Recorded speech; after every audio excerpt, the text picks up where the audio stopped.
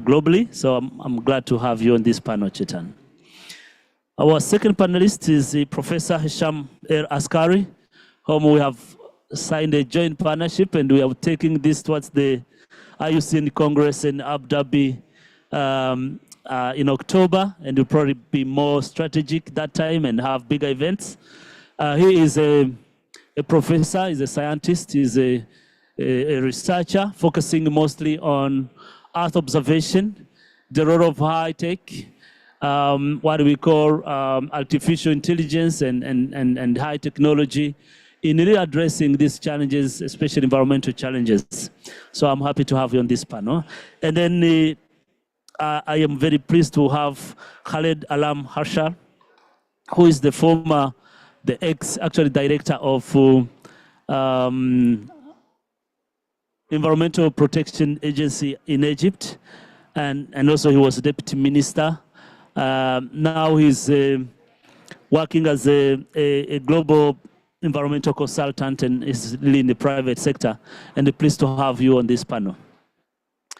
So I want us to start with a reality check, right, on this particular issue and the level of the problem we are talking about, and how much actually we need the ambition and the movement. And that's why I want to invite Professor Hisham to talk to us about actually what does science and especially Earth observation tell us today about the soil, the land, and all these crises that we are talking about. And I know we've done a lot of modeling to understand how big is the problem, but also not to scare us. Should we have hope that we can have a movement that aims to address this? Thank you so much, Charles. It's a great pleasure and honor to be sitting on such a distinguished panel with great colleagues and friends. Happy to be with Dr. Kumar, with yourself, and Dr. Alam. Like later on, like during the session, I'm going to be presenting some stuff like, the utilization of Earth observations to address such a problem. But probably like, I will let other colleagues talk first and then I can make my presentation. But let me just like, share a couple of points, couple of thoughts. I really like the idea when you said we cannot look at one crisis at a time. Like, the 3 Rio conventions, which is like, not happening every year, like coming back to back in 7 weeks or so, or 10 weeks in a row, we have the 3 COPs happening back to back. And like, it's kind of ironic that we see them as speaking in silos. Like, where's the interconnectivity? Where's the work that we are bridging between the 3 things? Because we cannot address, as you mentioned, one at a time. It's a global problem, and the movement for land degradation neutralization or neutrality is very important. If we are losing our source of food, if we are losing our source of crop yields or of livelihood, so what will be the future? As you rightly mentioned, like, a lot of countries failed, or we know what's going to happen by 2030. A lot of countries will not be able to meet their mandate. So definitely there is something wrong happening, and probably we are not utilizing the power of science, the power of data to the utmost, because there are a lot of things that we are able to do or we know, but maybe the current policies are not agile enough to adopt them or to implement them on the ground. We are not able to secure the correct financing or the correct partnerships, as you mentioned, in order to take this to the next level. And I think this session, like, with the great people on it, are able to maybe put a roadmap on how we can create those vital partnerships which can be solution-based or can address things at the core. I remember in Azerbaijan, we just came from that conference, and ICESCO had a big event, a side event with IUCN and with the space agency in Azerbaijan, and also with partners from FAO. And we were able to present for them an idea about a data hub, which is going to be solution-based, presented for the entire Islamic world, and addressing to the very core of it, water security issues and biodiversity. And we saw a lot of momentum. We saw a lot of interest. We saw a lot of hope building up, like, from member states, because they know that we are going to be talking about issues that that they feel, that they see, and we are going to address it from a scientific perspective, which can create the environment towards the neutrality. So I think the integration of the integration of science, I'm going to share some thoughts in a little bit about that, might be one of the hopes moving forward. Thank you for really highlighting the needs for synergies and partnerships, but also the role of science and technology in this. I think we need that to build a movement. And let me go to you, Dr. Chetan. And you know what I would be asking you, because we in 2011, IUCN was part of another movement, right? Building a big movement which saw an amazing political drive towards restoration, and hopefully inspired actually the land gradation neutrality. Now that we are close to 2030, how can initiative like the Bond Challenge serve as a catalytic kind of, or a catalyst for building global movements to achieve land gradation neutrality?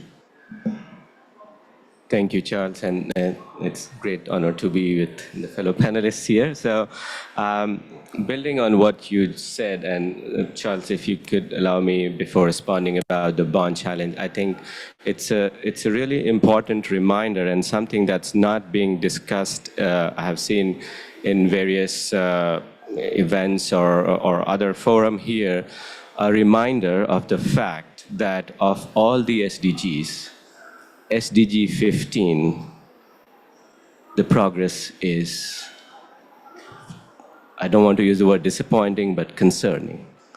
That concerns life on land. As you said, this is a unique year for all the three conventions, and land degradation affects all the three conventions. Whether we are talking of biodiversity, we're talking of climate, we're talking of desertification, rangelands, grasslands, and still, given the importance, it is not getting the traction or the importance or the commitments that it should have. And that's where I would like to then bring in some of the experiences or lessons we learned from Bond Challenge. As Charles said, Bond Challenge was launched in 2011 in collaboration with Government of Germany to bring under restoration 350 million hectares of degraded lands. Some of the key lessons that we learned from the Bond Challenge, the first one is definitely need to raise the political ambition. Without political ambition, it is really hard. It is really hard to get the attention, even if it's not, you need to frame it as a development issue. It cannot be just land or or conservation issue unless it is embedded in the broader development framework. And that's what we learned from the initial political commitments that we were able to mobilize on Bond Challenge, that as we made gradual progress, and just for the numbers, we have now 60 countries committing over, or rather 65, committing over about 250 million hectares to bring under restoration. But we saw gradually that just moving just beyond the numbers, the countries started to realize that they need to be embedded in the broader development discourse or broader environmental discourse. It cannot be standalone. And that's where I see the challenge and the problem with the land degradation neutrality, because it's an involuntary commitment, and it's in many country contexts based on the work we have been doing. It is still to find its home. Where would it sit? And that's the big challenge. So the political aspiration, including political champions, and as we will all recall, and Charles knows it very well as well, you need political champions, countries, Rwanda, Colombia, Brazil, to strongly, and once we have this either country or regional forums moving forward, the others come. So I think that's the really important aspect that we need to reflect on. Where is the political momentum for it? Where does it sit? Well, how that can be mobilized?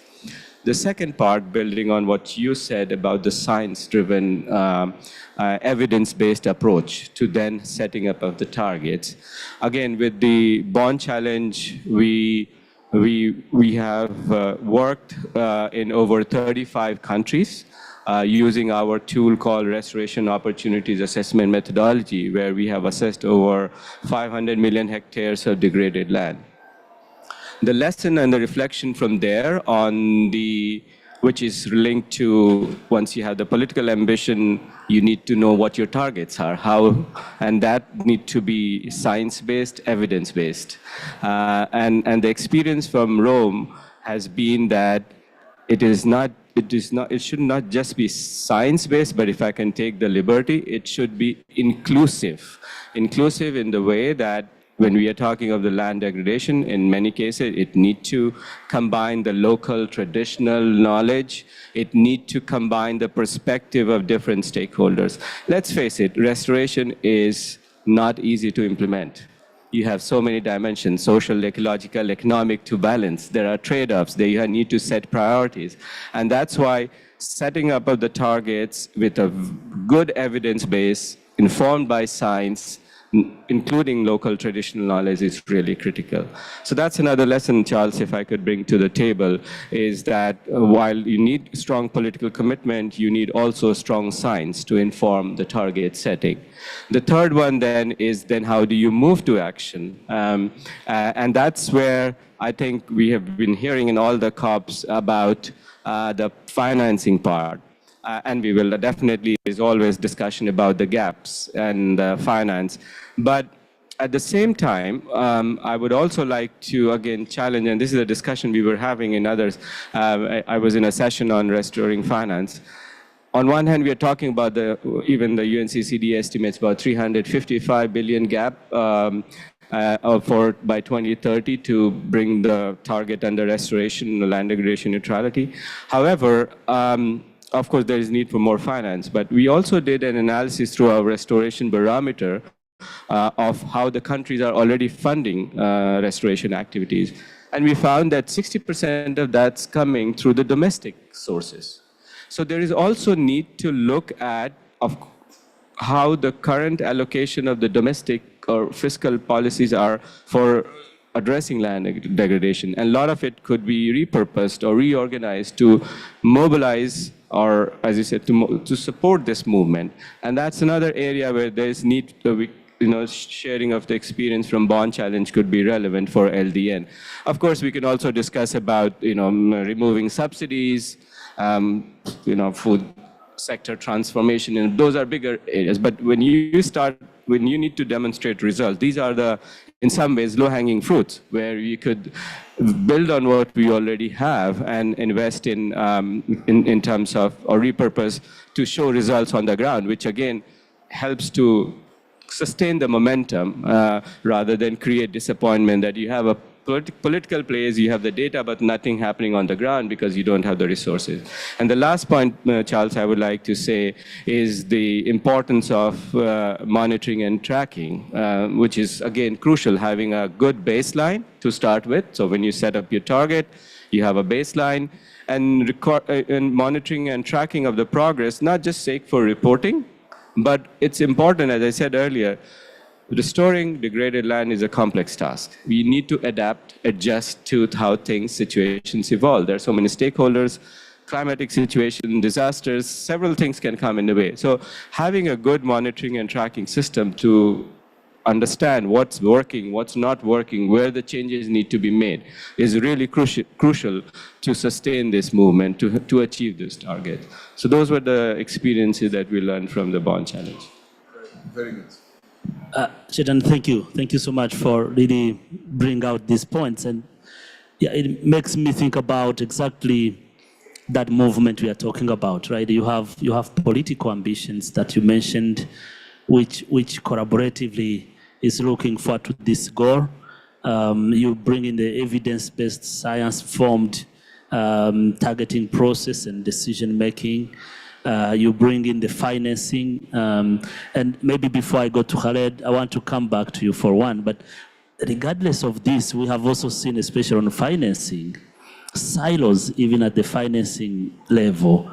And we are talking about building a movement for this huge ambition when every donor wants to fund these small bits here and other bits here.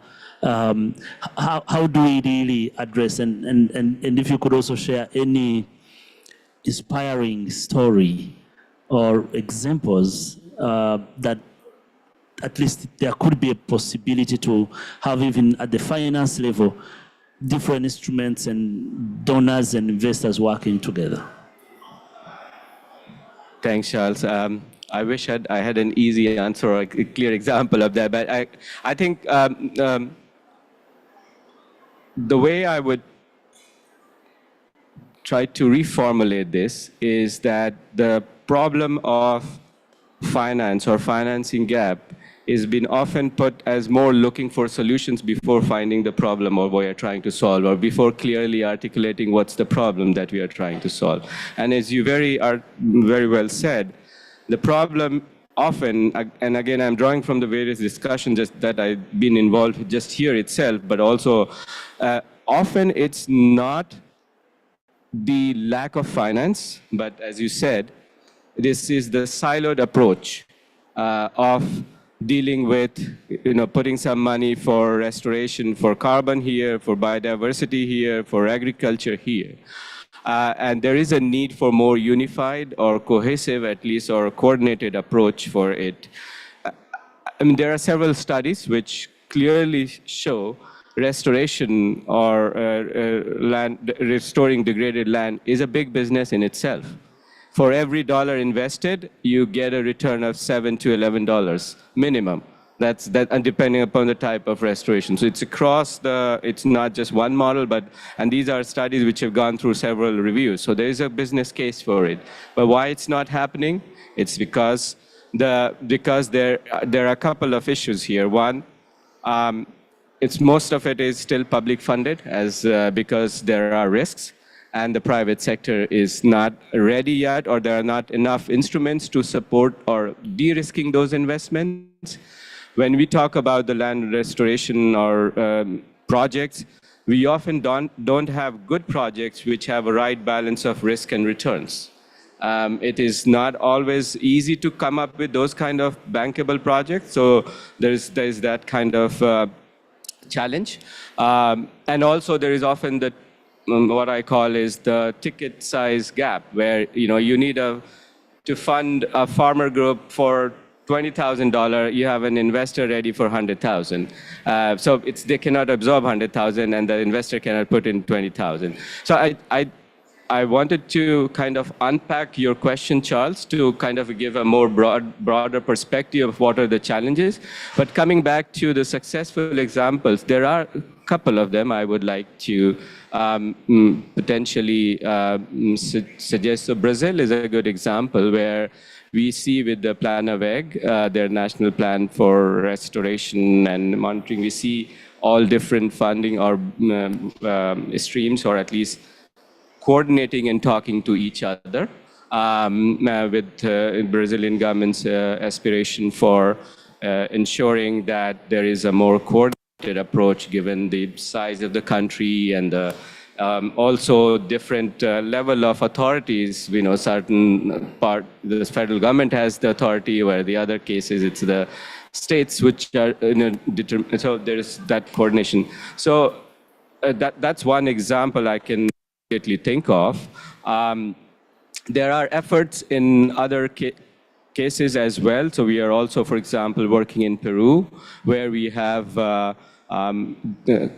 supporting National Roundtable, where we are bringing the Ministry of Agriculture, Minagri and Minam, and of course their efforts as well, and SURFOR, to coordinate. And so the way I would like to sum up, Charles, is that it's a work in progress. However, there has been at least this recognition that there is need for more coordination between different agencies, whether it's even bringing the infrastructure and mining industry, because they are also funding in many cases land restoration activities because of the work that they are doing. another example, just to wrap up, is from my own home country, India, where they have created this compensatory fund where different industries who are given permits for mining or infrastructure development put this fund in this central pot for restoration, and then that gets allocated based on the priorities and demand for the country. So there are several models out there, but the key thing is that having these kind of cohesive approach and coordination among agencies, that's critical to move this money to the right, in a coordinated way for the right impact. Very helpful. Thank you so much. And I think you touched very critical points here that are levers of change when we are building a movement, especially in the finance architecture. How do we work together? And there's a long debate, I think, even in this COP, really, that financial architecture generally needs to change, right? If you need to achieve all this ambition, access to money is expensive for even other instruments like loans for countries. Development finance is complicated and complex. Even the Global Climate Fund is complicated to access. So I think the point you mentioned of how do we really build that movement in a country where people have the common vision is very important. So, Khaled, that brings me to you, because at least we are talking about a movement. And from your experience, if you could share, what are the key policy international cooperation mechanism that really we need within national context, but also at the international, regional level? Because we are talking about a movement, and Chetan touched the very important point of cross-sectoral collaboration, yet we still see a lot of silos even within the national systems, within the regional. Last time when we were on the panel, you even mentioned a very critical point that even within the organizations, we are competing and not necessarily, which is not. So how do we really turn that narrative down and build a movement within a policy and the regional cooperation, global cooperation level? Thank you, Charles, and it's my honor to be with you and with distinguished panelists in this very important session. To answer your question, let's give to my thoughts about the regional, international, and then the national level. For me, for example, it's confusing each time when you go to the policy people and the decision maker in each country and say, okay, we need to build a biodiversity strategy because of the CBD. Then you come back and you need to have the climate change strategy coming from the climate change, and also for the land degradation and all these things. So it's confusing because each time you need, from me as a decision maker, to update, make workshops, bring scientists to develop each strategy. And each one of them is really reflecting a crisis, global crisis. So I think at the international level, we need to find some way unified that touch the three topics and make it easier for the country to digest, to be able to implement. Also, if we did something like that, like a global framework, which is, we have already the SDGs, but I mean the practicality, the implementation on the ground. This is what we miss now. One of the things that I see, it's a good exercise, but is not highlighted very well, and we could replicate it. When the World Bank and the GF decided to use the MET tracking tool to track the progress of the project within protected area. This actually allow us to track how the progress happened in the protected area at the global level. So in this case, we were able to decide how the progress regarding this.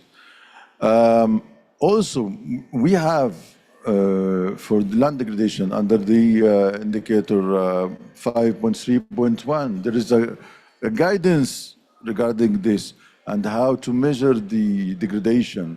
So I think if we choose some of these guidance and turn it into tools, simple tools, and embed it also in the project that the World Bank is implemented and the GF implemented, it also helps us to bring the attention, increase the awareness even of the government about how important, because you need to implement such a project and you need to do this exercise with these tools. So I think this will give us more data, real data from the ground that allow us to have a bigger picture about what's happening on the global and regional level. Of course, also again, the agencies, they need to, again, to think about having integrated project instead of in piece of the cake, because this really will help in tackling the three crises: the climate change, the land degradation, and the loss of biodiversity. Especially, you found some good examples, successful story dealing with the land degradation, but its impact on increasing the biodiversity and reducing or increasing the climate resilience. It's not isolated. This is a problem. It's not topic isolated to each other. It's life. It's the earth. So they are complicated together. And when I move from the global and the regional level, if we go to the national level, for example, I can see Saudi Arabia is a good example of the political commitment that you mentioned, because when the politician here decided to have this vision for Saudi Arabia for 10 billion tree, I witnessed myself in the last 2 years that each governmental entity decided to take part of the responsibility and take part of, yes, we will do this, 4 million tree, we will do it ourselves. Even the private sector. Now, the private sector that they had farm, they would like to improve their farm in a way that they say, okay, we're part of this, implementing the Saudi vision now. So really the commitment is accelerating the process, and in the same time solve the problem of finance that we mentioned. Because once all the movement goes to support these targets, national targets, the problem of financing move from different other services coming to this way. So I saw this is helping accelerating the whole process here. And meanwhile, also, Saudi was very smart in a way, is not thinking to have this national target, but also let's seek for the regional initiative with the Green Middle East.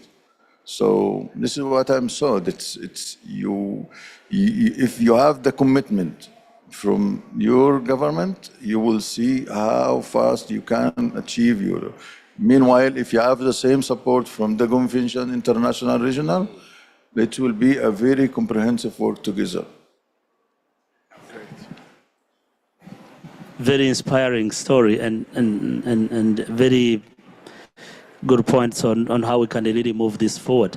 I'm actually starting to, this is a very honest conversation, I'm trying to wonder, we have all these beautiful and brilliant ideas. What is it? Why are we not doing it? You know, we have been talking about it for a long time. And I mean, I'm wondering even if you could share a personal story, actually. Where do you see the challenge? Why is these things not happening, even within a national context? And what can we do, Neil? Because I think we have talked about this maybe for 15 years now. Within the global conventions, for the first time, we have the 3 COPs, you mentioned it. But I was in another meeting in the EMP, the Environmental Management Group, which brings all the UN. They're talking about the same, like, we are not working together. We are fighting each other. We are making countries even not realize the potential in a national context because we are making everything complicated by imposing this to this and talking to different people in the different systems. So maybe, Khaled, tell us more. You have been a deputy minister and you are now into international regional organizations. Maybe share more and then we will move back to Professor. So, you know, I attend several COPs, and from long time, I hear about synergy between the three conventions. The Rio Convention, the three conventions that grow together, but each one of them go in a different direction for me, because, you know, it have its economic consequences. So the politician, the countries use it in a different way to reduce their commitment to conserve our earth. Another thing, I think the people working in the different entities, like the Secretariat of these conventions, and also the agency, they need to increase their capacity, their awareness about how to integrate this. It's not the government only, but we need to work together. When I work too far, for example, I have a competition with another international agency. This is not the main aim of this organization. The aim is to enhance international cooperation, trying to reduce the impact of the global crisis. But it's at the end, for me, it's like a job. This is why we didn't find our way together to come in one way.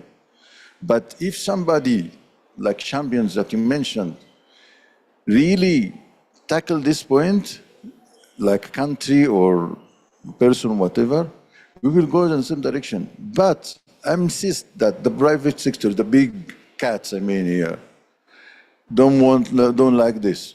They insist to keep each one move in its direction, because we need not all the body coming in one way, having a stronger voice.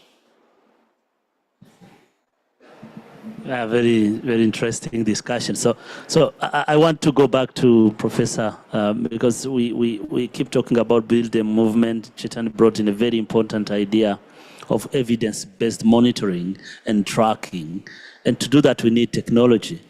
And I think technology has moved probably faster than we had expected. So it's basically shockingly bypassing all of us, right? Maybe if you could share even more inspiring on what are the tools that we can build on, the technologies that exist. Thank you so much. Okay, so actually I was smart when I started this conversation, and I told you let me wait for my presentation until I hear other perspectives, because I think that was the right thing to do. I'm very happy to hear what Kumar mentioned and what Khalid mentioned, because what I'm going to show now is going to be building or capitalizing on some of the issues, the very issues that you guys mentioned. I cannot agree more with you than about political will. Like, this needs to be driven politically at a very high level. And I'm going to use the term innovation policy making. Like, you know, instead of innovation in science, innovation in how we are creating our policies to be agile enough in order to adapt with a very evolving and fast moving problem. Because what we are facing right now is happening at a very, very fast pace. And we need to utilize the technology advancements, because it's going to make our life a lot different. I also agree with Dr. Khalid about his perspective on, like, you know, the interconnectivity between the sectors and like, you know, and like the fighting between like organizations, and, like, you know, as if everybody's working on an isolated silo. Planet Earth is not like that. Planet Earth is talking to one another. Each compartment is, like, you know, taking feedback mechanisms across the spectrum. So what happens in the water affects what happens in the atmosphere, and vice versa. What happens on land affects both other ecosystems or both other spheres, the atmosphere and the hydrosphere. So we cannot isolate any of that. Coming back to monitoring and tracking, and coming back on how we can make the use of technology in order to make it more appealing for decision makers, to make it bankable projects, as you mentioned, because when we show products which are marketable, sellable, profitable, like, you know, I totally agree with you. Like, you invest $1, you can get 7 back. But why we are not doing it? Because maybe we are not communicating it in the right way. We are not using the proper tools to show the benefit of doing that.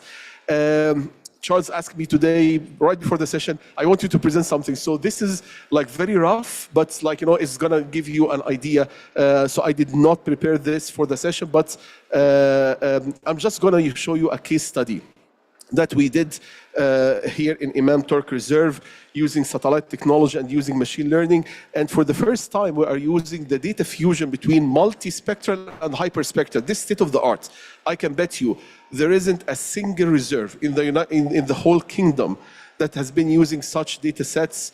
And like what you are going to see now is going to be interesting, because everybody is stuck with the old stuff. We work with Landsat, we work with Sentinel. Like the technology is way ahead of that. People are still talking about random forest. We are talking about deep learning now and the unit classification, unit 2. So things are moving pretty fast and the outputs are outstanding. What you see here is the study area. Like this is the whole reserve. And I'm showing you these two catchments because we had a project about restoration in these two catchments, and we did some kind of ecosystem continuation, and we did plantation projects there. So that's why these two catchments are highlighted, but I'm going to show you the data analysis for the soil mapping in these two specific regions, area 1 and area 2. And in area 1, we started by looking into what is currently existing on the ground. As I'm going to go back to Dr. Kumar comment, a baseline. So you want to monitor, you want to track, you want to start from some point. So this is our starting point. This is a soil classification map for area 1 that I showed you on the map before. And you can see 3 clear classes, but in my opinion, nature is not like this. Nature is not like that kind of abstract or solid. You don't have classes that exist in this way, but this is what we have. This is the kind of data we have on the ground. This is the kind of data that people are using. So now we are trying to utilize Earth observations and see how soil classification can be different. So we start with some basic techniques, like principal component analysis. We want to maximize our variance and get the most of the information present in satellite data. Here in this case, I'm using Sentinel in order to look into multispectral, but at 20 meters resolution. So I'm using the power of spatial content. I'm looking at a higher spatial domain, higher spatial scale. So I collect a lot of information on the ground. But spectrally, I am kind of handicapped. I don't have enough spectrum which will allow me to really identify different soil classes which do exist, so that if I want to direct my restoration efforts, I can be more oriented. I'm not gonna move blindly. No, I know where to go and what to do. So this is a principal component analysis, and now you can see that you are picking up some kind of details that did not exist in the previous soil classification map. You can see wadis, you can see drainage lines, you can see other colors all over the place, which represent some other classes that needs to be validated on the ground. But we said, you know what, let's take it to another step, which is the usage of hyperspectral data. So now we are using the power of hyperspectral, using EMET, which is 200 plus bands, very high resolution spectrally. So the level of the information that you can get is above and beyond, and apply principal component analysis as well. And you see a little bit different layer of details. I am losing the power of spatial domain because Sentinel was at 10, some of the bands, 20 meters at other bands, but EMET is at 60 meters resolution. So I'm losing a little bit on the spatial domain. But we humans are quite greedy, so we don't settle. So when we did that, we said, you know what, let's do another data fusion technique utilizing the power of spatial content coming from Sentinel and the power of spectral content coming from EMET. And we use the Gram-Schmidt pan sharpening in order to produce a kind of assimilated data product, which will come from the integration of the 20-meter resolution Sentinel and the high domain spectral entity of EMET, and this is the output. When I get this and I start doing this into my random forest classifier, so this is the old classification map that you can see, and this is the new soil classification based on the PCA of EMET using random forest. And you can see the resolution and the accuracy is at 89%. So the classification now is giving you an actual image on the ground. This is nature. The first one was not nature. Like, you know, the very solid classes, which are very, like, you know, standalone. This whole area is that class. No, it doesn't. It's not like that. No, like, this is more of a natural feeling, and this is even, this one is also another classification. I'm not, okay. So another classification, but this is only based on Sentinel. So you can see the merge between both, like, you know, Emmet and Sentinel give me really very, very good classification. And let me show you another very quick example as well in the second area, which is going to be even more dramatic than this one. So this is the beginning. This is the soil map, as I mentioned before. So this is the baseline, coming back to your comment, Dr. Kumar. So you can see here the previous soil map classification, 3 independent classes which are not communicating with one another, and this is again not nature, right? Like, you know, but this is what we have on the ground. Doing the same analysis one more time, you can see the power of data. The PCA on the Sentinel, you can see the outputs. See the level of depth, the level of details. So now I can create all my indicators, all my different kinds of indices to create a real vulnerability maps and assess classes and assess ecosystems to the level of what is being threatened, what is under like, you know, any kind of degradation, and then I can put my plan moving forward in terms of data or in terms of restoration, like based on science. And when I show this kind of stuff to policymakers, what they are going to be talking about, like how they can deny something like this. And now I can translate this into an economical value. Now I can make a product which is bankable, as you mentioned, and can be like, you know, can foster more of the private sector funding, because now they have a little bit of more security. Like, you know, now, like, so I'm really de-risking, like, you know, their kind of funding mechanism. So this is the PCA on Sentinel only, but look at that. Like, look at when Emmet jumps into the picture. Like, this is a totally different level of information. Like, this is really solid example of showing the power of Earth observations and how the merge of hyper and multi, what it can do, and then doing the same thing, the pan-Gram-Schmidt, pan-sharpening, in order to get both the benefits of the spatial and the temporal, sorry, and the spectral. And then at the very end, we do the same kind of classification. Look at your classes and look at that. Like, you know, at 87% accuracy, the classification based on the PCA of Emmet, using random forest, the clicker is not cooperating. Can I get next slide, please?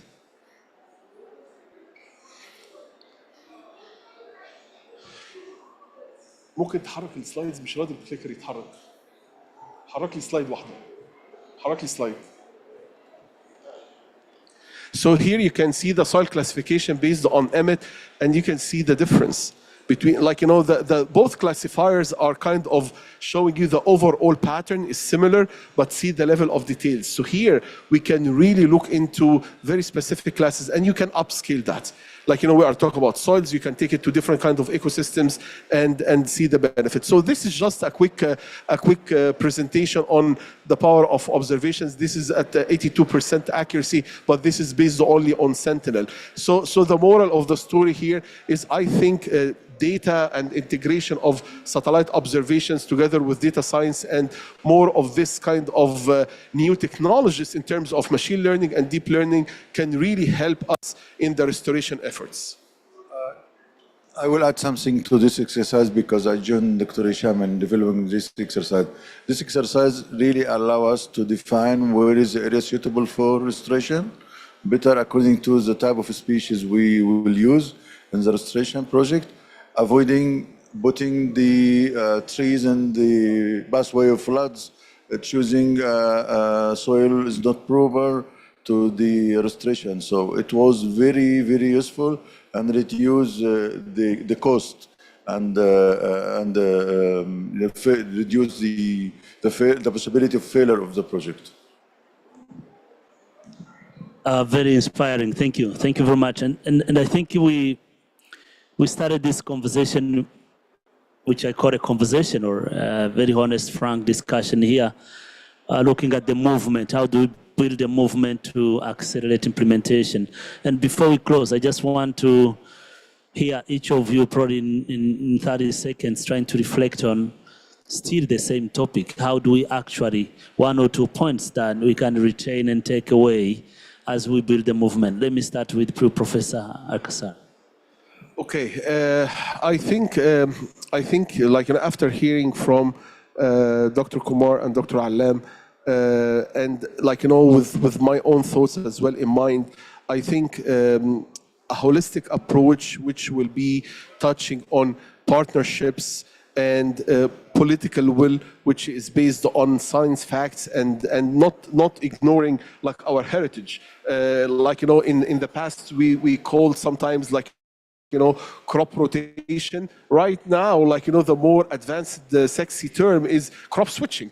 Yeah, so we do crop switching now, which was happening in the past as crop rotation. So it's the same kind of idea, how we can capitalize on our heritage and our knowledge and get the information from people on the ground and different kind of stakeholders to be working in a melting pot in order to understand that, this is an issue that we cannot solve alone. The three Rio conventions need to have this kind of interconnectivity at a very high level to make sure that we are all fighting the same thing. And if you fix it in one way, it's going to have a positive feedback effect. We are sick of the negative feedback effect.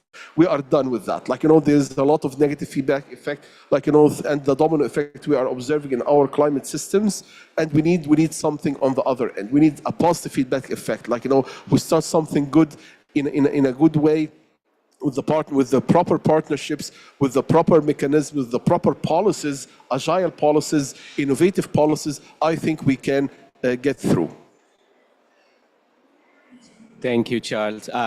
I would like to, again, try to reframe this to if we have to build a movement, there are things that we can do, which is under sphere of our control, and things which we expect others to do. I would like to build upon your point about reducing the target setting and reporting overburden, by which I mean, as you said very eloquently, we go to CBD, we have a target to set, we have to report on how much area we are proposing for under target 2. We come here, how much area under LDN. We're talking about bond challenge. If there is a way to galvanize this movement, how can we bridge NBSAPs, NDCs, all these targets can talk to each other, speak to each other, have a coherent approach so that even the countries feel easy to respond and report. Other stakeholders see that there is kind of coordination and easy to engage. So that will be my pitch for further strengthening this movement.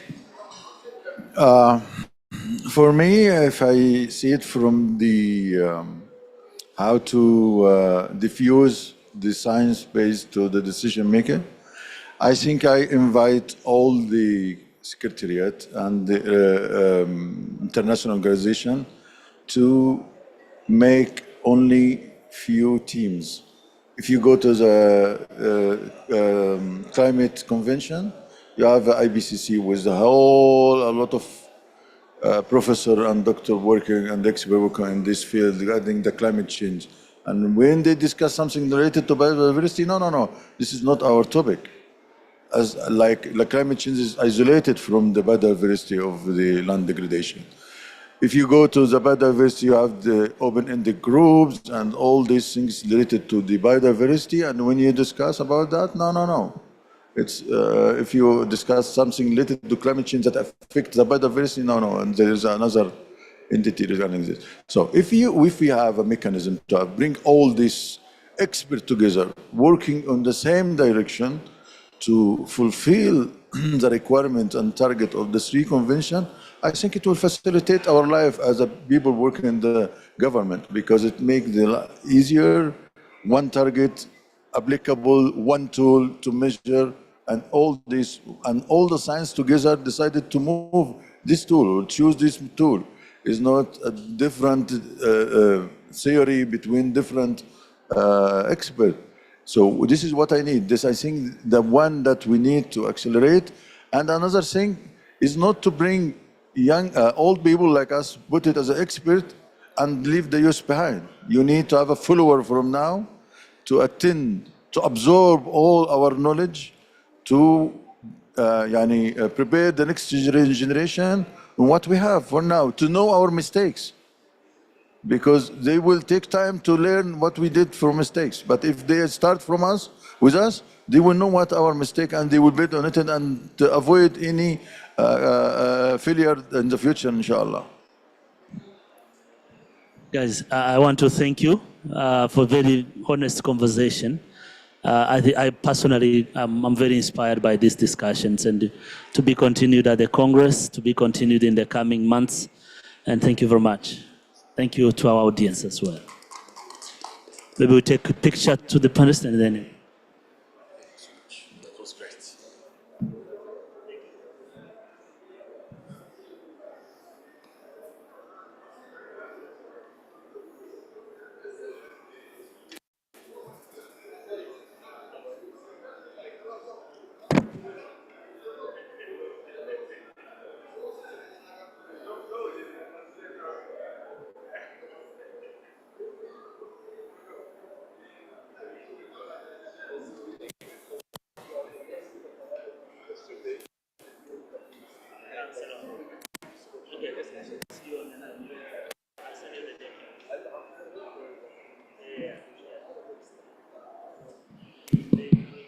Check.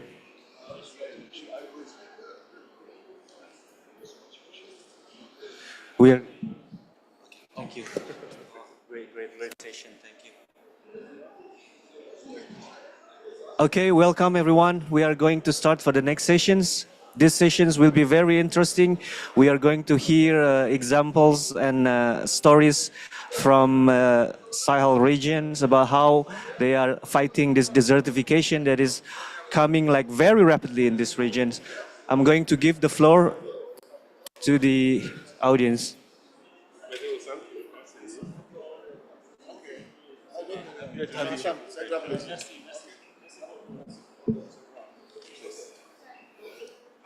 Abdou, tu viens te mettre à l'aile ici.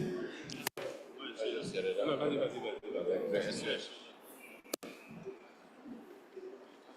Pour ces 2 minutes, ou bien vous êtes...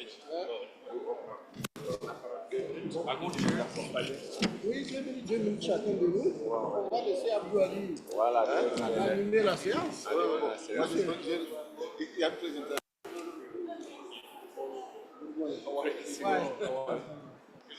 Je leur passe la parole. ICESCO, ils veulent dire peut-être un petit mot avant qu'on démarre, je pense que vous accueillir ici. C'est très diplomatique. We can go? No, just... C'est bon? OK.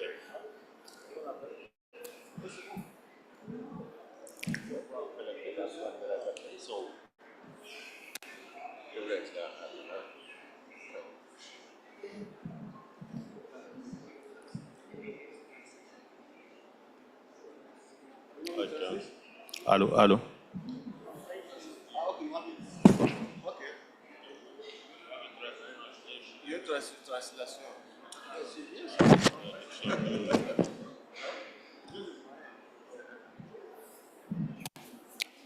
We can go? OK. Mesdames et messieurs, distingués invités, donc nous sommes réunis aujourd'hui pour explorer un thème essentiel, à savoir 50 ans d'engagement du SILS pour la gestion de la sécheresse et ses impacts au Sahel et en Afrique de l'Ouest, basé sur les connaissances. Donc ce sujet met en lumière le parcours remarquable du SILS dans la mobilisation de la science, des technologies et des savoirs locaux pour répondre aux défis complexes du changement climatique et de la sécheresse dans notre région. Au fil des décennies, le SILS a renforcé sa position en tant que leader dans la gestion intégrée des ressources naturelles et l'adaptation aux impacts climatiques, contribuant ainsi de manière significative à la résilience des populations sahéliennes et ouest-africaines. Ce side event nous offre l'opportunité d'approfondir nos réflexions sur ces acquis, mais aussi d'envisager les perspectives pour les 50 prochaines années. Pour structurer nos échanges, voici le programme de la session. Nous allons tout d'abord donc suivre les propos liminaires ou mot introductif du secrétaire exécutif du SILS, Dr Abdoulaye Mohamedou, qui replacera donc le thème dans son contexte stratégique. Ensuite, nous donnerons la parole à Dr Abakar Zouglou, coordonnateur scientifique de l'Agence panafricaine de la Grande Muraille Verte, qui partagera son expertise sur les initiatives phares de son institution.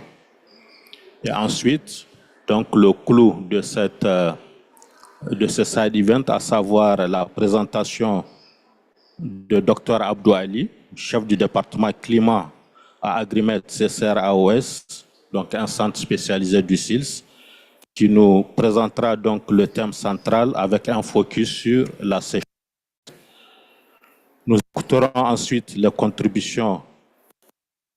Donc, nous passerons ensuite donc aux questions-réponses pour éclaircir certains aspects qui auraient été évoqués. Et ensuite, je donnerai la parole au secrétaire exécutif pour une courte synthèse et les mots de clôture. Donc voilà, mesdames et messieurs, distingués invités, camper le programme de ce side event. Je vais sans plus tarder passer la parole au secrétaire exécutif du SILS. OK, d'accord. Donc j'aimerais, avant de passer la parole au secrétaire exécutif, donc adresser tous nos remerciements à notre organisation sœur ICESCO, dont les pays membres du SILS sont membres à part entière. Donc pratiquement tous nos pays sont également membres de l'ICESCO. Donc merci pour cette hospitalité. Merci. Monsieur le secrétaire exécutif. Merci, monsieur le modérateur.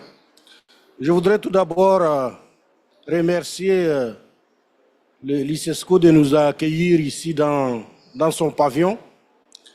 C'est, je l'espère bien, un début de partenariat avec l'ICESCO, avec lequel nous partageons pratiquement les mêmes préoccupations en matière de sciences et d'éducation. Je voudrais également saluer le partenariat que nous avons avec la Grande Muraille Verte. Nous avons déjà des activités en cours sur d'autres chantiers. Nous avons un partenariat stratégique avec l'OSS et l'INCCD autour de la question de la Grande Muraille Verte. Merci à tous ceux qui ont bien voulu répondre à notre invitation. Je voudrais juste rappeler que le SILS a été créé en 1973, donc dans le contexte particulier des sécheresses des années 70.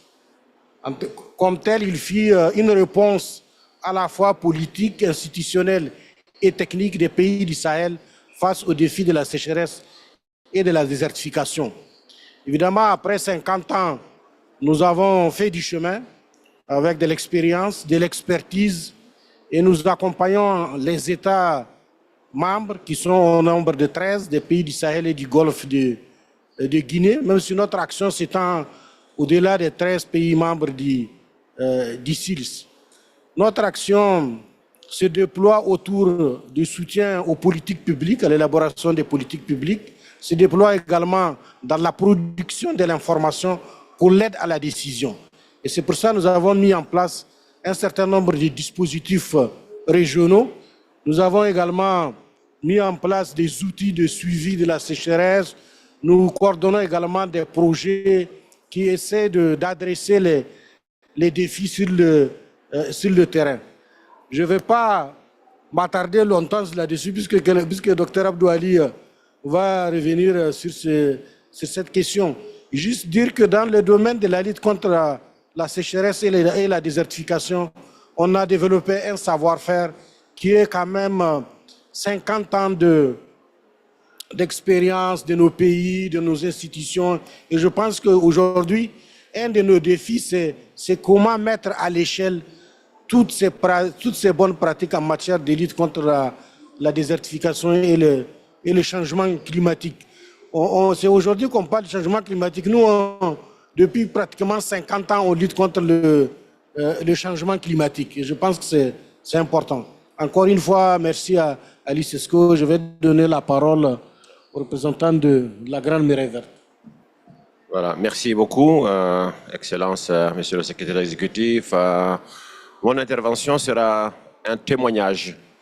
Mais avant cela, je pense que je voudrais également en retour remercier ICESCO qui abrite en marge de cette COP-là l'ensemble donc des side events que nous avons prévu donc de faire les 7, les 10 et les 11 décembre. Nous tenons donc à les remercier pour avoir également donc abrité cette session importante du SILS. Nous nous considérons comme étant les jeunes frères du SILS. Et le témoignage que je voudrais faire, c'est que la Grande Muraille Verte et le SILS, c'est un peu, je dirais, tout ce qui a été acquis en termes d'expérience et d'expertise durant toutes ces années-là, qui sont les éléments fondamentaux que l'initiative Grande Muraille Verte utilise dans le cadre de son implémentation. Je voudrais également donc signaler le fait que, comme l'a dit le secrétaire exécutif tantôt, toutes ces questions liées à l'adaptation au changement climatique ont leur réponse à travers les bras séculiers que sont le Centre Agrimet et l'Institut du Sahel, qui sont pour nous également des éléments sur lesquels on s'appuie pour que notre plan d'investissement prioritaire décennal puisse se développer. Ça, je pense que c'est quelque chose qui est extrêmement important et nous sommes tout à fait heureux de participer avec vous à cet anniversaire, à ce 50e anniversaire. C'est un signal très fort. Et je pense que la Grande Muraille Verte, si aujourd'hui elle est encore debout, c'est peut-être en partie grâce aux résultats scientifiques, techniques et opérationnels que le SILS a développé et que nous, on utilise au niveau de nos différents pays. Autre chose, c'est que sur les 11 pays actuels de la Grande Muraille Verte, 7 sont membres à part entière du SILS. Et donc, ce qui fait que nous sommes une partie intégrante également du SILS et nous nous réjouissons vraiment de participer avec vous dans le cadre donc de cette activité qui est un anniversaire, mais qui va également faire un bilan qui nous permettra de se projeter à l'avenir.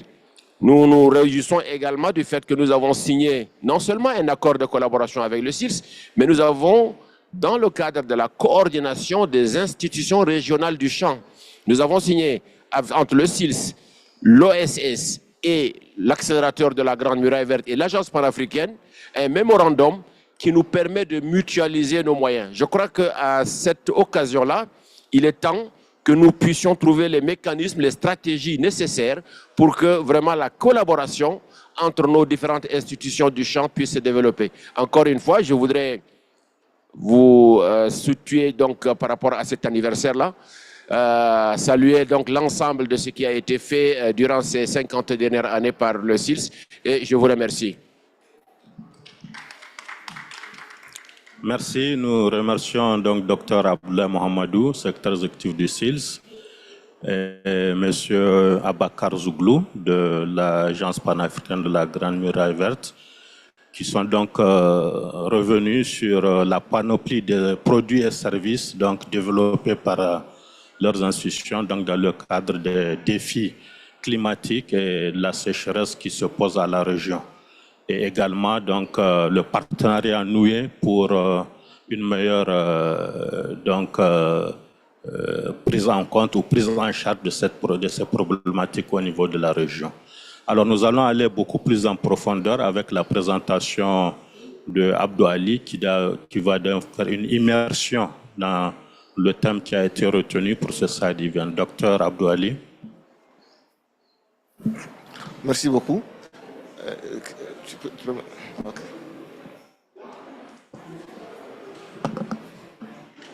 Hein?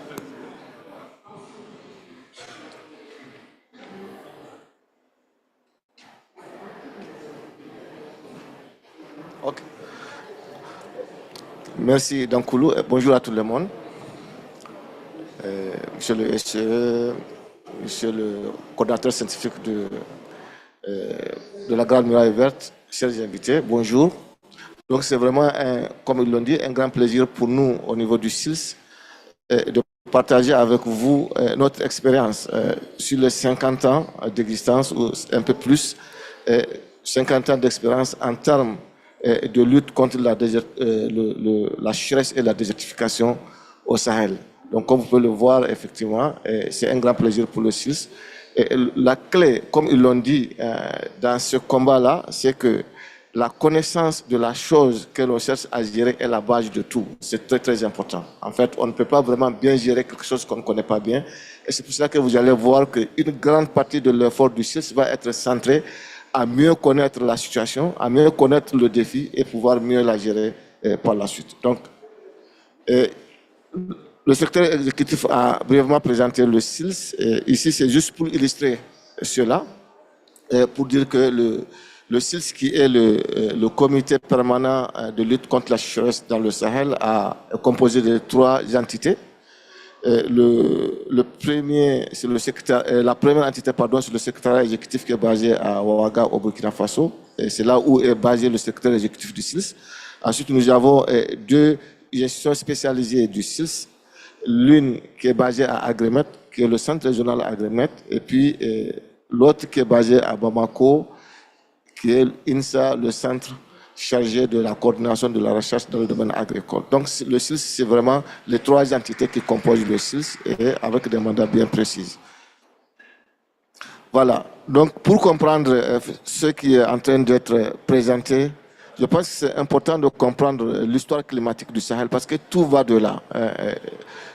Toute la stratégie, toute la transformation de l'environnement au Sahel a comme facteur principal, a comme moteur cette évolution du climat dans notre région. Et il a dit, quand on regarde... Sorry, hein?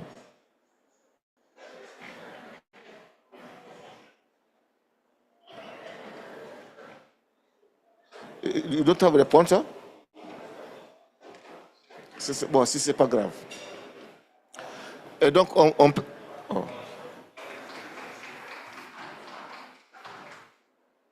Voilà. Ce graphique résume un tout petit peu l'évolution du climat dans notre région, l'évolution sur pratiquement les 100 ans, de 1905 à 2025. Donc, on peut voir comment le climat a évolué dans notre région. Ça, ce sont les années qui sont en bas, et en haut, c'est la caractérisation des années. Si l'année est sèche, le bâtonnet correspondant à l'année va être vers le haut. Si l'année est humide, le bâtonnet correspondant à l'année va être vers le bas. Donc, on peut voir que à partir des années 1971 ici, on a pratiquement tous les bâtonnets qui sont vers le bas. Cela veut dire qu'à partir de cette période-là, on est rentré simplement dans une phase où on n'a que des années avec des pluviométries qui sont déficitaires, des pluviométries qui sont inférieures à la moyenne. Avant cette période-là, il y a eu une année où on a eu aussi une grande sécheresse. Ça, c'était en 2015, en 1915, pardon. En 1915, il y a eu une grande sécheresse dans la région où on a vu que la pluviométrie était très basse, mais c'était très ponctuel. En fait, ça, c'est très important. Parce que quand on parle de changement climatique, de sécheresse, il y a 2 facteurs très importants. Le premier facteur, c'est la question de la tendance, le changement de la normale. Et le deuxième facteur, c'est les extrêmes. Donc ici, il y a eu un extrême très important. Mais comme la tendance n'a pas beaucoup changé, parce qu'on est très vite revenu à des conditions normales, ça n'a pas eu l'impact que ça a eu ici, où on a une tendance sur le long terme. Donc ici, c'est à la fois les extrêmes et la tendance qui a changé. Et ça, c'est une caractéristique très, très importante. C'est pour cela qu'on parle ici de changement climatique, parce que c'est sur la durée, alors qu'ici, ça a été très ponctuel. Voilà, ça, c'est très important à prendre en compte comme l'histoire. Et on va voir que toutes les transformations au niveau de notre région, que ce soit les transformations socio-économiques, que ce soit les transformations environnementales, ont été impactées par ce signal-là. Voilà, donc ici, c'est aussi pour illustrer, parce que vous voyez ici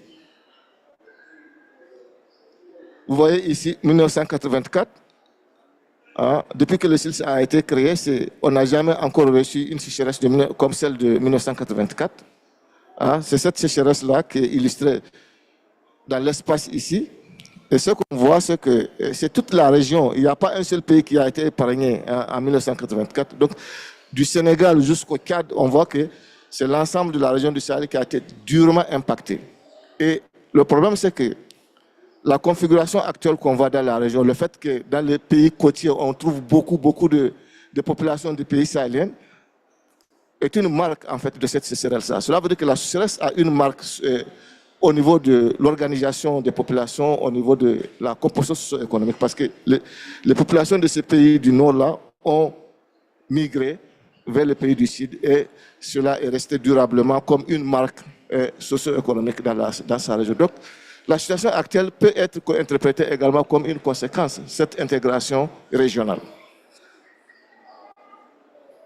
Voilà, donc pour le CIS, depuis que le CIS a été créé, à la suite de ce grand événement-là, comme initiative interétatique pour contribuer à gérer et à faire face à la sécheresse et à ses conséquences, le CIS a beaucoup travaillé, d'abord dans la documentation de la connaissance, le suivi de ce phénomène, la prévision du phénomène, la prévention du phénomène. Et pour faire ce travail, le premier élément le plus important, c'est les données. Les données constituent vraiment, je vais dire, la matière première de tout ce qui va être fait en termes de connaissances et de gestion. Et c'est pour ça que le CIS a mis en place un dispositif régional de collecte de données qui prend à la fois les données terrain, donc observées au niveau des pays sur le terrain, mais également des données satellitaires. Et tout cela, c'est aujourd'hui emmagasiné au niveau de l'une de ces institutions spécialisées, le Centre régional Agrimet, où on a une très grande base historique de données de diverses natures sur la sécheresse et ses impacts. On voit bien les données satellitaires de différentes formes. Et récemment, le CILS vient d'acquérir ce qu'on appelle une interrace. Il n'y a que 4 en Afrique, ces genres d'antennes-là. Une pour l'Afrique de l'Ouest qui est basée à Agrimet au CILS, il y a un autre qui est basé au Kenya, une autre qui est basée au Kenya, une troisième en Afrique du Sud. Il y a 4 au total. Donc ça permet vraiment d'avoir une très bonne base de données pour pouvoir mieux documenter le processus de sécheresse au Sahel. Donc, j'ai déjà aujourd'hui capitalisé dans une base de données intégrée au niveau régional où on a les sur la sécheresse elle-même, mais également sur ses impacts sectoriels. On peut avoir les données dans tous ces différents. Par exemple, sur le climat, on voit que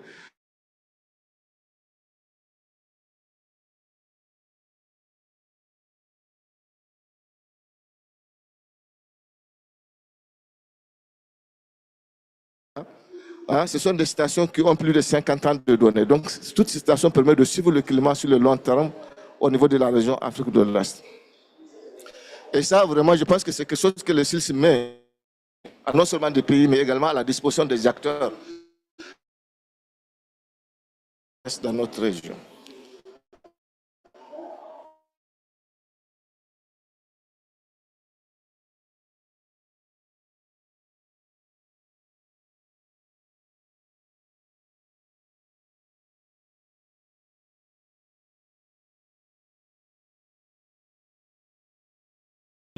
Sur les tendances, sur les extrêmes, etc. Donc ici, c'est des exemples de documentation continue que le CIS produit pour mieux suivre ce qui se passe. Par exemple, ici, c'est la sécheresse, c'est la température. C'est vrai que le réchauffement, puisqu'on dit que au niveau global, ça réchauffe, mais c'est bien.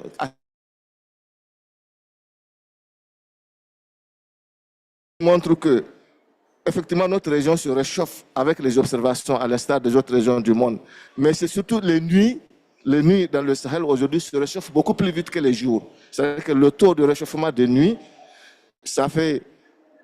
le taux de réchauffement des nuits est de 0,2 degrés par décade à travers les observations en moyenne, comparé au taux de réchauffement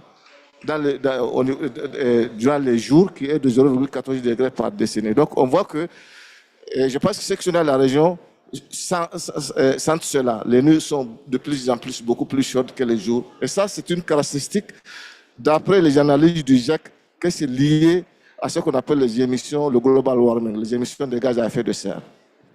Donc, ce que nous voyons au niveau de la région, on peut démontrer que ça fait partie des conséquences de ce réchauffement climatique planétaire avec les émissions de gaz à effet de serre.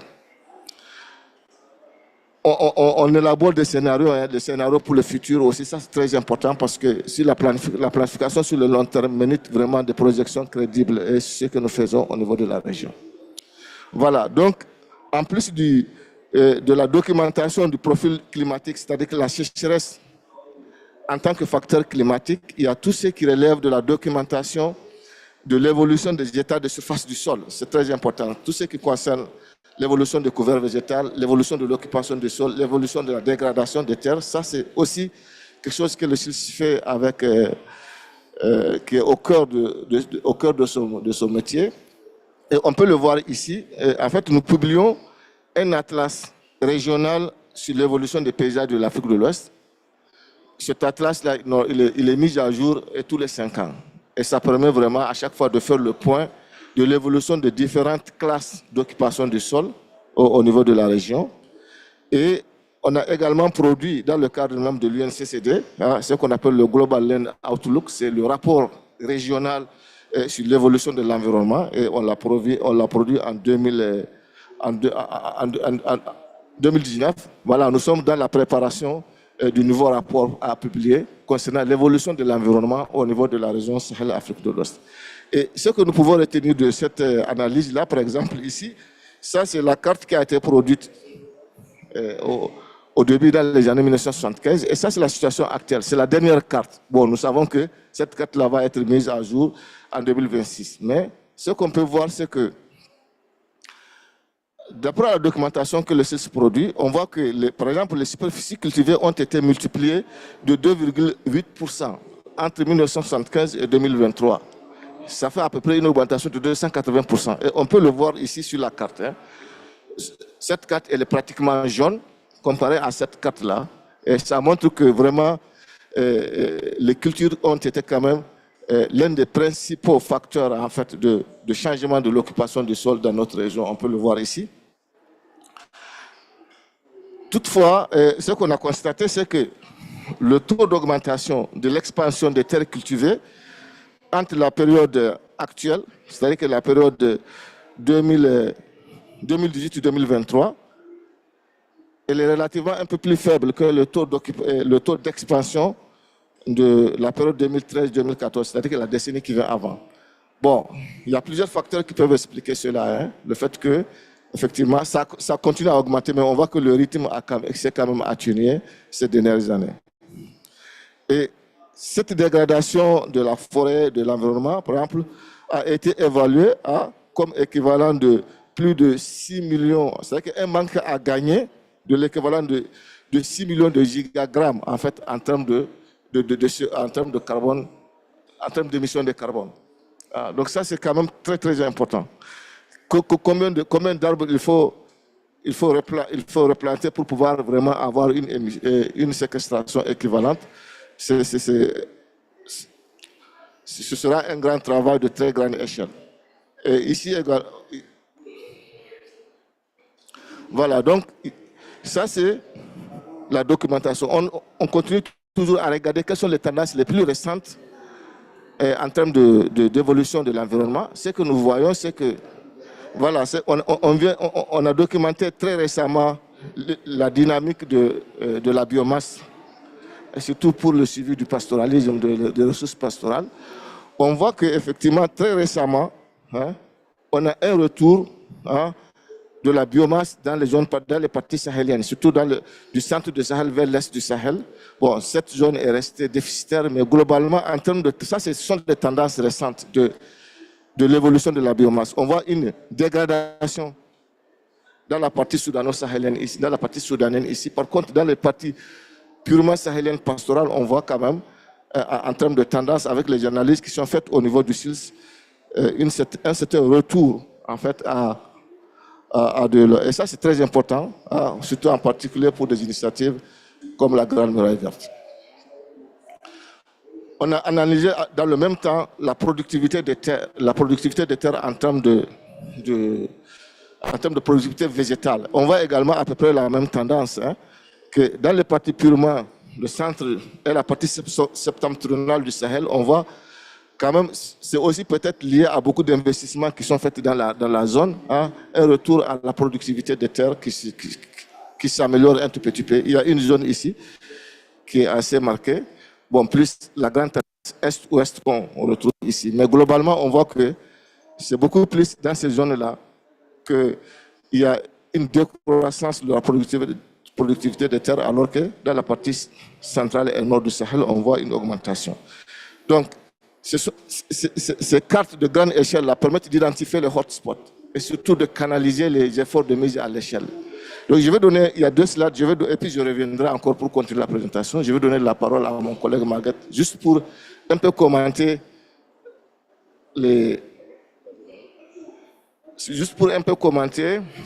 les stratégies de mise à l'échelle. Comme vous le savez, tout ça sont des stratégies qui ont été expérimentées, documentées, et il y a des fiches techniques pour chaque stratégie qui existe au niveau de la région, et ces fiches techniques-là permettent leur mise à l'échelle. Donc ça, ce sont les différentes techniques de gestion durable des terres. Tout ce qui concerne les techniques de régénération naturelle assistée qu'on voit ici avec leur effet très important. Donc, comment le SE l'a dit aussi dans sa présentation, hein, c'est la mise à l'échelle de toutes ces expériences-là, surtout dans les hotspots identifiés par la cartographie de grande échelle. Donc, je laisse la parole à mon collègue Margaret. Voilà, donc, face à cette grande dégradation des terres, au niveau du SILS, comme le disait Abdou, on a testé sur le terrain des solutions de résilience. Des solutions de résilience, des techniques qui nous permettent de restaurer ces terres avec des projets terrain, plusieurs techniques que nous avons capitalisées à travers des documents de capitalisation qui seront d'ailleurs bientôt mis en ligne à travers ce qu'on appelle une bibliothèque numérique des bonnes pratiques agroécologiques. Et d'ailleurs, ce que nous avons lu, je pense qu'il le disait tout à l'heure, de produire avec l'UNCCD le Global Land Outlook à partir donc de ces études de cas qui nous ont permis donc de montrer un peu l'importance justement de ces solutions de résilience par rapport à la dégradation des terres. Et à partir donc de ça, nous avons développé une approche de mise à l'échelle de ces solutions de résilience à partir de l'analyse de la dégradation des terres. Il parlait au niveau de l'atlas de l'expansion des terres cultivées. Je pense qu'il y a plus de 99 millions d'hectares en 1975-2023 d'augmentation de terres, là où les superficies de couverture végétale diminuent de pratiquement 87 millions d'hectares. Et donc, aujourd'hui, on est capable de cartographier dans chaque pays les terres dégradées et de cibler ces terres pour mettre à l'échelle ces solutions de résilience, donc que ce soit des techniques d'agriculture intelligente face au climat, et de pouvoir faire même le bilan carbone. Bilan carbone, quand on met à l'échelle ces solutions de résilience, faire le bilan carbone pour voir comment on peut inverser la tendance de dégradation, 6 millions de gigagrammes d'émissions, comment on peut inverser la tendance à travers donc, la mise en œuvre. Et toutes ces solutions de résilience que nous avons testées, capitalisées, on a fait un calcul d'estimation des retours sur investissement, si on met à l'échelle des pays, et aussi estimer l'impact de cette mise à l'échelle au niveau des pays, au niveau macroéconomique. Hein. Je peux donner l'exemple de la riziculture intensive, système de riziculture intensive. Si vous la mettez à l'échelle d'un pays, avec ce qu'on a comme retour sur investissement, on peut savoir quel est l'impact au niveau macroéconomique pour un pays qui a, par exemple, qui importe 500 000 ou 1 million de tonnes de riz, avec la production additionnelle de la mise à l'échelle, pour savoir quel impact ça va avoir au niveau de la facture d'importation du pays, de suite, et donc faire la relation avec les politiques nationales. Parce que dans chaque pays, il y a un objectif national de production de riz ou en tout cas d'autres céréales. Et donc la mise à l'échelle nous permet de faire voir la cohérence avec ce que nous faisons et les politiques nationales. Voilà, Abdou, je crois qu'avec les débats. Merci. Merci beaucoup. Merci, Margaret. Donc, on va poursuivre la présentation. En fait, ce n'est pas fini.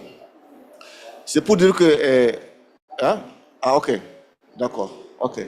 Donc, c'est pour dire qu'ici, par exemple, un des objectifs, c'est vraiment assurer la sécurité alimentaire également. Donc, tout ce travail a permis aussi de mettre en place un dispositif régional de suivi et d'assurer la sécurité alimentaire. Bon, apparemment, l'heure avance. On ne va pas rentrer dans le détail, mais c'est très important pour dire qu'on a tout un cycle ici hein, qui nous permet de gérer les questions de sécurité alimentaire au niveau de la sous-région. Juste pour continuer, on a montré notre histoire climatique, du fait qui est caractérisée et qui est marquée par la sécheresse, mais on a commencé à identifier en fait de nouvelles tendances en fait, du climat dans la région. Et comme le rôle du CILS est toujours d'alerter et toujours d'anticiper pour permettre des actions préventives, c'est important qu'on commence déjà à mener des discussions de fond par rapport aux nouvelles tendances hein, qui sont plus ou moins différentes de celles que nous connaissons depuis par le passé. Donc ça, ce sont les nouvelles tendances en fait, du climat qui s'annoncent ici, qui sont différentes vraiment de ce que nous avons connu comme sécheresse sur le long terme. Et en fait, les questions que ces nouvelles tendances posent, ces nouvelles tendances qui sont effectivement caractérisées, comme on va le voir par la suite, par alternance entre des événements humides et des événements sèches, ça nous amène à nous poser des questions sur les stratégies actuelles, qui sont vraiment des stratégies qui ont été conçues pour être adaptées sur la sécheresse que nous connaissons, cette sécheresse sur le long terme. Par exemple, il y a eu beaucoup de travaux dans la région sur les questions de variétés à cycle court, n'est-ce pas? Et l'objectif était que, avec la sécheresse, les années deviennent de plus en plus courtes, les années démarrent tard, les années finissent tôt. Donc, il y a un grand travail dans notre région hein, sur la recherche de variétés adaptées, de variétés à cycle court. Il y a beaucoup de stratégies sur la gestion du démarrage tardif des saisons de pluie et des fins précoces, ainsi que de durée courte. Donc, ce sont des stratégies qui sont aujourd'hui des stratégies bien testées au niveau de la région. Les questions de variétés résistantes à la sécheresse, de même que les questions de gestion du manque d'eau. Donc, tout ça sont des éléments qui marquent notre stratégie et c'est lié aussi à notre histoire de sécheresse dans la région. Maintenant, tel que nous voyons, la nouvelle tendance du climat n'est pas forcément une persistance de la sécheresse. On a vu qu'il y a une succession entre les années humides et les années sèches. Donc, ce n'est plus sur le long terme qu'on a la sécheresse. Une année c'est sèche, l'autre année c'est humide. Et on a surtout la tendance la plus robuste qu'on observe et qui est en train de s'annoncer, c'est qu'à l'intérieur d'une même saison, on a des événements pluvieux très intenses et des événements sèches très intenses également à l'intérieur de la même saison. Donc cette idée d'année sèche globalement, sèche ou d'année globalement humide, cette notion est en train vraiment de disparaître par rapport à... Il y a une nouvelle notion d'année sèche qui est en train de s'installer. Les questions de début et de fin de saison. On observe que les débuts de saison et les fins de saison ne sont plus tardifs comme par le passé. On a des débuts de saison des fois assez précoces. Donc cette question de dire qu'on va travailler sur à adapter des variétés pour le début de saison tardif, en fait, ce sont des techniques à revoir. Les questions de manque d'eau. On a vu qu'avec la situation actuelle, surtout avec des inondations qui apparaissent durant la saison de pluie, il y a beaucoup de plans d'eau. Hein, il y a beaucoup de plans d'eau. Des fois, les champs sont inondés pendant longtemps. Et comment cela s'arrime bien avec cette question de gérer le risque de sécheresse qu'on a connu par le passé. Donc, il nous faut vraiment discuter à fond maintenant de qu'est-ce qui est le mieux indiqué par rapport aux nouvelles tendances qui s'annoncent. Donc, nous disions qu'ici, une des grandes tendances, ce sont les séquences sèches durant la saison de pluie. Une année sèche, présentement, n'est plus une année de faible pluviométrie. Une année sèche, c'est une année qui va comporter des séquences sèches importantes à l'intérieur de la saison. Comment on va faire pour casser ces séquences sèches-là durant la saison? C'est vraiment une grande question. Une des discussions en cours, c'est ce qui a déjà été expérimenté par le ce qu'on appelle l'ensemencement de nuages ou bien les pluies provoquées. Ça, c'est une question. Une deuxième question concerne la question des barrages. Est-ce que ce n'est pas les grands barrages qu'on a combattus par le passé comme étant des aménagements qui ne sont pas environnementalement adaptés? Est-ce que ce n'est pas des stratégies pertinentes au vu de l'évolution du climat qui s'annonce? Est-ce que ce n'est pas des stratégies qui reviennent au centre en fait, de discussion maintenant? La question de la grande muraille verte également. Donc, on a vu effectivement tout l'engouement et la stratégie au niveau de la Grande Muraille Verte. Mais quelque chose on n'a pas eu le temps de discuter trop de ça, mais en fait, le paysage, le landscape, le paysage, nous savons que c'est lié au climat. C'est que la façon dont le paysage est modulé dans l'espace, ça, c'est le climat qui l'impose. La sécheresse au Sahel, c'est le climat qui l'a imposé. Et on a vu que les facteurs ne sont pas des facteurs locaux, c'est des facteurs qui viennent des océans. On peut discuter sur ça encore. Les facteurs, la sécheresse qu'on a connue là, les facteurs viennent des océans. Donc, si il y a des grandes initiatives où il y a des ambitions de reverdir des grands espaces, la question c'est vraiment d'analyser à fond la cohérence, la consistance de ces initiatives avec les caractéristiques climatiques. Est-ce que les caractéristiques climatiques sont indiquées? Est-ce qu'elles permettent de soutenir ces genres d'initiatives qui permettent vraiment, qui ont pour ambition de reverdir? Parce que si le climat ne sied pas à ça, la durabilité va être difficile. Et donc ça, c'est une question très très importante. Et nous pensons que le CILS et la Grande Muraille Verte peuvent vraiment travailler à approfondir cette question-là. Voilà, donc il y a une autre question importante, c'est qu'aujourd'hui, par le passé, durant la grande période de sécheresse, les écoulements sont devenus très faibles. Mais aujourd'hui, quand on regarde, au niveau des rivières, là, quand on mesure, les écoulements ont augmenté. Ils ont même augmenté par rapport aux années humides. Mais en même temps, la disponibilité des ressources a diminué. Donc ça, c'est un paradoxe. Les écoulements ont augmenté, mais la disponibilité des ressources a diminué. Ce qui veut dire que quoi? La question principale, comment on va récupérer ces écoulements-là? Une des questions centrales, c'est comment favoriser l'infiltration. Comment on va favoriser l'infiltration de ces écoulements, ce qu'on appelle les infrastructures vertes. Donc, je pense que ça doit être une question centrale aussi dans les discussions par rapport à la nouvelle tendance. Bon, ici, une dernière question, c'est aussi, parce que jusqu'à présent, ce projet-là reste d'actualité. Hein. Vous savez qu'avec la grande sécheresse, la persistance qu'on a vue, il y a eu des analyses qui ont montré que le lac Tchad, qui est le plus grand lac de la région sahélienne, allait disparaître. Il y a même dans des grandes revues qu'on a publiées sur là, que le lac Tchad allait disparaître avec la sécheresse. Mais on a vu que ces dernières années, il y a un retour en fait, au niveau du lac Tchad en termes de conditions pluviométriques. Et dans le cadre de la disparition du lac Tchad, il y a un projet qui est conçu pour transférer les eaux du bassin du Congo, qui est un bassin voisin. Donc, on va transférer les eaux du bassin du Congo dans le lac Tchad pour pouvoir éviter la disparition du lac Tchad.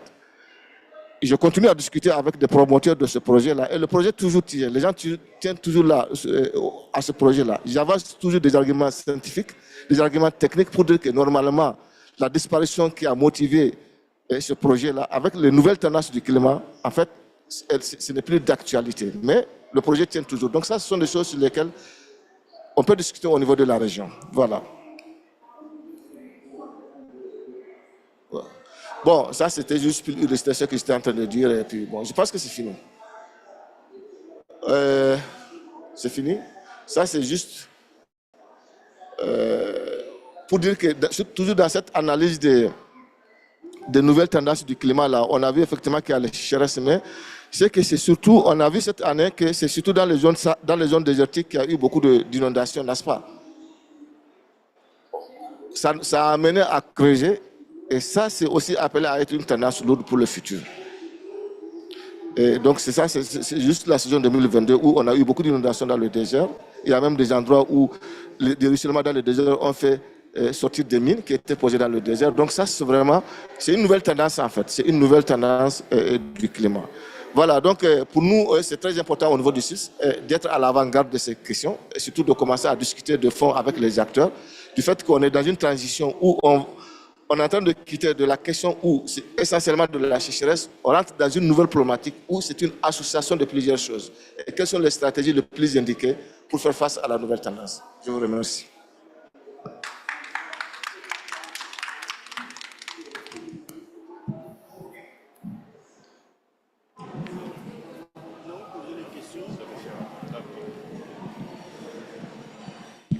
Donc nous remercions Dr Abdou Ali et Dr Maguette Kairé pour leur communication. Donc il nous a édifié, voilà, donc ils nous ont édifié sur l'important dispositif de collecte de données au niveau du SILS à travers le centre Agrimètre. Je dirais même un dispositif unique en son genre dans la région. La valorisation de toutes ces données à travers donc, le développement d'outils d'aide à la décision, notamment tout ce qui est occupation des sols, land use, land cover, estimation de la biomasse, et un aspect non moins important qui est celui de la mise à l'échelle de toutes ces expériences au niveau des États membres du SILS et même au-delà. Donc, merci pour la communication. Nous avons 10 minutes pour la session des questions-réponses. Nous allons prendre un premier lot de 5 questions. Maintenant, si le temps nous permet, on va faire un autre round, mais on va prendre les questions. La parole est à qui veut la prendre. Question, please. Thank you very much for some excellent presentation. Really, the data is very compelling and very neat and clean, and it's very heartening to see such sort of data coming out of your organization. One thing which worries me is, especially for the Sahara region, we've seen, the Western powers have exploited Africa a lot in the past, in the mineral resources, in the human resources, or whatever you have it, and still a lot of exploitation is going on. But now we see that they have started covering the Sahara region with solar panels to export energy to UK and Germany. And there are estimates that if 20% of the Sahara is covered by these solar panels, we'll have a local increase in temperature of 1.5 degrees. If 50% is covered, we'll have a local increase in 2.5 degrees. And that is very worrisome, and in the past, the mineral resources were exploited. Now the solar resources will be exploited with the long-term detrimentation of not just the environment, but also, once they are done in 20 years, the solar panels would probably be discarded in the Sahara. So what is your organization doing anything about that? Or, what can we together do something about that to raise awareness and to ensure this exploitation of the Sahara does not occur again by the Western powers? Thank you. Thank you, sir. Une question?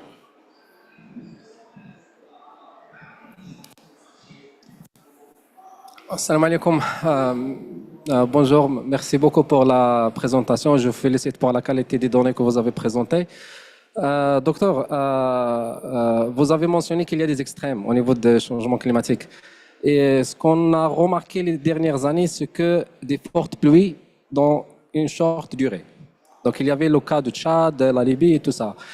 Le centre 6, et je sais bien les travaux de recherche que vous réalisez. Est-ce que vous avez un système d'alerte pour utiliser cette eau qu'on reçoit et ne pas tomber dans des inondations? Ici, on a le cas d'inondation. Comment vous pouvez réutiliser dans le Sahel cette eau pour la réutiliser dans le domaine de l'agriculture? Merci. Je vous remercie infiniment vraiment de m'avoir accepté de participer aux 50 ans d'expérience du comité permanent inter-État de lutte contre la sécheresse dans le Sahel. Pour la petite histoire, nous avons eu, moi personnellement, j'ai eu la chance de participer à une formation du SILS en 2014 à Ouagadougou, l'harmonisation des indicateurs de données GDT, gestion durable des terres, de tous les pays membres du SILS. Vraiment, j'ai eu, à travers ça, j'ai eu les premières expériences du SILS en matière de lutte contre la sécheresse, la dégradation des terres et le changement climatique. Donc, maintenant, comme bientôt le reporting dans le cadre de la mise en œuvre des données de rapport de la Convention de désertification, le cycle du reporting est déjà arrivé. Donc, en 2026, là, nous allons, tous les pays membres de la Convention de désertification seront obligés de faire leurs rapports nationaux Price 5 maintenant, des 4 dernières années. Alors, les données que je suis en train de voir vraiment au niveau du site là, puisque nous, dans notre pays, on n'utilise que les données fournies par défaut concernant la dynamique de l'évolution des terres, d'occupation des terres. Donc, si le site se pouvait vraiment, on pouvait passer par le site pour vraiment avoir les données au moins qui ont trait aux réalités de notre pays, au lieu de prendre vraiment les données fournies par défaut par le secrétariat de la Convention sur les sanitaires. Donc, c'est ma préoccupation à ce niveau. Et nous avons eu la chance de faire une réunion bilatérale avec le CILS. Nous voulons vraiment renouer le partenariat entre notre pays, la Guinée, et le CILS. Malgré que notre pays est déjà membre du CILS, donc désormais vraiment, en ma qualité de point focal national de la Convention des certifications, j'aimerais bien vraiment que je sois informé à tout moment de ce que le CILS est en train de faire dans les pays membres. Je vous remercie. Bonjour, c'est Papa Hassan Diour des Eaux et Forêts. Donc, je suis le conseiller technique numéro 1 du ministre de l'Environnement et de la Transition écologique du Sénégal. Moi, ma question, c'est, nous avons une entité qui s'appelle le CONACILS, et donc qui dépend directement du ministre de l'Environnement et de la Transition écologique. Bon, c'est depuis avril que je suis conseiller technique avec le nouveau gouvernement. Donc, j'aimerais bien savoir le link entre le CILS et le CONACILS. Est-ce que le CONACILS, c'est votre bras technique? Si oui, comment faire pour vraiment que le CONACILS ait beaucoup de force pour travailler et surtout beaucoup de financement? Parce que chez nous, le CONACILS, c'est une toute petite entité avec il n'y a pas beaucoup de personnel. Sinon, le directeur, la secrétaire, en tout cas, ils ne sont pas nombreux. Et comment faire vraiment pour que le CONACILS ait une envergure pour quand même à la hauteur des tâches qui l'attendent, hein, parce que vraiment, comme vous le savez, la désertification, c'était vraiment une grande préoccupation. Donc la lutte contre la désertification, surtout au niveau du Sénégal et aussi dans tous les autres pays du Sahel. Et maintenant, comment faire pour vraiment que le CONACILS puisse avoir vraiment beaucoup plus de moyens, aussi bien sur le plan financier que sur le plan des effectifs. Merci beaucoup. Merci. La dernière question. Oui, je voudrais poser merci déjà pour la qualité des présentations et des données qui sont bien à féliciter. Donc, moi, je suis du partenariat pour les forêts du bassin du Congo. Nous avons une pression énorme qui vient du Sahel, donc surtout de l'élevage, de la transhumance. Donc, j'ai vu qu'il y a une intensification importante de l'agriculture. Je voudrais savoir, pour ce qui est de la transhumance, du pastoralisme, s'il y a les mêmes mesures, ou alors quelles sont les mesures pour limiter justement qu'il soit de plus en plus pressant dans les aires protégées et les concessions dans le nord du bassin du Congo. Et la dernière question, c'est sur le projet relativement à l'approvisionnement du lac Tchad. Vous avez dit justement que scientifiquement, selon les changements climatiques, ceci ne serait pas viable.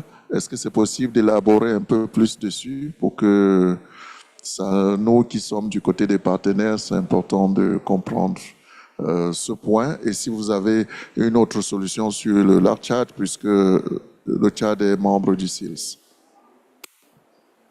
Merci. Alors, on a un grand challenge. On a 5 minutes pour répondre à cette question. Je donne, et puis je pense que je sais aussi, parce qu'il y a une question par rapport au CONACILS, mais bon, rapidement, so regarding I totally agree with you. If we put a lot of, let's say, solar panel in the Sahel, it will decrease the temperature in the Sahel. And you know, the West African Rail Fund is associated to what we call the monsoon. So when you decrease the temperature in the Sahel, it means that you will reduce the difference, the gradient between the oceans and the Sahel. So you are going to decrease, in the same terms, the quantity of rainfall in the region. So I totally agree with you that it is a very big concern, this ongoing effort, and we need to maybe to work together and to analyze the impact of these situations over the regions. Totally agree. Donc l'autre question, c'est concernant en fait, les quantités d'eau. Je pense que ce qu'on avait dit, il y a beaucoup de plans d'eau maintenant. Il faut travailler à valoriser ces quantités d'eau. Et nous pensons qu'une manière de valoriser, c'est vraiment de mettre le focus sur l'infiltration de ces eaux-là pour augmenter la recherche des nappes. Ça, c'est vraiment quelque chose que nous pensons être une grande stratégie pour pouvoir renforcer. Voilà, il y a une question qui concerne la Guinée. Je pense que tu peux répondre à ça. Oui, pour la Guinée concrètement, nous avons une convention avec Enabel qui nous permet d'appuyer les pays en matière de rapportage sur les indicateurs de neutralité en matière de dégradation des terres. Donc tout ce qui est analyse de la couverture forestière, l'évolution de la couverture forestière, mais aussi analyse de l'évolution du carbone au niveau de la végétation et du sol. Donc il y a cette initiative-là. La Guinée n'est pas dedans, mais on va voir comment on peut élargir parce qu'on est en train de discuter sur une seconde phase. C'est ça. Mais avec les données que nous avons aujourd'hui, nous pouvons dire, par exemple, à la Guinée, voilà comment l'occupation des terres, les superficies forestières, la couverture végétale évolue jusqu'en 2023. Est-ce que c'est une tendance positive? Est-ce qu'une tendance négative? On peut faire les estimations avec ça et sur cette base aussi faire une évaluation du carbone dans la biomasse. En tout cas, dans la biomasse, bon, le sol, c'est un autre. Peut-être avec d'autres modèles, on peut voir ce qui se passe dans le sol. Mais les données qu'on a nous permettent de faire ça. Mais je crois que dans le futur, c'est de voir comment élargir cette initiative qu'on a avec Enabel pour pouvoir travailler avec la Guinée. Je crois que le problème de la transhumance, entre donc, ce mouvement du bétail depuis le Sahel jusqu'aux zones humides, jusqu'au même dans la zone Comifac, c'est une problématique qui est régionale. Je crois qu'il y a même une réglementation au niveau de la région, au niveau de la CEDEAO, pour mieux contrôler le mouvement du bétail. Mais c'est un problème sérieux. Il y a une crise, en tout cas, du pastoralisme dans la région.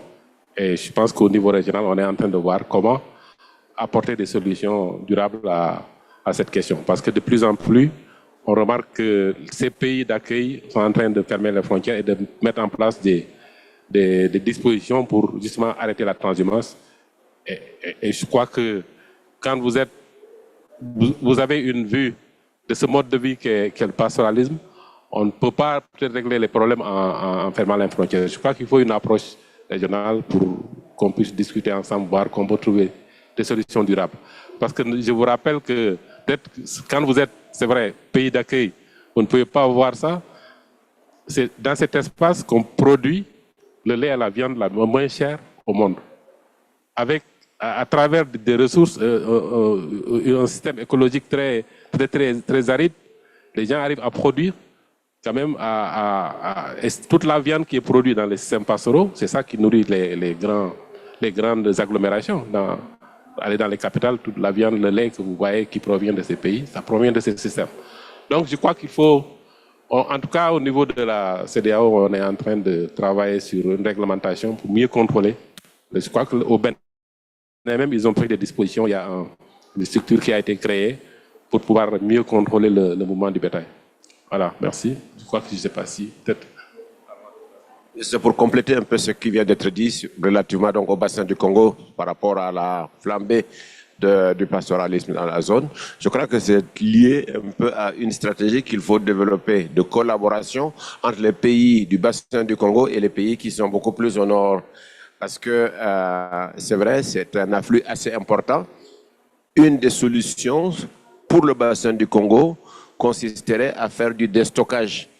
Or, le déstockage, il n'arrive pas avec un peu notre mentalité, nous, Sahéliens, où le prestige d'avoir plus de bétail emporte sur le déstockage.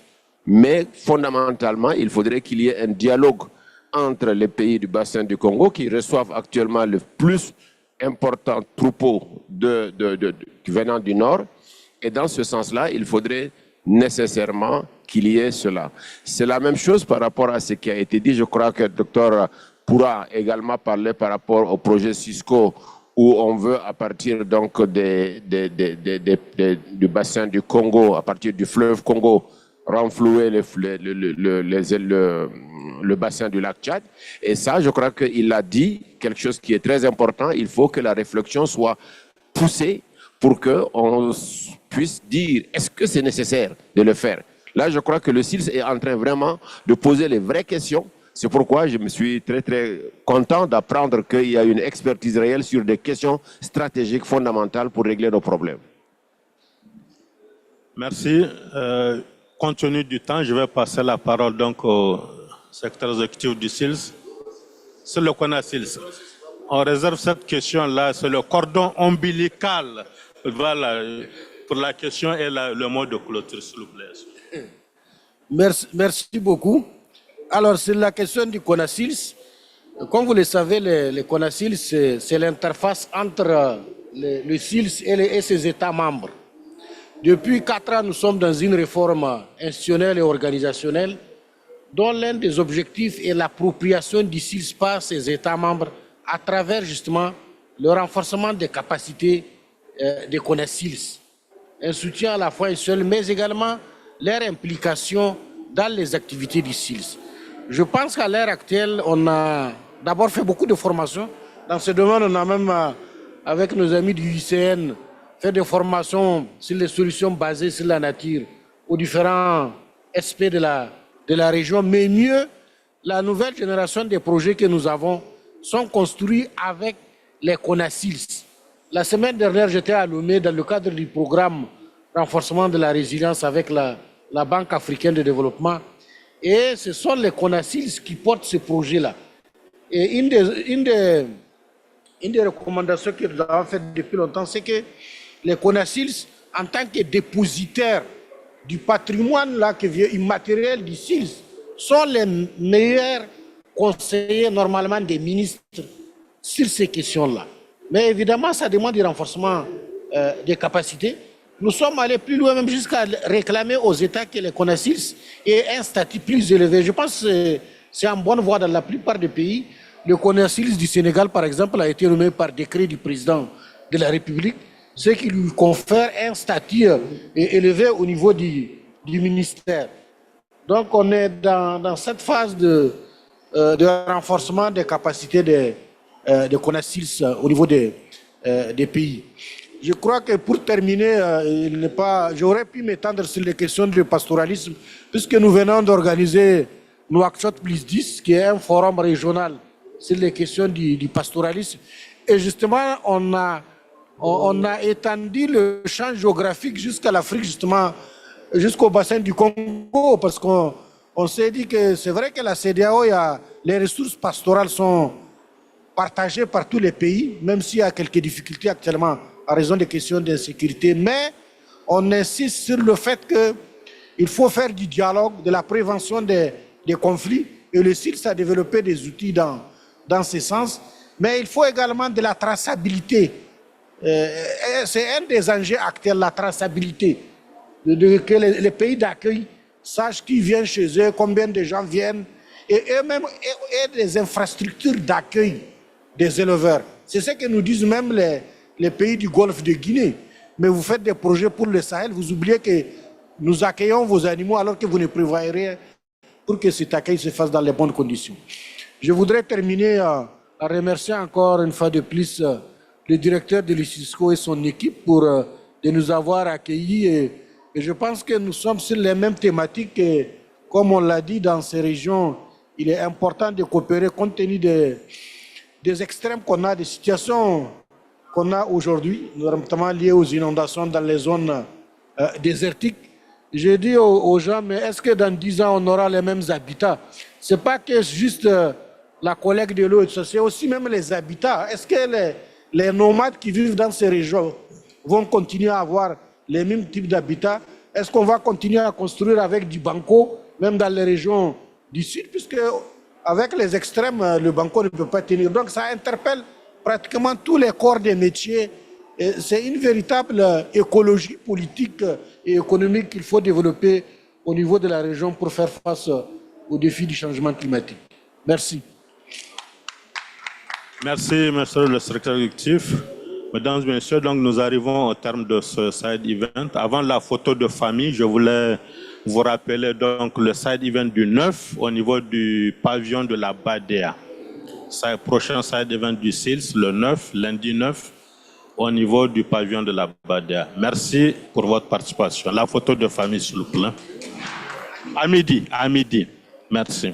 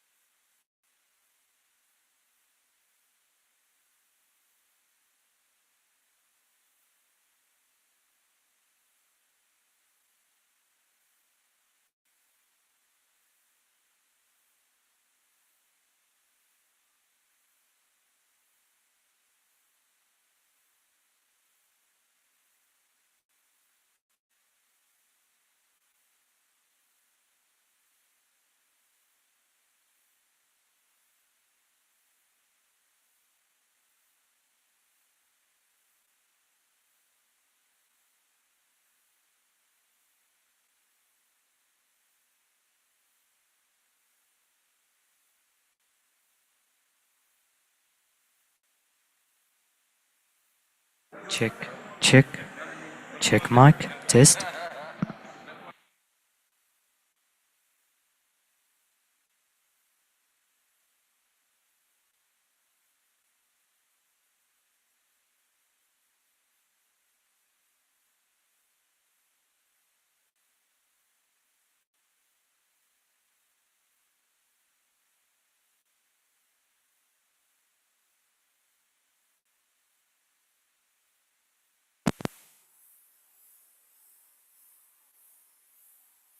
Check. Test mic, test 1, 2.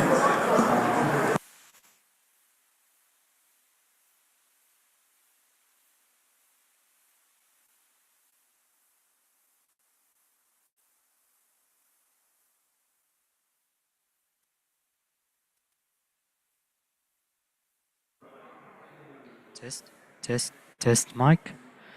Test, test, test 1, 2. Check, check. Check, check. Check, check, check, check.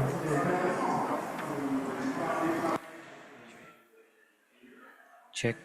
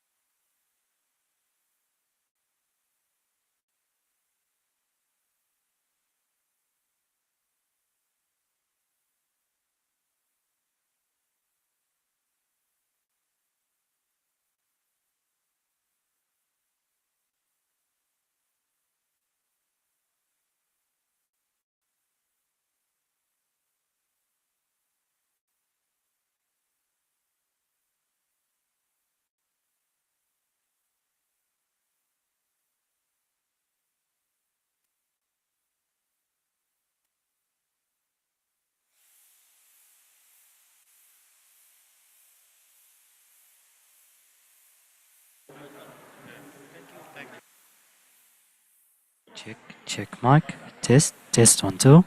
Check, check, check, check, check. Test, test, test, test, test.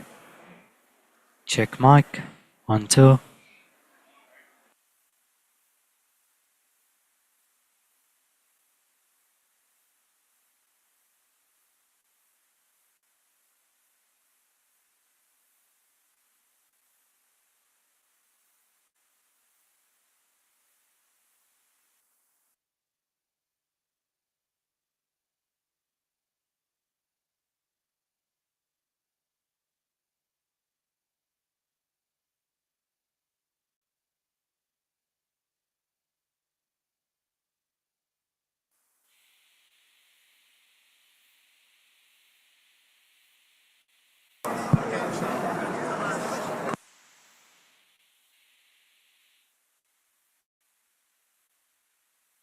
check 1 2. Check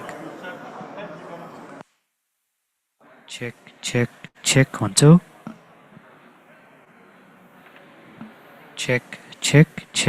Check sound test.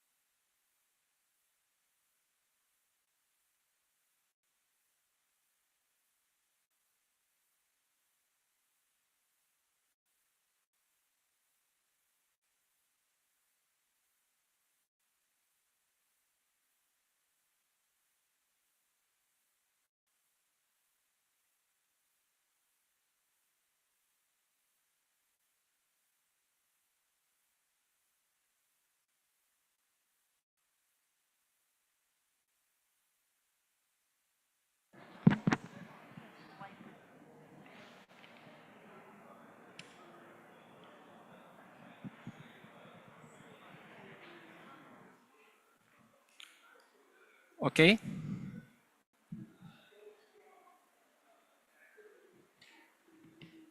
Okay, Bismillah ar-Rahman ar-Rahim. Assalamu alaikum wa rahmatullahi ta'ala wa barakatuh. First of all, I would like to thank colleagues from ICESCO for having us today in their pavilion and to host our session on building resilient food systems for a changing climate in the MENA region. I would like also to thank our speakers for accepting our invitation to be here with us and to enrich our discussion for today. First of all, I will give the floor to ICESCO for the opening remarks. The floor is yours, Dr. Fahman. Dr. Fahman is an expert at sciences and environment sector. Thank you so much, Dr. Abdulaziz. Bismillahirrahmanirrahim. Assalamu alaikum wa rahmatullahi wa barakatuh. My name is Dr. Fahman Faturrahman. I'm an expert in science and environmental sector of ICESCO. So I'm talking on behalf of ICESCO. I would like to welcome all of you to this humble pavilion of ours. It's a very great pleasure to have you here today. First of all, I would like to thank the co-organizer for today's event, IOFS, which has always been a good partner with us. We had some sessions back in COP29 before, and now we are building this to COP16, and we will continue, inshallah. And also, our other partner is Global Green Growth Institute as well. Welcome.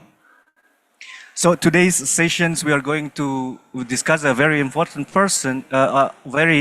sessions, which is to build resilience in food systems. Maybe if I may, I want to also add agri-food systems for a changing climate in the MENA region. This is a very important sector, especially for ICESCO member states, 53 member states, which most of our member states are coming for developing regions. And also this agri-food system, it is a very important sector in the economy and livelihood for millions of people in our member states. So this sector, as we all know, with these discussions in other sessions in this COP16 as well, it is threatened by the degraded land, which in turn can do into the desertifications, and also with rising impact of climate change. Therefore, the increasing resilience, it is very, very important, and particularly to enhance the food security and the sustained livelihood. So I just want to make three important messages that I want to address here. The first one is the human-centered approach. we have to first focus about human targeted interventions, particularly is for smallholder farmers. Now, globally, 80% of farms are from smallholders. So if we want to have a very significant impact, we have to focus on this biggest group of the agriculture sector. So, and the second thing is the innovative financings. We have heard, I think, in a lot of sessions, I think today's session also, we are going to discuss, touch a little bit about maybe more, but financing and how the importance of innovative financing, blended finance to de-risk investment, and so on and so forth. And we are honored that we have here Dr. Muhammad Jamal from ISDB, who is going to have deliver his wisdom and ideas about how we can further this finance into more tangible output. And now the third thing is that we have also always hear about is international collaboration and partnership. So, I mean, to me, this is what we, again, always heard many times. In theory, we all know what is the benefits and why it's all important, but sometimes in practice, it is not always easy. Everybody has their own thinking, everybody has their own objectives. So what I propose to do is all stakeholders have to sit together, decide what their common objectives, and then common goal, and bring relevant stakeholders to collaborate together. So in conclusion, I would like to thank again to all the speakers, the diverse, the experts in various domains. I'm sure that we will have a great discussion today, and hopefully we have a takeaway home message from this gathering for us to increase our contribution and make a tangible intervention in food system in MENA region and beyond. So I'm looking forward to insightful discussion ahead. Thank you so much. Thank you so much, Brother Famman. Thank you for the opening remarks and for the 3 points that you highlighted. Of course, one of them is finance. It's very important. And for that, we have Dr. Muhammad Jamal Asati. It is an honor to have you, Your Excellency, today with us.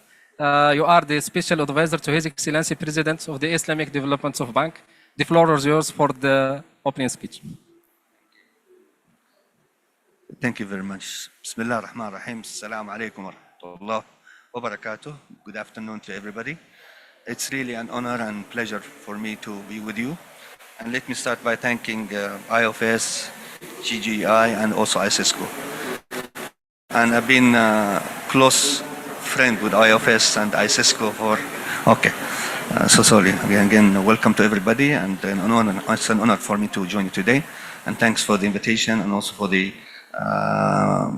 preparation and the organization by IFS, GGI, and ICESCO. And as I was saying, I have witnessed the growth of IFS, working closely with them since inception. I've also been associated with ICESCO for many years. My name is Mohammed Al-Saati. I'm a special advisor to the president of the Islamic Development Bank. And before that, I've been working in the bank for nearly 26 years, mainly in operations and in country operations. So I had the privilege of working with nearly all the 57 member countries of the ISDB and the OIC. So again, thanks to all of you. I start also by giving special thanks to the Kingdom of Saudi Arabia, really, for hosting COP16 and for the many initiatives that we've been undertaking, including the issue of drought and degradation, which leads into agriculture and food security. And by the way, it's an honor because a few months ago, we celebrated our 50th anniversary, although we're headquarters in Jeddah, but we celebrated here in the capital of Saudi Arabia, Riyadh. So again, thanks to the Kingdom for that. Now, my colleagues prepared me a long speech. I will not, I think I'll finish tomorrow if I will do that. Okay? But I'll just try to be brief and direct to the point. So I'm sure most of you are aware that there are 44 low-income food deficit countries globally. And it happened that 24 countries, which is about 55%, happen to be among the ISDB member countries. Now, ISDB, as a development institution, which is a South-South organization, it is the MDB of the South, where all our countries in the membership are coming from the South. We have been working since 50 years in many sectors. And the agriculture sector and anything related to agriculture when it comes to water, irrigation, are amongst the important sectors because it's about livelihood, it's about the people. So we pay so much attention to the sector. And just as far as numbers, since inception, ISDB has been involved in hundreds, if not thousands, of projects or initiatives in the water, sanitation, irrigation, the hydropower, flood protection, and it's all about, again, leading into agriculture. So we have spent nearly $9 billion in that sector since inception. And again, the intention is to have some climate smart water management and strong potential to deliver impactful strength and resilience for food security. The cost to transform the global agri-food system to make it more resilient and also nutritious and inclusive and net zero is estimated to about 500 billion per year, which is a huge, huge undertaking. That's for the next 10 years. Also, so far, in response to the drought, land degradation, and desertification, ISDB has been involved in many activities before COP16. But in COP16, we're proud that the bank, the ISDB, has committed at least $1 billion in the Riyadh Global Drought Resilience Partnership, and also being a member of the Arab Coordination Group. And most of you may be aware of them. These are the 10 Arab institutions dealing with development. We also announced a couple of days ago an initiative related to the COP16, which is about drought and degradation, desertification of $10 billion for the next, until the year 2030. So this is a huge undertaking, and it shows the importance that we pay to this sector, which leads again to livelihood and food security and better environment. Before that, and again, I don't want to, I have a long list, but I'll just go again into the most important thing. Our finding shows that the successful food security programs should focus on regional dimension, and we pay attention to regional projects where, again, it's an economy of scale, it's again covering many countries, capacity building, sharing of knowledge, and we have a program called reverse linkage, where we go to a country that has a comparative advantage and knowledge and strength in an area, and we have another member country which does not have that thing. So we work as a facilitator or a bridge where we provide some capacity building to the one of the countries and then bring the other country to share their knowledge. And I can just tell you about 2 examples that I myself have been involved in many years ago. We went to Suriname during our regular work, and we discovered, I'm sure people know better than us, that they produce rice, but the quality of the rice production was not to the level. And we have been working with Malaysia, and they have a very good research center called MARDI in KL. And we negotiated to bring MARDI to Suriname. And it started with just research and little work on the ground, which has been successful, and it turned into hundreds of millions of activities and business between the 2 countries. Yes, I look at the business and the investment, but at the end, we look at who are the beneficiaries. It is the farmers, it is the small shareholders, the agriculture sector. Another example is in Kyrgyzstan, which is one of the ex-Soviet Union countries, and they do have the livestock, huge. However, they're using very, very old technology, where the production is not to the highest level. And we connected them with Indonesia, which has a comparative advantage. Same thing, better effect and better productivity and a win-win for the 2 countries. And I can go on into many things. We have between Morocco and Djibouti, between Morocco and Senegal, many, many examples. Also, we have been working to cover this sector in many, many initiatives to look at the challenges in the development, how to can help the farmers, how to help the industry. So just examples of programs, we have a regional rice value chain program in 10 African countries. Also, we have a small farmer agriculture productivity enhancement also in sub-Saharan Africa countries. And we have a regional cassava value chain program also in 9 African countries.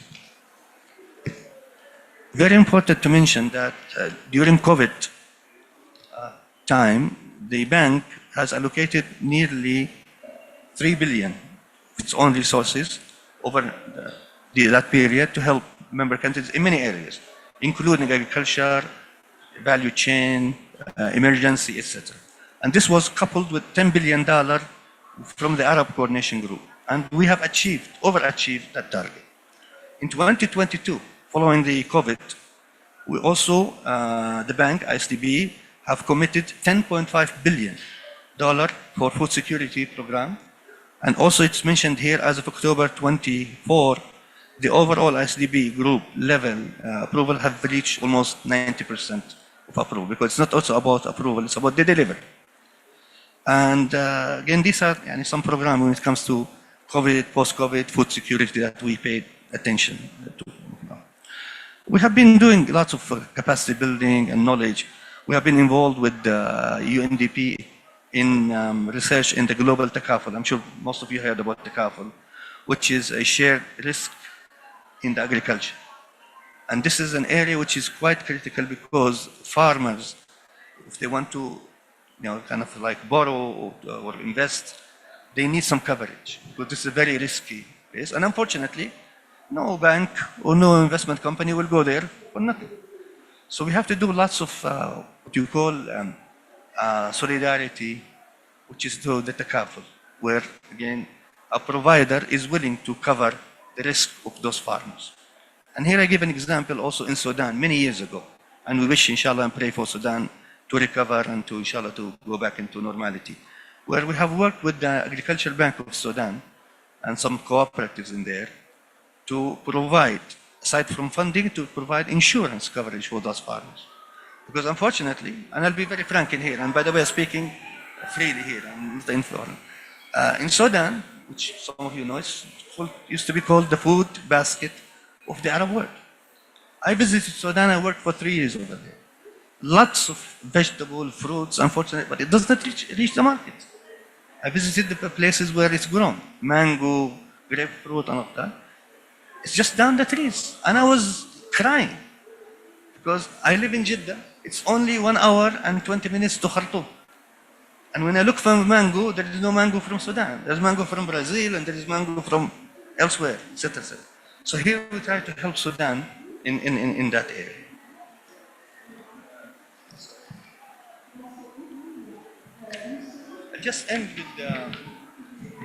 Just ending that recently, to achieve the issue of agricultural development and food security, because we're talking about food security, the bank has approved one of the biggest, if not the biggest, projects in its history in Kazakhstan, which is a rehabilitation of 3,400 kilometers of irrigation network for $1.15 billion US. And that's again to rehabilitate the irrigation canals and networks, and that way we can support 350,000 hectares of crop production areas. We have been tripling of our water and irrigation approvals and projects between 2023 and 2024. So from 150 million in 2023 to almost 420 million in 2024. Also, we have a big project in agriculture in Azerbaijan, recently approved, for about 96 million to cover again irrigation, rehabilitation, and to help 1.5 million of people for improving food security and resilience. Also, we have 160 million project covering countries like Burkina Faso, Chad, Gambia, Senegal, and Mali, and Niger. Again, to do the kind of like harvesting and drought resilience, etc. One more, which is a $35 million financing for improving the socio-economic well-being of some of the most vulnerable countries in Africa, Djibouti, Uganda, and Somalia. Here, I would like to give two good examples, since we're talking about the issue of innovative financing and creativity and partnership. We had a partnership with the Bill and Melinda Gates Foundation many years ago. And I was fortunate to be in the team.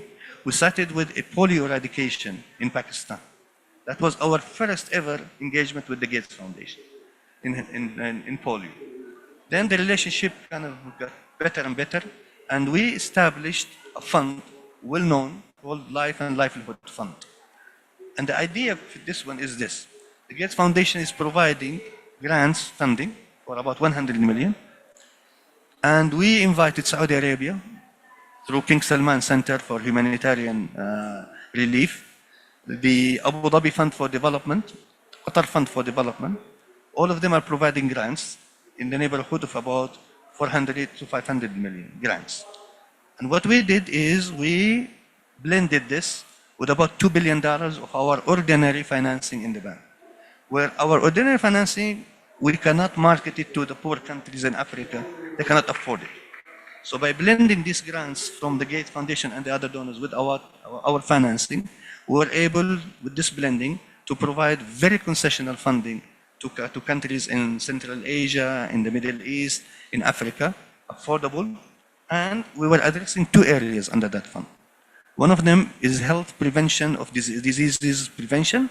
And number two, importantly, is small farmers, again, support, agriculture, productivity, especially in the rural areas where there is no access, okay, whether it is electricity or water and all of that. And even we used solar to reach to these areas.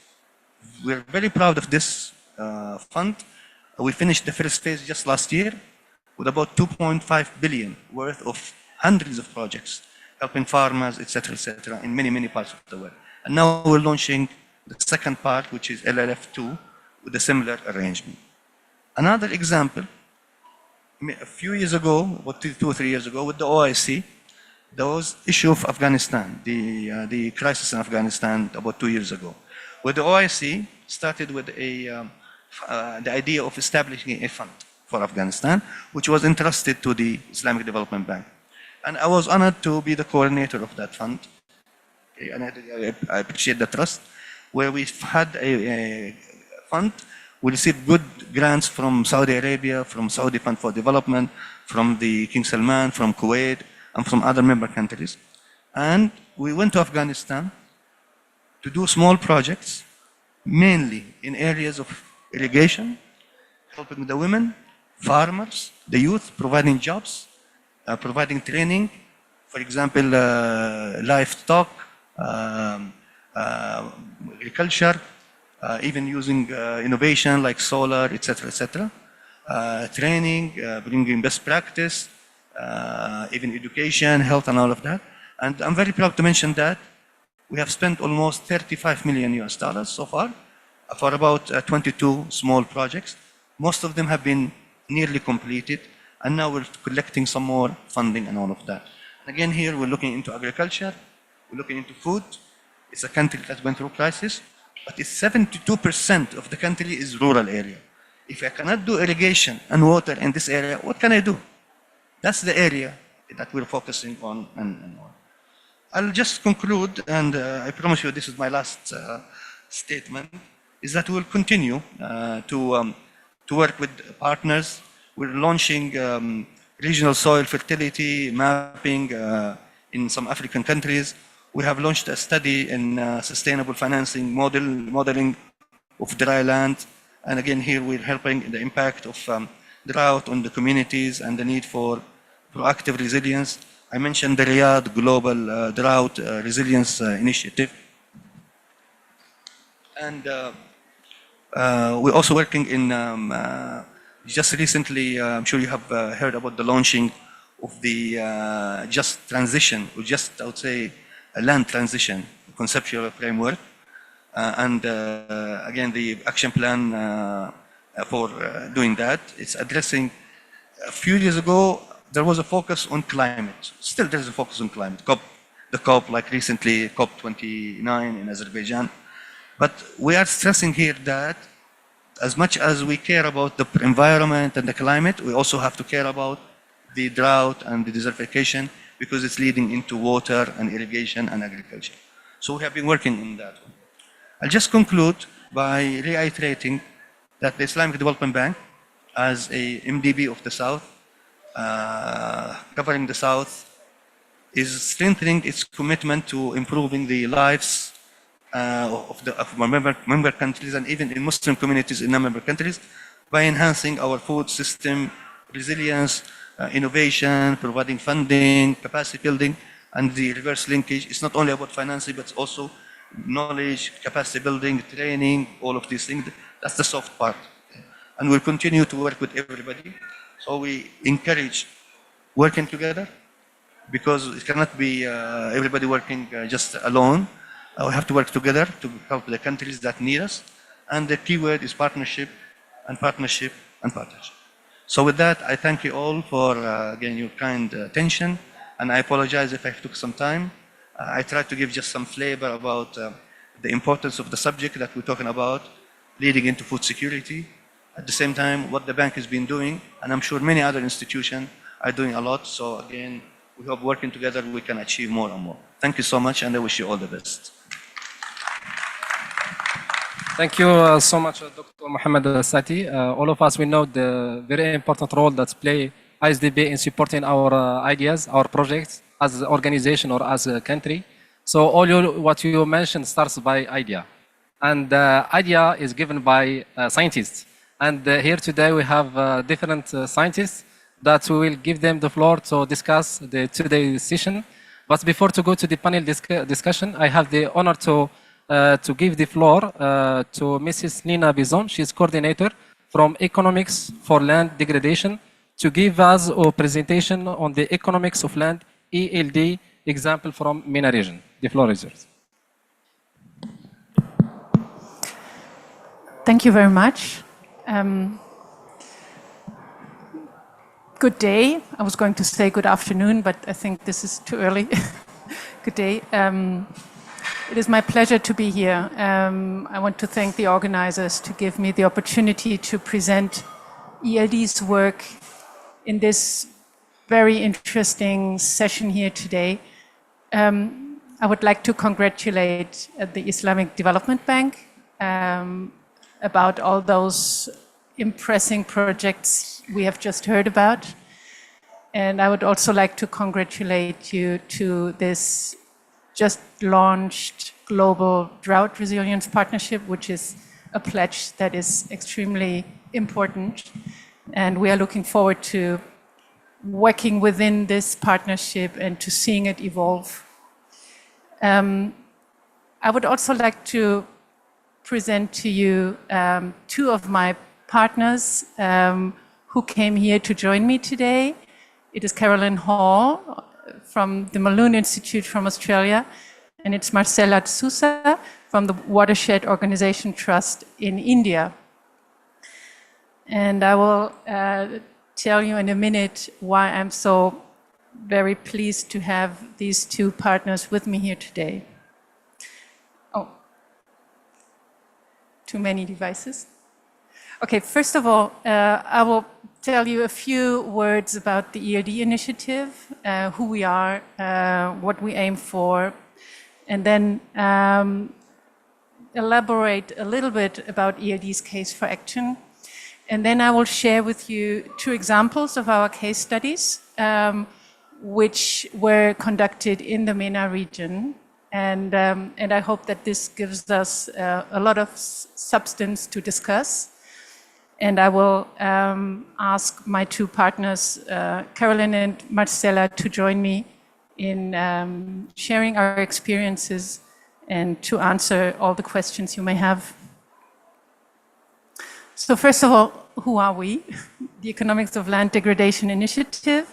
We are a global initiative that's been, sorry for that, that's been launched during the UNCCD COP in 2011 by the German Development Corporation, so the Ministry for Economic Cooperation and Development of Germany, the UNCCD, and the European Commission.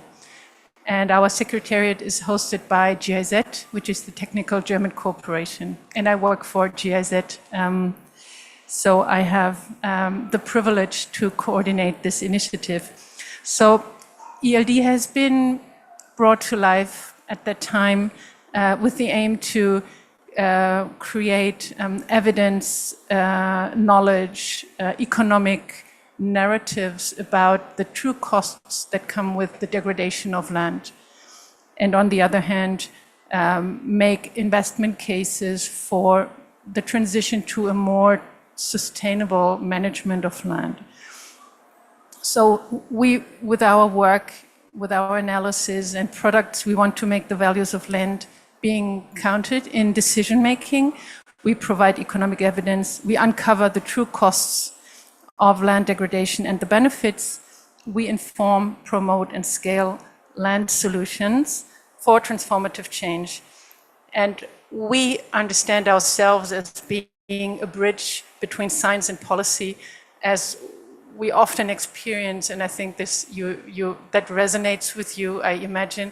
Very often, policy asks for knowledge, and then science speaks a bit different language and provides knowledge that is not so easily being taken up by policy. So what we do is we are working at the science policy interface and also including the practice. So all the experience with those actors working on the ground with the farmers, providing all this knowledge of what is possible and under what circumstances. So we combine all these three perspectives to the same challenge we all want to tackle.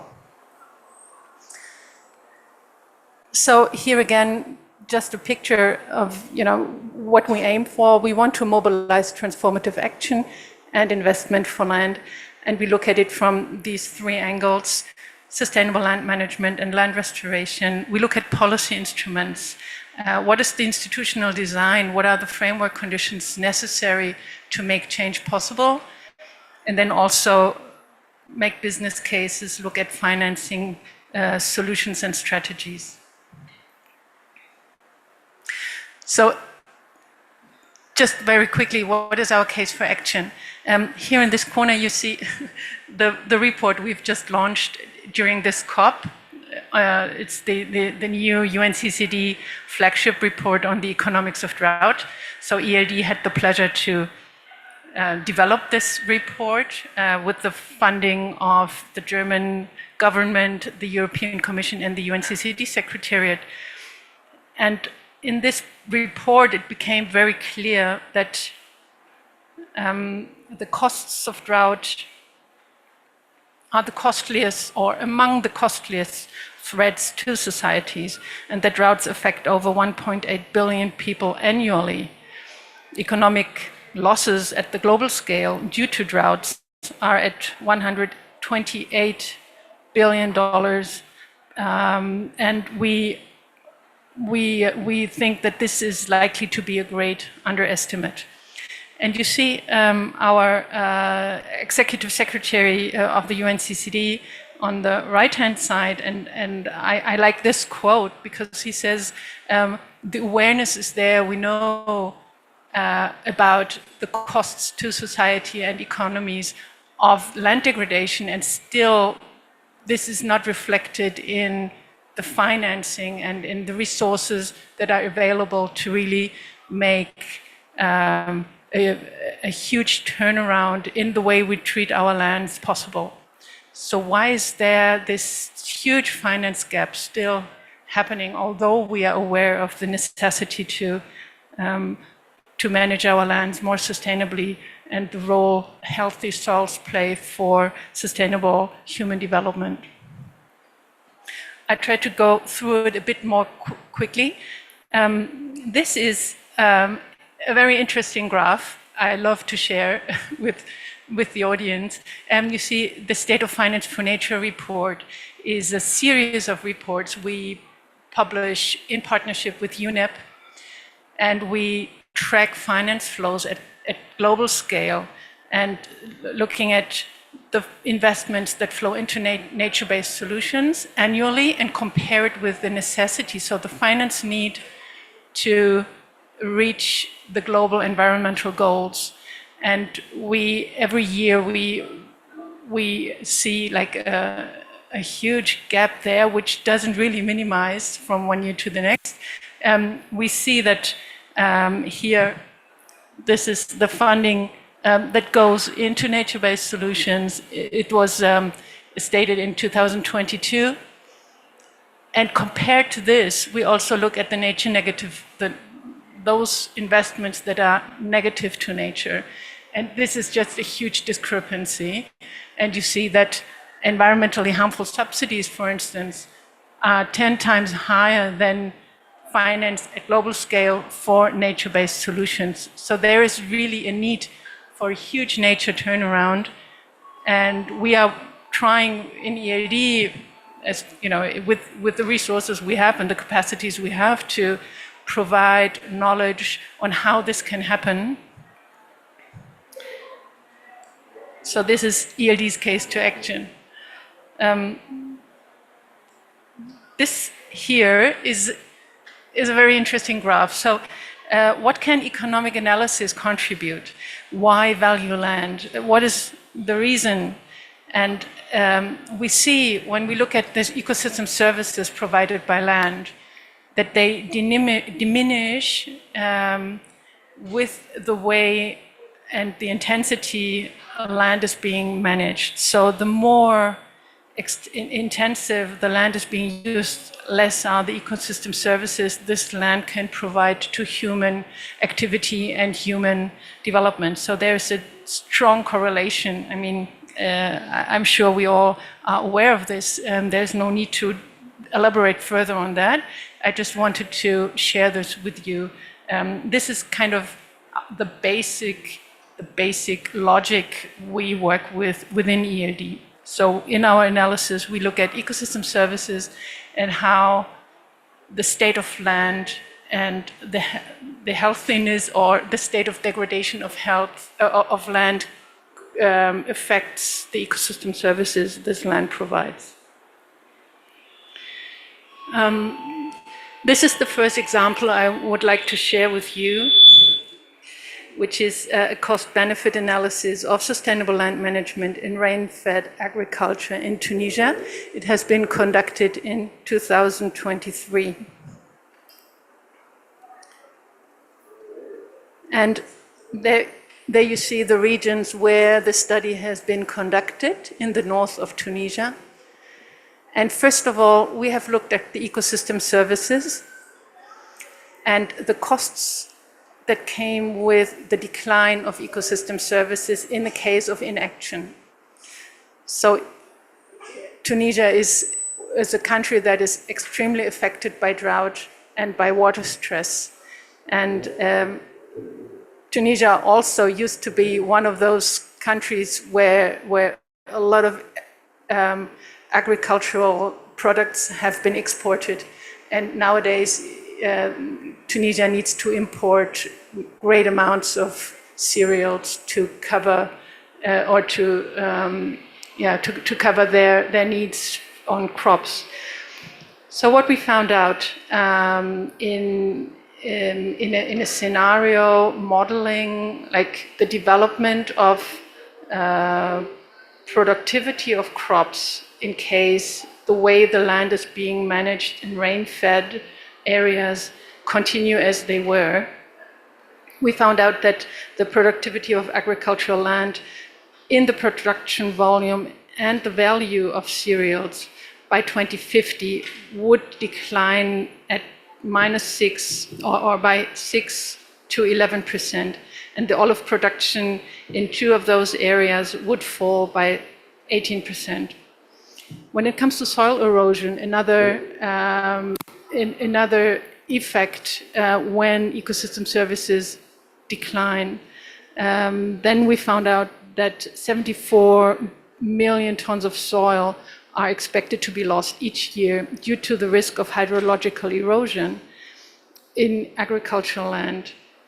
And this is associated with a reduction in production of 14% of cereal crops and 5% of olives. In addition to that, risk that 18 million tons of sediment will end up in dams, and there are 10 dams altogether in those 4 governorates, and the estimation is about $31 million that would be needed to replace the capacity of those dams when that would be lost by sedimentation in the year 2050. So here, this is the graphs related to when you see like the decline of productivity in a business as usual scenario related to the loss of ecosystem services. On the one hand, here at the left-hand side, the loss of crop yields due to reduced water availability, and on the right-hand side, the loss of olive production due to reduced water availability in case of inaction. So here again, in total numbers, like the olive production would decline by 9 million tons per US dollar, and cereals would decline, depending on the discount rate of 7 or 15%, of 300 million tons per US dollar. So on the other hand, the cost-benefit analysis. So Tunisia has given itself a national strategy for sustainable land management in the country, and we have been calculating the costs that come with the implementation of this change, the transition and land management. What would that cost, and what would be the benefits that come with it? And the results are striking. So it means that the cost-benefit ratio, the cost-benefit ratio is calculated as being 1 to 14 or 1 to 12, depending on the discount rate, which means each dinar invested would result in more than 10 dinars in benefit. And when it comes to the distribution of benefits among the different stakeholders, it would mean in the implementation of the national strategy that 54% of the gains through this transition would be benefiting the public budget by a return on investment of 1 to 5, and the agricultural producers would recoup more than 42% in crop gains. Mrs. Nina, Yeah. sorry for interruption. You have Yeah. 2 more minutes. Okay, how to many? summarize. 2 minutes. 2 minutes. Yeah. Okay, so then I'll be quick. Just a second example from Jordan, which is an economic valuation of large-scale rangeland restoration through the HEMA system in Jordan, which has been conducted in 2015. Here, the situation in the last 50 years was an extreme overgrazing due to fodder subsidies which were in place, which incentivized a heavy stocking beyond the carrying capacity of land. This is in combination with the declining of rainfall and a high runoff of fertile soils and changes in tenure regimes, and then the abandonment of natural water harvesting and the al-hima practices, which is a traditional practice of grazing in the area, which is based on a system of circulating grazing and rest lands. So that gives land the opportunity to recover and to produce new fodder. And the analysis, the ELD study has looked at the possible or the impact, the application of the traditional HEMA system would have in the availability of fodder, and looked at it in two scenarios. One was the baseline scenario again, so business as usual, nothing changes.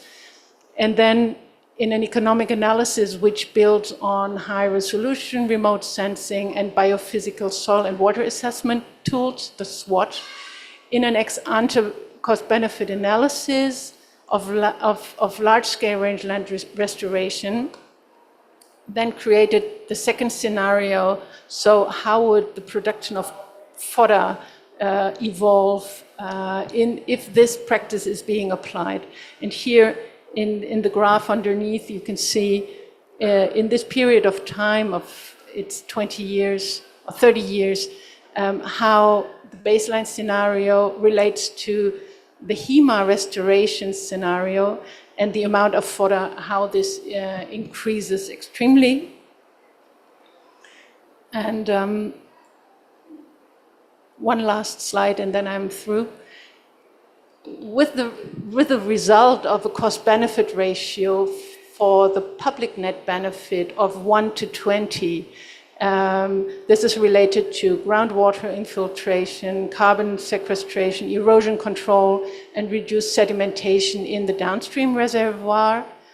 And the private net benefit is a cost-benefit ratio of 2 to 1, which is related to the increase in forage quality and quantity. So these are very clear benefits we could show within this analysis.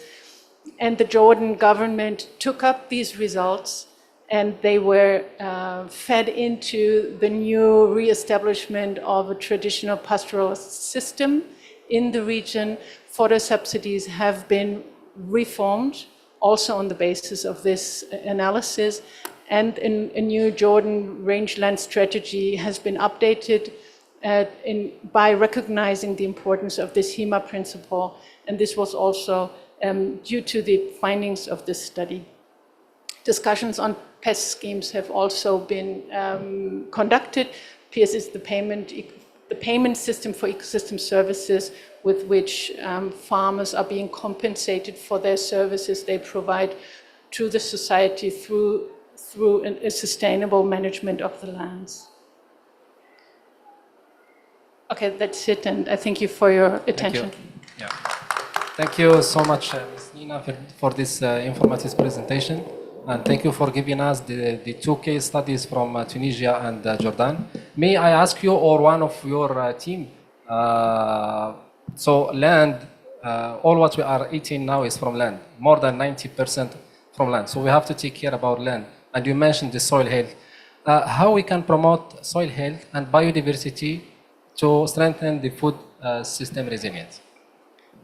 Maybe Caroline or...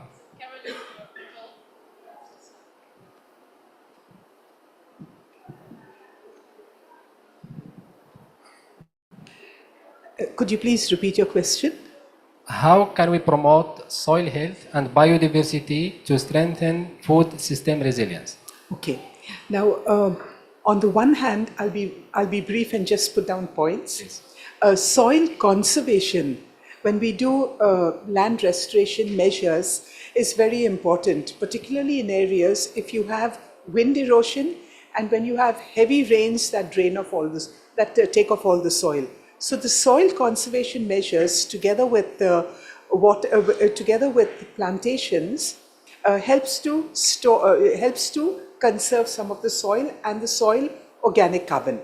But the other part, which is very important, is the quality of the soil, and that is when restoration takes place with more and more of organic formulations and biomass that is put back into the soil, so that it then replenishes, enhances the soil quality. So this is one aspect of it. On the other aspect is the way we treat the land. And the land is not just the agriculture we grow, but also conserving the soil microbiomes, which is very important. The soil microbiomes that are there within, and we need to have a protective measure so that the soil microbiomes can be conserved. What we have found in India, if the land is degraded and denuded by cutting of trees and not growing any plantation, the summer temperature, which now has increased very high, actually has about 2 to 3 months of intense heat that destroys the soil microbiomes. And this has to be prevented, which we do with plantation and cover. And the other part is through organic composting. In this way, and the biodiversity, going more and more into the agro-biodiversity, as well as the the natural forests and along the riverine systems to plant, to allow the natural biodiversity to improve. And that entire system helps to restore and protect the land. Thank you. Do you have something to add? Yes, in Australia, the work that we are doing is focused on restoring the function of the landscape, with a particular emphasis on the way water moves through the landscape, the way water is cycled in the landscape, and the way water is stored in the landscape. So if we can slow that water down by repairing our riparian areas, by repairing our streams and rivers, we acknowledge that in Australia, 200 years of changed land use has altered the way water moves through the landscape. We had 65,000 years of traditional land management that managed water and retained water in the landscape, but in a very short amount of time, the introduction of conventional European-style agriculture has altered that. So if we can repair our streams and the function of our landscape and rebuild those big spongy wet floodplains, they grow more of anything, they're more productive, so that is putting money in the farmers' pockets, but they're also more resilient to drought because they're holding water in the landscape. With a healthy living soil, you're holding water, you're banking water in that landscape that leaks out slowly over time. They're also more resilient to bushfire, which is a major climatic issue that we face in Australia. And when they become revegetated, and there's lots of riparian vegetation, they're much harder to wash away in big, intense flooding episodes. Yeah, thank you so much. So let's move now to Qatar. And we have with us Dr. Syed Mohammed Lazazi. He is a genetic resources expert from the Ministry of Municipality of Qatar. Doctor, based on your experience and dealing with soil health, biochar, and this stuff, what role do sustainable farming practices, such as the sustainable Qatari farming method, play in improving food security and reducing dependence on global agriculture inputs in the face of climate change challenge in the MENA region? Good morning, everybody. Assalamu alaikum. As you know, our MENA region facing many problems like soil degradation, salinity, limitation of water, limitation of land for agriculture. So we try in our institution in Qatar to make mega projects, especially during the COVID 2019.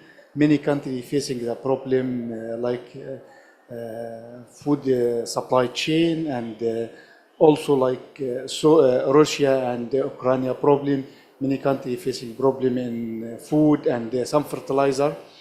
So we try to go direct for what the farmer needs, and we try to establish new technology or new traditional agriculture farming using the many techniques to don't use any fertilizer, any chemical pesticide.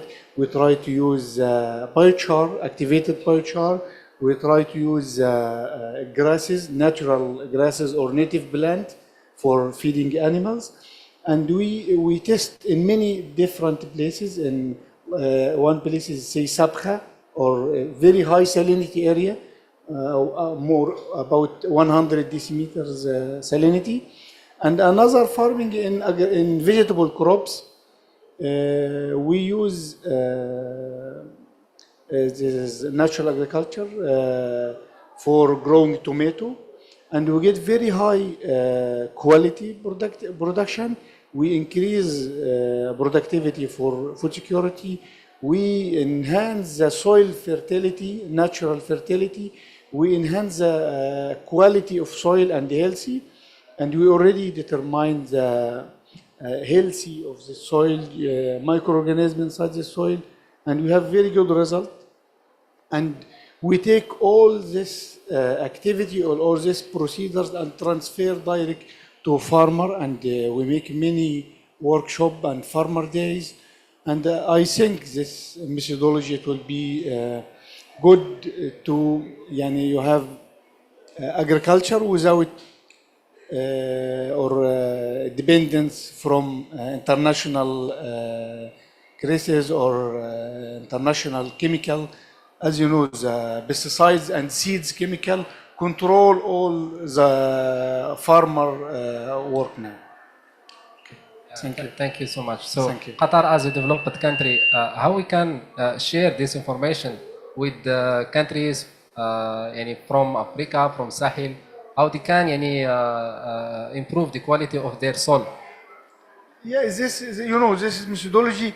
In the beginning, we will face very problem or difficult to transfer direct to farmer. You have to explain for farmer. Farmer looking for interest. How much I will input for the ground and how much money I will take. So you have to explain for them what you will input and what you will take from this methods. Thank you so much. Let's move to the policy and governance sector. And pleasure to have with us Dr. Mohamedou Tonkari. He's a regional director for MENA region from the Global Green Growth Institute. And I would like to thank GGI for coordinating, supporting, and organizing with us this very important session. Doctor, based on your experience and the mission of GGI, what policy interventions are most effective in supporting resilient food systems? Thank you very much, Abdulaziz. Good morning, everyone, and good afternoon. Sorry to come a bit late. I was speaking in an earlier event that started a bit late. It's happened in this COP. I think, Abdulaziz, your question has been partly responded by Dr. Mohammed in the keynote speech.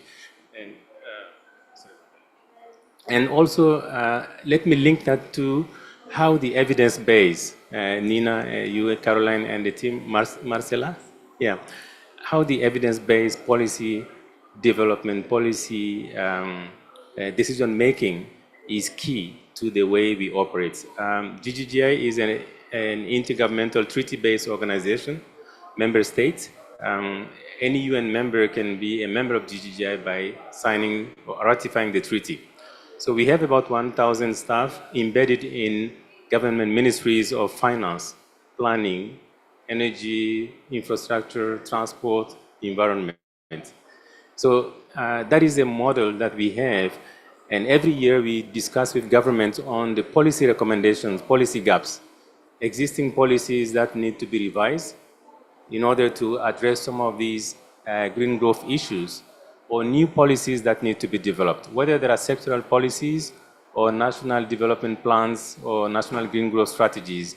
We put all of those into policies. So to come to your question, Abdulaziz, there are a few specific aspects to that. One is linked to whenever we look at the policies, we look at how it can help to advance the green growth ambitions of the country. And when we say green growth ambition, linking to the topics of this COP16 desertification, it's about climate smart agriculture, it's about food security, it's about linking that to land restoration, how we can actually ensure food security without destroying the nature. And that is feasible. So there are ways to address it, and to do that we need the policies. At the same time, the policies need to be translated into investment plans.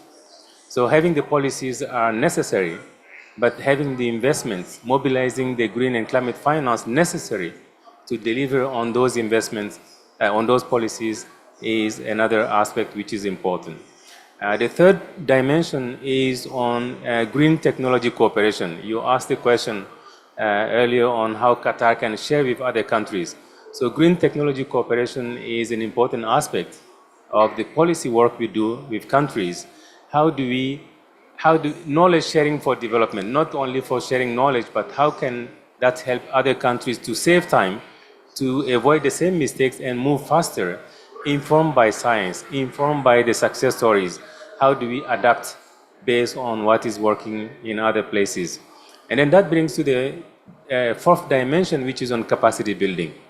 So what we have done in a number of countries is doing blended finance, because policies linked to finance, it requires the blended finance. We are pleased to have the MOU with Islamic Development Bank, and as part of that MOU also with ICESCO.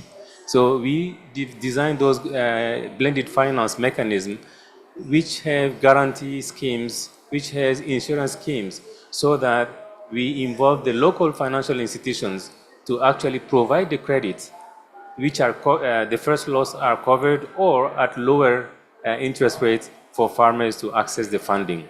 So in a way, there are solutions that exist to implement the policies, but those solutions require the financing.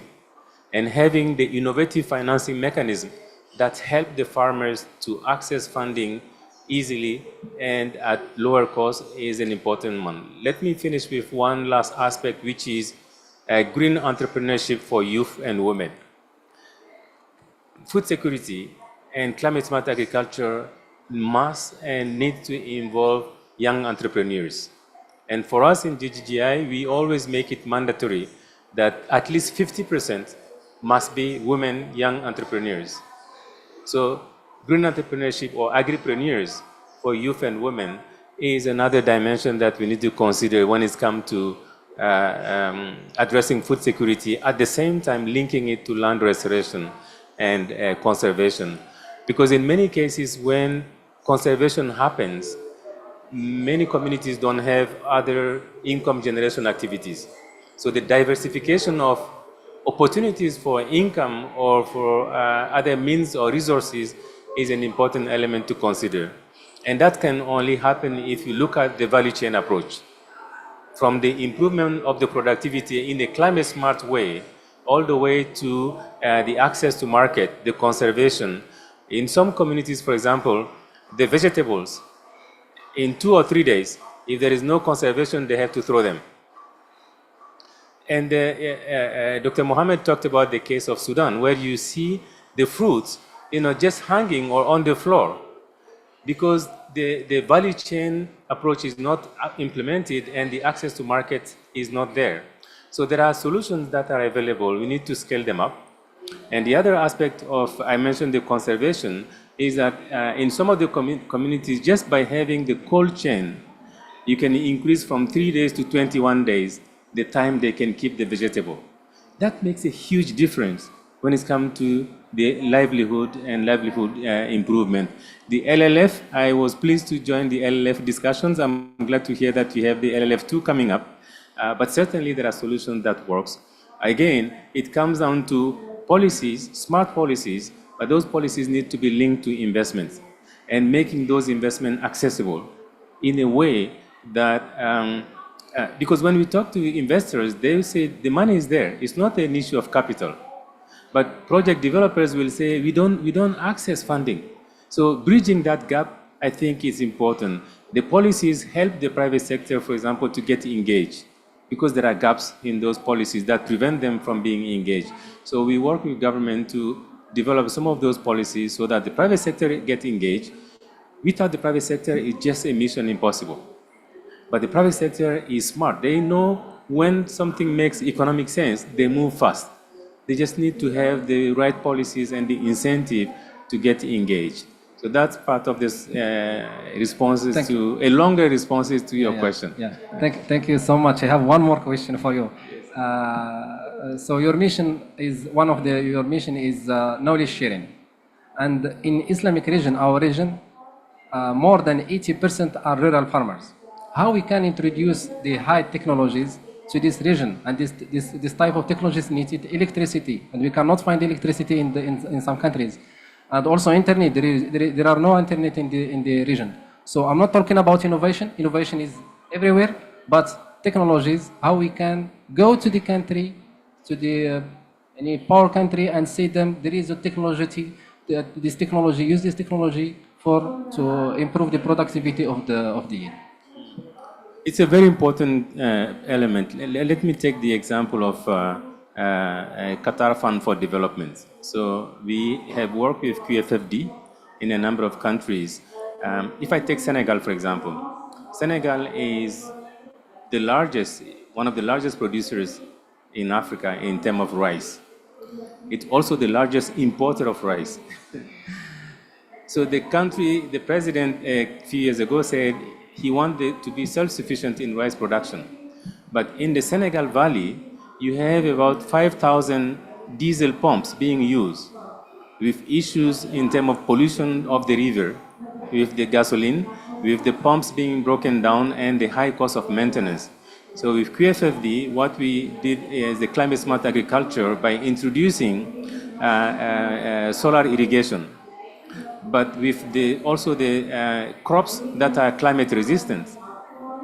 And there is a third component, which is that young entrepreneurs for the installation and the maintenance by creating jobs. So by creating jobs for those young entrepreneurs in maintaining those systems, you actually bring that technology, which is easily manageable once you have the proper training and the capacity building in place. Now, it's not enough, because you also need to work on the conservation. You have to work on the access to market. You have to work on the access to information, market information, which is important for them.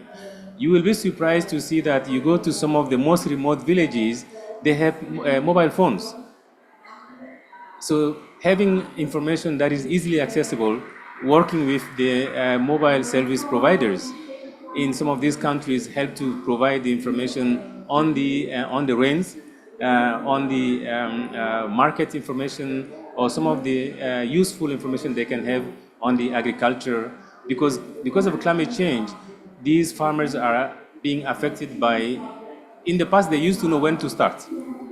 In some places they don't even know when to start. They can plant 2-3 times. The rainy season used to start in June. In some places, start at the end of July. So to have that information, the agri-useful information in partnership with mobile service providers has been one of the tools we use, so that they get the useful information as well as the markets, the commodity prices. But it's an important element. Knowledge sharing is about the access to the knowledge. It's also about the use of that knowledge and how to make that usable. Language barrier need to be addressed, making it, when you go to a scientific conference, it's a different type of language that when you go to talk to the cooperative farmers. So making it accessible certainly works. And one last thing to add here is that anytime that we deal with farmers or communities, you need to have champions. The champions are people who can demonstrate, because whenever we go to these meetings or we go to visit projects, they see us as coming from the capital cities or coming from offices. You need those champions, and these are people who have demonstrated and they believe in it. When they talk to each other, they understand each other, and the trust is much bigger than when it's only us coming with the PowerPoint or the presentations or the videos. So those champions within the communities are going to make a difference. And the last, not the least, youth and children as change agents. They are smart. You give a new phone to a 10 or 12 years old girls or boy, they don't even need the user manual to start using it. So youth and children as young agents in those communities to help in the access to information is an important one, which means that the school will always play a key role in the transformation of the agricultural system we have. So the knowledge sharing is not only in the community of experts, developers, practitioners, but how the other part of the communities, like the schools, like the champions, like the leaders, community leaders, religious leaders, how they can play their part into conveying the message. Those are key parts of the process. Yeah, thank you so much, Dr. Mohammedo. So I will give the floor now to the audience. We have 10 minutes left. Yeah. A couple of questions. First to His Excellency, Dr. Muhammad Jamal. Excellency, you know we humans grow about 4 billion tons of grain every year, which is enough to feed 10 billion people. But 1 billion ton we waste, and 25 of the most wasteful countries are located in our OIC member country. While I understand the need for growing more crops, but we already grow a lot of crop. Is the bank working on some initiatives to reduce this wastage? You mentioned in Sudan a lot of fruit was being wasted, but a lot of post-consumption food is also wasted in our member countries. So is the bank working on any such initiatives? Because we can feed a lot of people from these food wastages that we are creating. Thank you. Yeah, thank you very much. This is very, very important. And I'm sure the ICDB, along with many other organizations, are trying to do their best in there. So, as you mentioned, it's the issue sometimes it's not about the productivity. The production could be high, but the issue is the accessibility. Again, my colleague also mentioned this issue, access to the market, the issue of kind of like protection. Sudan is an example. I'm sure there are other countries. There is abundance of production in the field in there, but who's there to collect it, store it, package it, and then take it to the market? Unfortunately, many countries, the farmers themselves are taking all this risk, and then by the time they take their products all the way to the farm, to the market, unfortunately, and sorry to say that, the business or those who are controlling the markets, they're greedy. Sorry for saying that. Okay. So these poor people, they're doing all of that effort, and they go there, and sometimes they sell it even below cost. And sometimes even by the time they arrive to the market, it's wasted. So this is the fact. Now, what are we doing in that one? For example, the issue of the value chain. Now, I mentioned two examples, like rice value chain and also cassava. And this could apply also to later on to vegetables and fruits and all of that. So here, we as a ICDB group, we're privileged when we say that the group, we do have the bank, which is the sovereign, which is the public, that you're dealing with the government, providing loans, capacity building, etc. We have trade, ITFC. So here is the part which is trading between countries, etc. Then we have ICESCO, which provide also the insurance coverage and the guarantees, takaful, etc. And we have ICD, which is the private sector. So again, this issue about microfinance, Islamic microfinance, SMEs, providing lines of financing, etc., etc.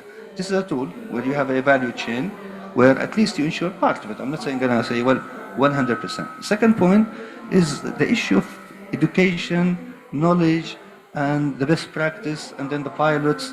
How can you educate the farmers about better protection, better productivity, finding markets, and maybe I mentioned the reverse linkage program, where it could be at high level, sometimes it could be at the lower level, where you can bring a champion or somebody, it could be a group, it could be a company who knows the business very well. So we introduce them to the farms and to the remote areas to provide them support, get them to be oriented, to know the issues, and then to help them. And here I want to, just one quick example. I mentioned the case of Afghanistan. Our focus, honestly, the day that we took that responsibility from the OIC to run the HTF, which is Afghanistan Humanitarian Trust Fund, our condition was this. We're not going to go there, just give grants and disappear. Because it's just like the saying that, don't feed me fish every day. Teach me how to fish. So what we said, this fund is about, first of all, resilience, self-sufficiency, stability, and then you can go into development and all of that. So in every project that we do in Afghanistan, the issue of knowledge is there. So we rely on the UN, for example, or other NGOs and all that. They go work with the farmers. all the youth, all the women, in very areas, train them. And even sometimes bring some machineries and all of that. So even they train on the machinery, on the maintenance and all of that. And then after a few weeks and all of that, they disappear. And then the responsibility goes to the locals. So then they do the business in a way. So there are ways and means that we are doing that, inshallah. If I may ask one more question. Dr. Muhammad, question to you. You know, I'm basically, I forgot to introduce myself. My name is Professor Dr. Rahil Kamar. I'm the head of Science and Environment sector at ICESCO. I'm basically a geneticist, a human geneticist. You know, the last 33 odd centuries, centuries not, decades that I've been in science, I've been hearing a lot about halophytes and, you know, especially for saline areas. And now we know the genes involved in halophytes also. They are antipoters, they are ion channel genes, and they are antioxidant genes. So, you know, what is the technological impediment that we have not been able to generate any glycophytes up till now? You know, that is the need, because in India and Pakistan, I'm from Pakistan, India and Pakistan, there is a lot of land which is being lost to salinity. And these glycophytes would be the real solution to such sort of land. So what is the technological impediment over here? Until now, about glycophyte, we didn't have any work in this area, but mainly we are working in halophytes. We try to planting many halophytes. It's already natural growing in the seawater, like salicornia, mangroves, halobiplas. Already we get this, take these seeds and already growing under the saline condition, but we try to use like reused water for this area. But mainly we didn't have work in this area. Exactly. Yeah, please. You allow me? Sorry again to take the floor again. When you're talking about salinity, by the way, I'm not a scientist, okay, I'm an engineer. But when you're talking about salinity, I'm sure you have heard of the International Center for Biosaline Agriculture, ICBA. This is a center that was established, by the way, in next week we'll be celebrating the Silver Jubilee, 25 years. This center was established between the government of UAE and the Islamic Development Bank. As a matter of fact, we took the liberty at the beginning to establish it and manage it, and then we hand it over to the government. And by the way, the head of the DG of ICBA is a dear friend of mine. Used to be Dr. Asmahan Al-Wafi, who's the head of CGR right now, and she's now Dr. Tarifa is the DG. This center is doing lots of work when it comes to salinity. In Africa, in Central Asia, in Southeast Asia, and all of that. So they do lots of research in their headquarters in Dubai. But we, as ISDB, because we are one of the supportive center, we stress on it's not only about theories. It's about whatever research you do, go do it in the field. So we work in Tunisia, we work in Egypt, in many areas where we helped in production of some, again, zirconia. Even at the time, they were trying on quinoa, by the way. Okay. So I just wanted to bring this attention that ICBA is okay. It's just next door here, and they're doing a great job. So I'm not promoting it because we are okay, one of their promoters, but that's an excellent center based in, the work is in salinity, and then again in innovation.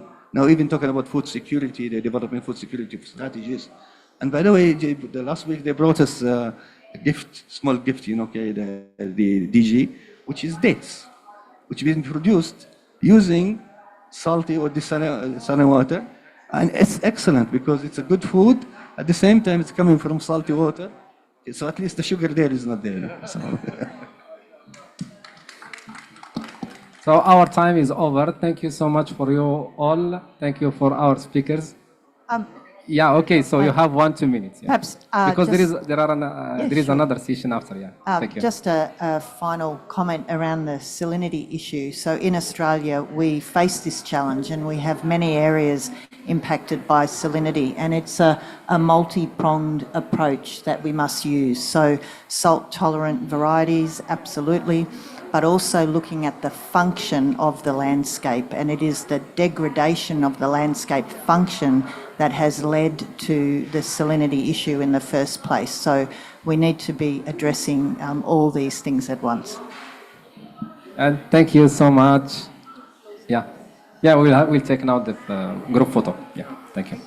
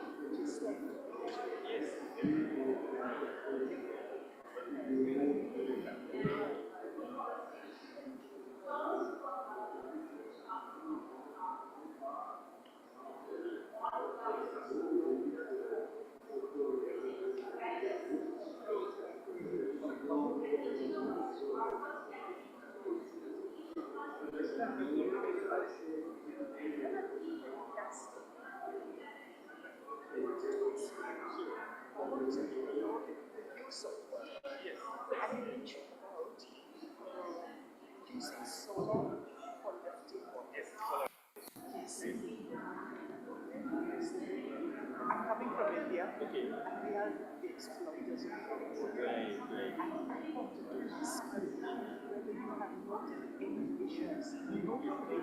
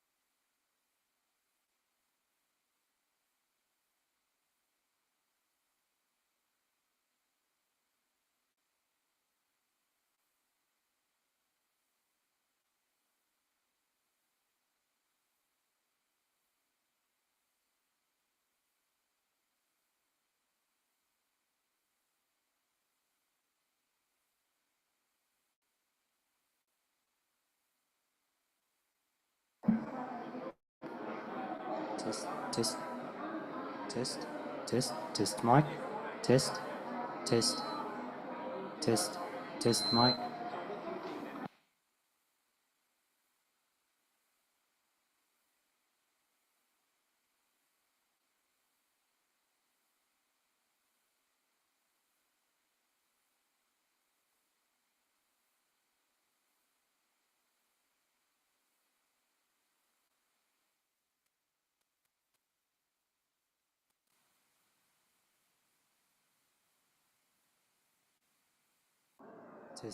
Test mic, test 1 2.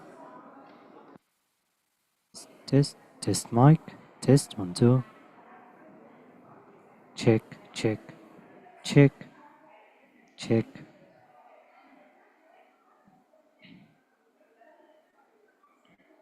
Check mic.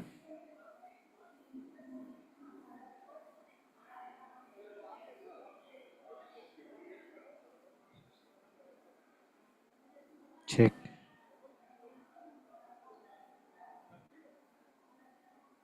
Check mic.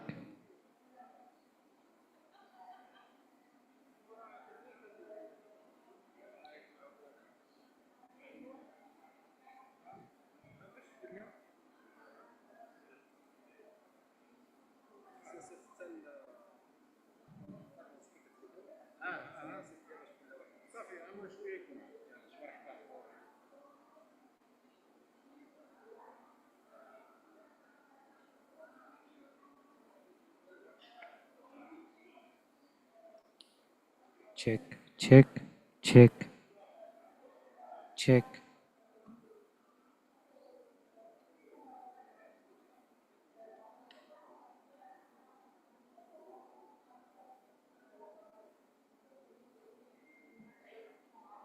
Check, check.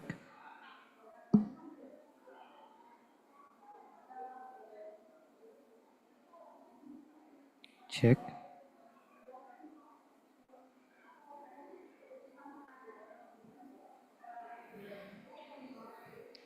Check mic.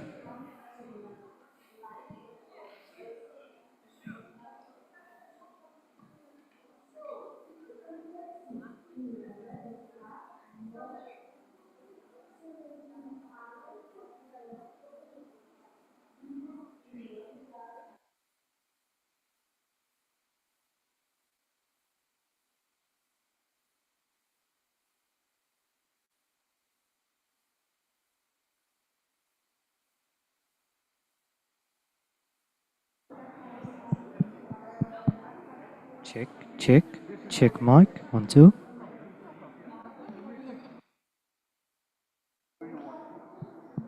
Check, check, check, test. Check mic. Check, check. Check, check. Test, test. 1, 2. Test.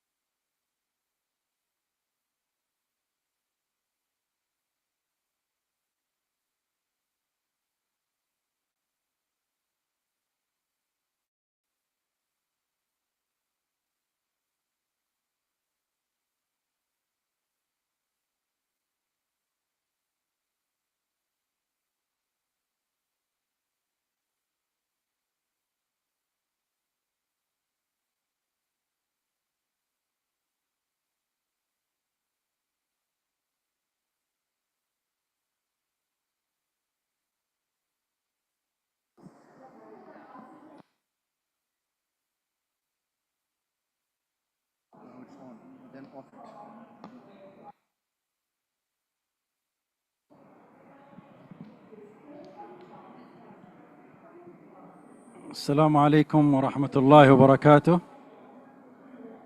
We welcome you to this very special session about governance and climate education building inclusive, data-driven educational models for sustainable future. The challenges posed by climate change and desertification are especially acute in many Islamic countries, particularly across the Middle East and North Africa, acronym as MENA region. According to the World Bank, the MENA region is projected to experience temperature increases of up to 4 degrees centigrade by 2100, well above the global average. This will exacerbate the region's already severe issues of desertification and water scarcity. As of 2023, 80% of land in the MENA region is vulnerable to desertification, with land degradation affecting approximately 30% of a global land area. This threatens local food security, livelihoods, and ecosystem resilience, disproportionately impacting rural and marginalized communities. To address these urgent issues, there is an increasing recognition that education systems must undergo a transformation to prepare future generations for the challenges and opportunities of a climate-resilient world. Education is a key enabler in fostering both the awareness and the skills required to drive climate adaptation and mitigation strategies. However, according to a 2023 UNESCO report, climate literacy remains low worldwide, with only 39% of young people demonstrating adequate understanding of climate change and environmental issues. In Islamic countries, the gap in climate education is more pronounced due to outdated curricula, limited integration of environmental sustainability into school programs, and insufficient teacher training in climate resilience. Mr. Waqas. Thank you, Dr. Ahmed. Transforming education systems is crucial to bringing this gap. Inclusive data-driven governance models that involve policymakers, educational institutions, local communities, and youth are needed to ensure that climate education is not only integrated across the curricula, but is also relevant, localized, and actionable. The transformation must be driven by evidence-based policies. Switch it off, your mic. The transformation must be driven by evidence-based policies, the incorporation of climate data, and collaboration across all levels of the education system. As part of active member of the global community, the Islamic World Educational, Scientific and Cultural Organization, ICESCO, has been actively working to support member states and has recently launched its Greening Education Framework in collaboration with Cambridge University Press and Assessment. This policy recommendation framework, with short and long-term targets covering next 10 years, is designed to help countries incorporate climate change and sustainability into their education systems, enabling them to build resilience against environmental shocks and promoting climate change education in a holistic manner. ICESCO encourages countries to develop educational systems that emphasize environmental sustainability, green skills, and climate adaptation as essential components. This high-level panel discussion will focus on how transforming education systems through inclusive, data-driven governance model can serve as key enabler for effective climate education. For this part, I'll give it to Dr. Banyan to please start the question sessions with us. honorable panelists. Thank you, Mr. Waqas. Our first panelist, I will introduce him and I will also address the question in English, and then I will translate it into Arabic for our guest. Dr. Ali Marzouk Al-Ghamdi, Dean, Faculty of Education, Imam Muhammad ibn Saud Islamic University from the Saudi Ministry of Education, Riyadh. As a leader in higher education, how can higher education institutions contribute to the transformation of education system to effectively integrate climate change education?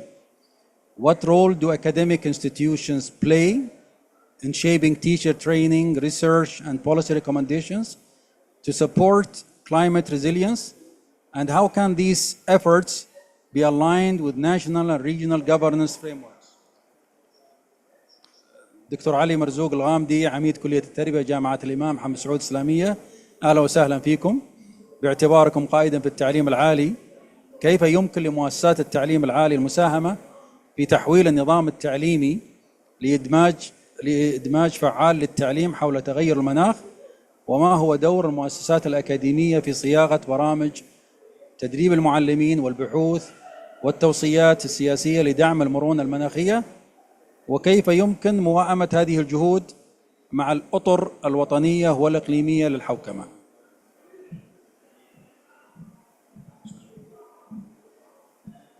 شكرا لكم. بسم الله الرحمن الرحيم.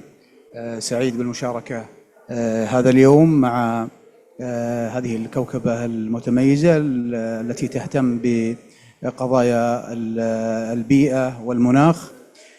في الواقع مؤسسات التعليم العالي متمثلة في الجامعات هي جزء من منظومة كبيرة. نتكلم عن المنظومة في المملكة العربية السعودية، والتي لديها اهتمام كبير بمواجهة والتصدي للتحديات البيئية الكبيرة، وبالتالي هناك مبادرات ومشروعات كبيرة على مستوى الدولة لمواجهة هذه التحديات، وأيضا لرفع الوعي بما يتعلق بالبيئة والمناخ وما يترتب عليها من قضايا. رؤية المملكة 2030 تبنت العديد من المبادرات والمشروعات التي تتعلق بمواجهة التحديات البيئية ورفع وعي المجتمع. تعد الجامعات أو مؤسسات التعليم العالي جزء لا يتجزأ من هذه المنظومة، ويقع على عاتقها الحقيقة أولا انخراط الشباب في هذه الجامعات في مثل هذه القضايا، وإيمانهم التام بأهمية ما يتعلق بقضايا البيئة.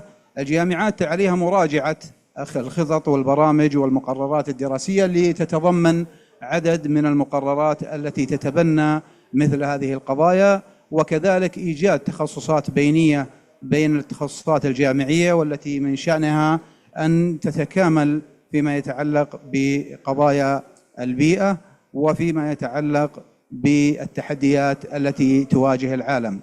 في آخر دراسة الحقيقة بيّنت نتائج الدراسات أن وعي الشباب لا سيما في المجتمع الإسلامي لا زال دون المأمول فيما يتعلق بقضايا البيئة، ولذلك يقع على عاتق الجامعات في رأيي والمؤسسات التعليمية بشكل عام أن تبذل جهدا كبيرا لرفع مستوى الوعي لدى الشباب. أيضا فيما يتعلق بالبحوث هناك تركيز الآن على دعم البحوث المتعلقة بالبيئة، وكذلك ممكن إضافة مقررات في الخطط وبرامج الجامعات سواء في مرحلة البكالوريوس أو في مرحلة الدراسات العليا تتعلق بقضايا وقيم الاهتمام بالبيئة. الجامعات تعمل حاليا على زيادة المساحات الخضراء، وكذلك ترشيد استخدام موارد الطاقة. أيضا التوجه إلى استخدام وسائل وأساليب تعليمية جديدة من شأنها أن تسهم في ترشيد استخدام الطاقة. نتحدث الآن عن الأنظمة الرقمية وعن المنصات التعليمية التي أصبحت تستخدم بديلا للوسائل التقليدية التي لربما لها تأثير بشكل مباشر أو غير مباشر على ما يتعلق بالمناخ والبيئة. وبالتالي في رأيي لا زالت الجهود تحتاج إلى المزيد، سواء على مستوى الخطط والمناهج والمقررات أو على مستوى رفع الوعي لدى المنسوبين والشباب.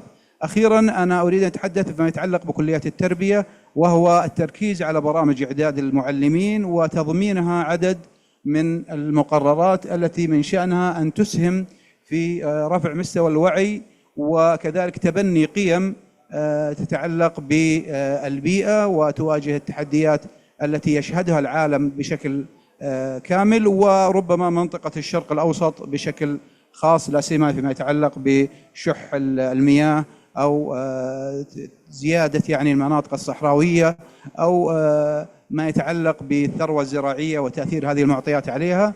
أعتقد الجهود تحتاج إلى مزيد من الدعم وكذلك توجيه البرامج والسياسات التعليمية التي ممكن أن تخدم مثل هذه القيم البيئية، وممكن أيضا أن تدفع الشباب نحو تبني مثل هذه الأفكار والإسهام المجتمعي بشكل عام في مواجهة هذه التحديات. شكرا دكتور. Thank you so much for this very interesting panoramic information, which is about the contribution of the higher education represented by Imam University, specifically College of Education, where there are a lot of efforts targeted towards greening and also the awareness of climate change.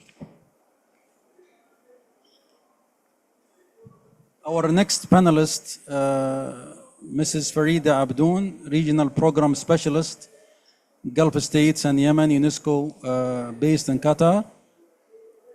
Given the urgent need to integrate climate change education into national curricula, how can UNESCO support the development of inclusive data-driven governance models for climate education that involve all stakeholders, from policymakers to local communities, while ensuring that the curricula are responsive to specific environmental challenges such as desertification, water scarcity, and extreme temperatures? Additionally, how can the Greening Education Partnership be leveraged to facilitate collaboration across sectors and ensure a more holistic approach to embedding sustainability and climate resilience in education systems in the region? Mr. Waqas, for the mic. شكرا جزيلا دكتور محمد. السلام عليكم ورحمة الله وبركاته. أنا راح أقدم ورقة العمل بالإنجليزي. And I have a PowerPoint presentation, if possible. So while the PowerPoint presentation is put up, maybe I can stand.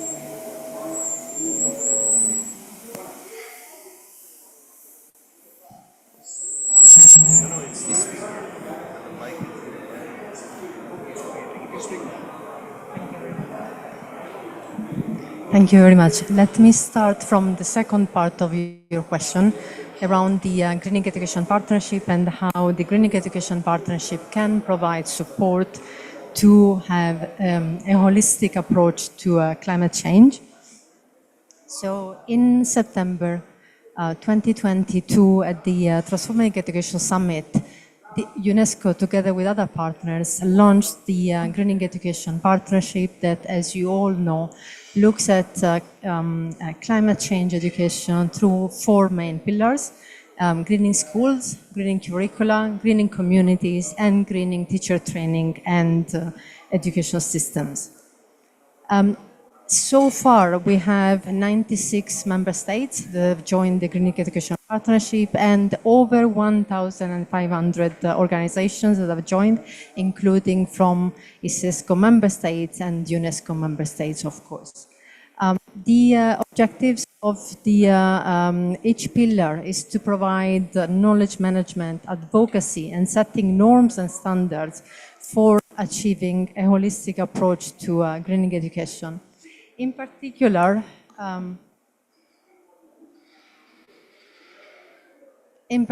let me focus on the UNESCO's contribution to the Greening Education Partnership and how UNESCO is supporting member states with two main guidances. One is on green schools, so green schools quality standards, which is guidance that set the standards for the first time and the definitions of what is a green school.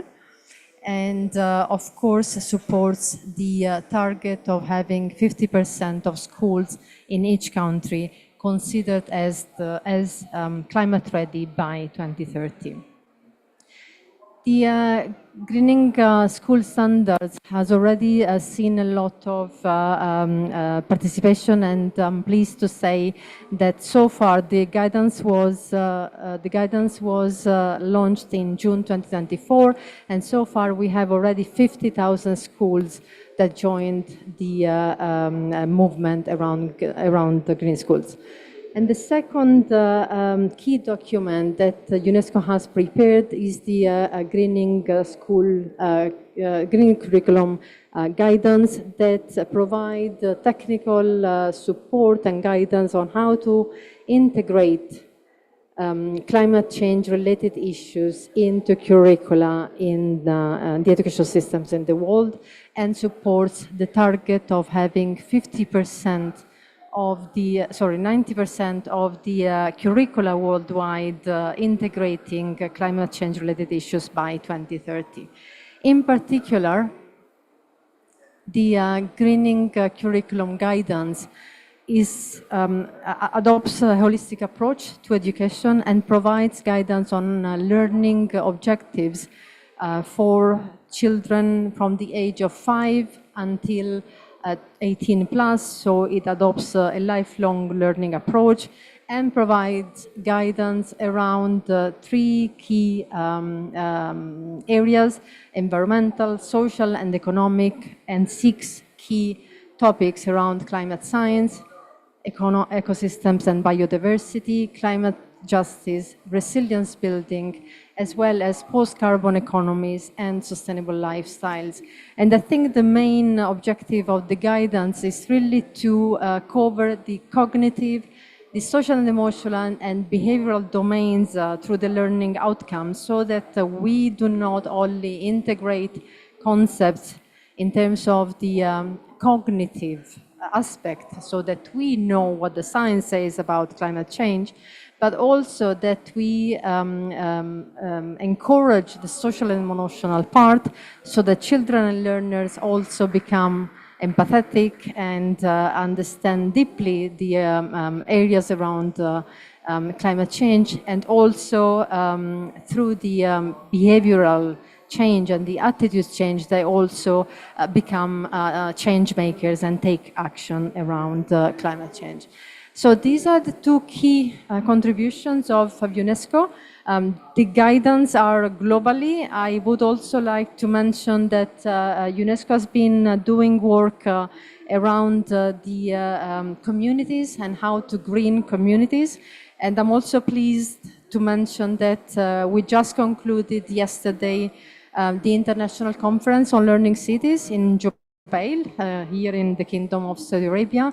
And the International Conference on Learning Cities that also adopted learning cities as at the forefront of climate change, adopted the Jubail outcome document that again provides guidelines on how not only schools but also communities, cities, and local authorities can contribute to climate change education through a lifelong learning perspective.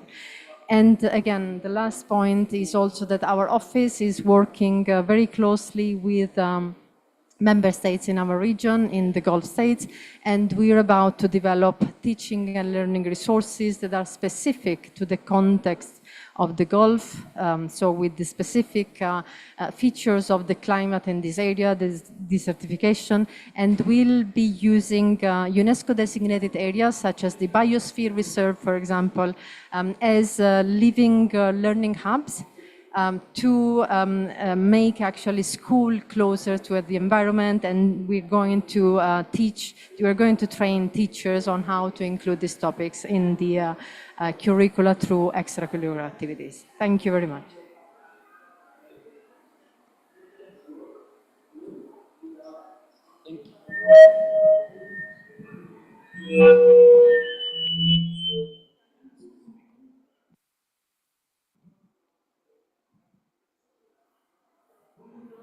Thank you, Mrs. Farida.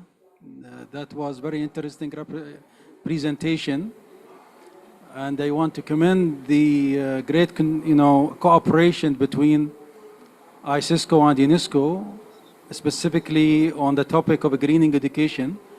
We have been engaging in extensive meetings and also a very important partnership that we are engaging in. And we have also collaborated in the past activity of COP29 in Azerbaijan. Now with Mr. Waqas.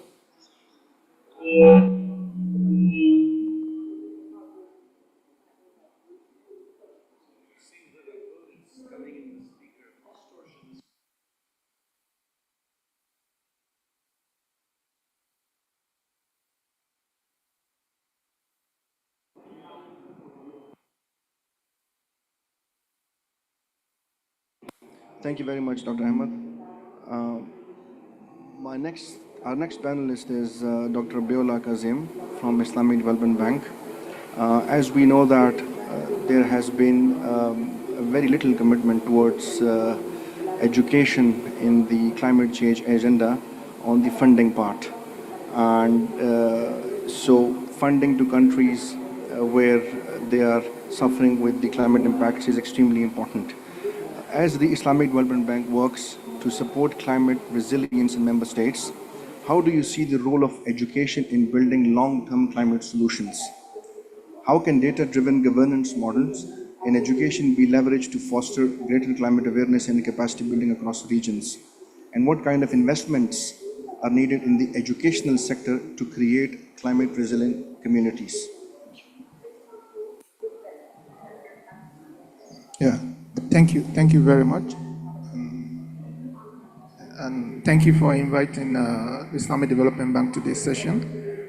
I think this is an interesting topic. I just want to share some data with you. I don't know.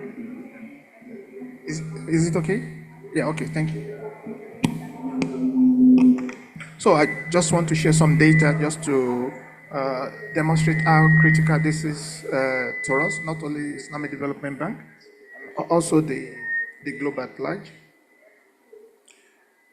Statistics shows that 250 million children and youth between the age of 6 and 18 worldwide are out of school.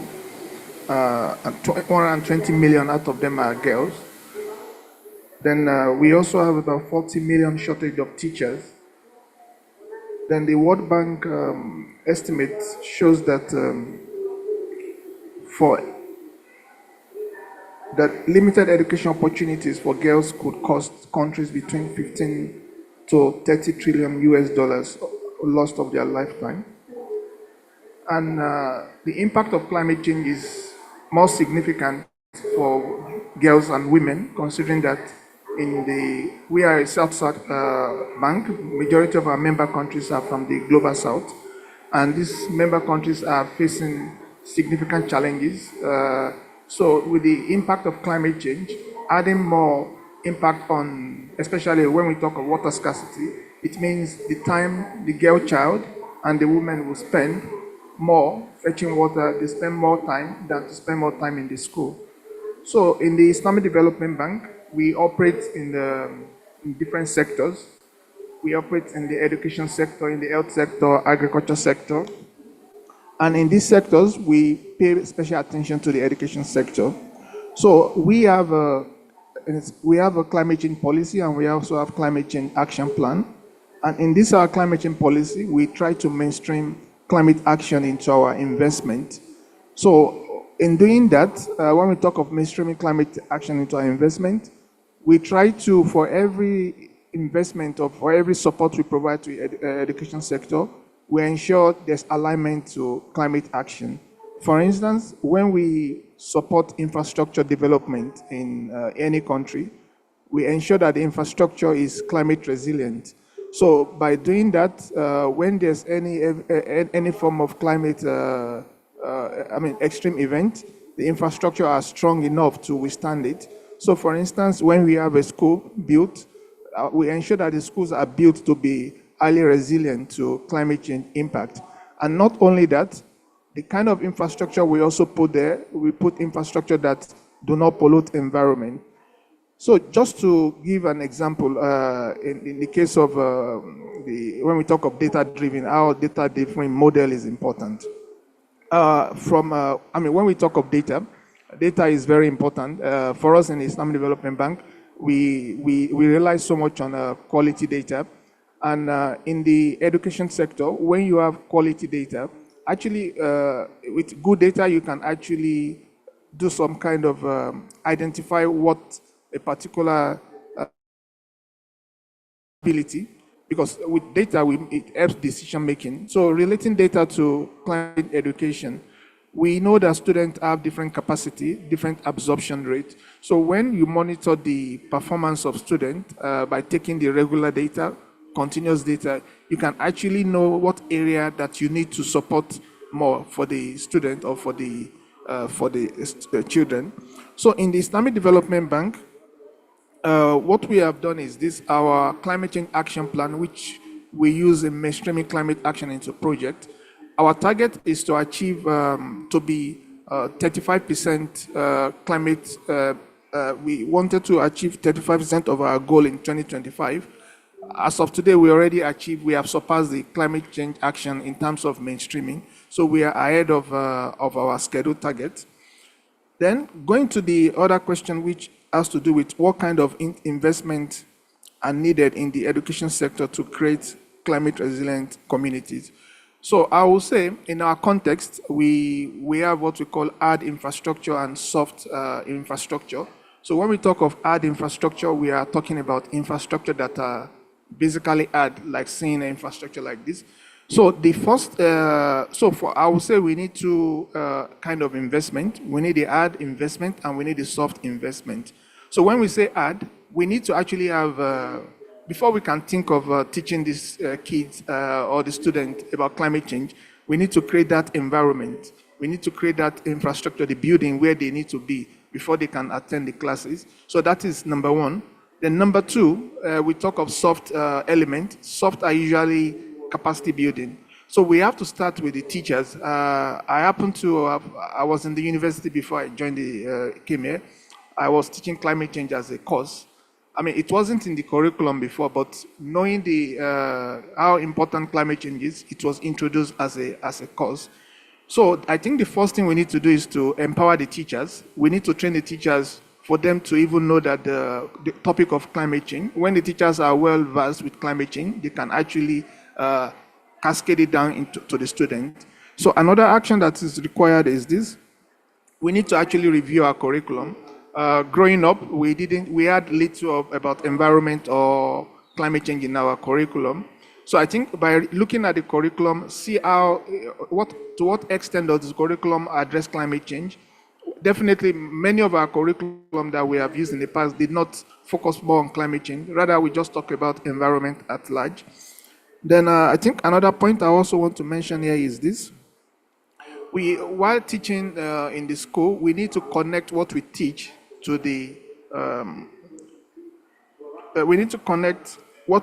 what is happening in our environment.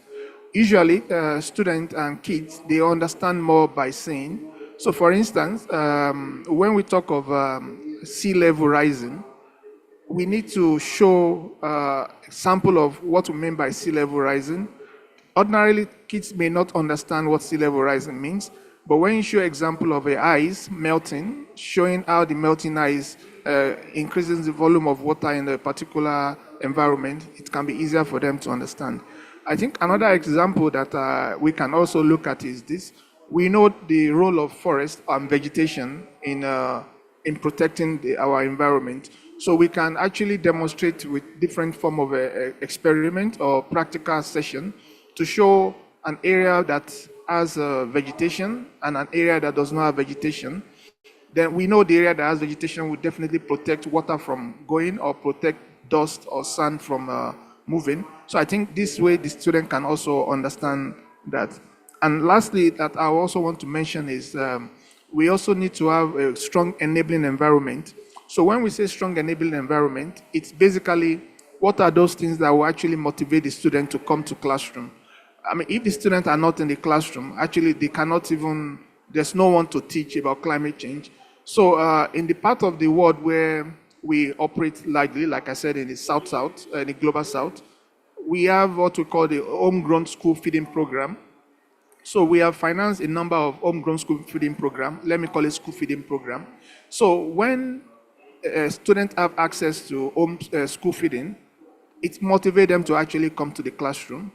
Not only to come to the classroom, to stay long in the classroom. So when students stay long in the classroom, then you can actually deliver clearly your climate change teaching and other form of environmental protection learning that you want to pass across to the student. Thank you very much. Thank you very much, Dr. Biola, for your very important thoughts and the programs that you have just shed light on, that the ISDB is rolling out in the education sector as well as the climate sector. And one of the important takeaways from your intervention is that ISDB is actually investing its role to its climate action plans and in the education areas in a way that if it's the investment in education, program support in education, it should actually integrate the climate resilience component. When we talk about the 4 pillars, like Ms. Farida spoke about, and also the ICESCO education green framework covers the curriculum, teachers, schools, and communities as the 4 pillars. So ISDB's funding in terms of loans or grant would actually also be giving a precondition of having climate component integrated, which is very important for the governments, public sector and private sector to know, and for their governance models to adapt in that way. Thank you very much. Our next panelist is Ms. Jane Mann.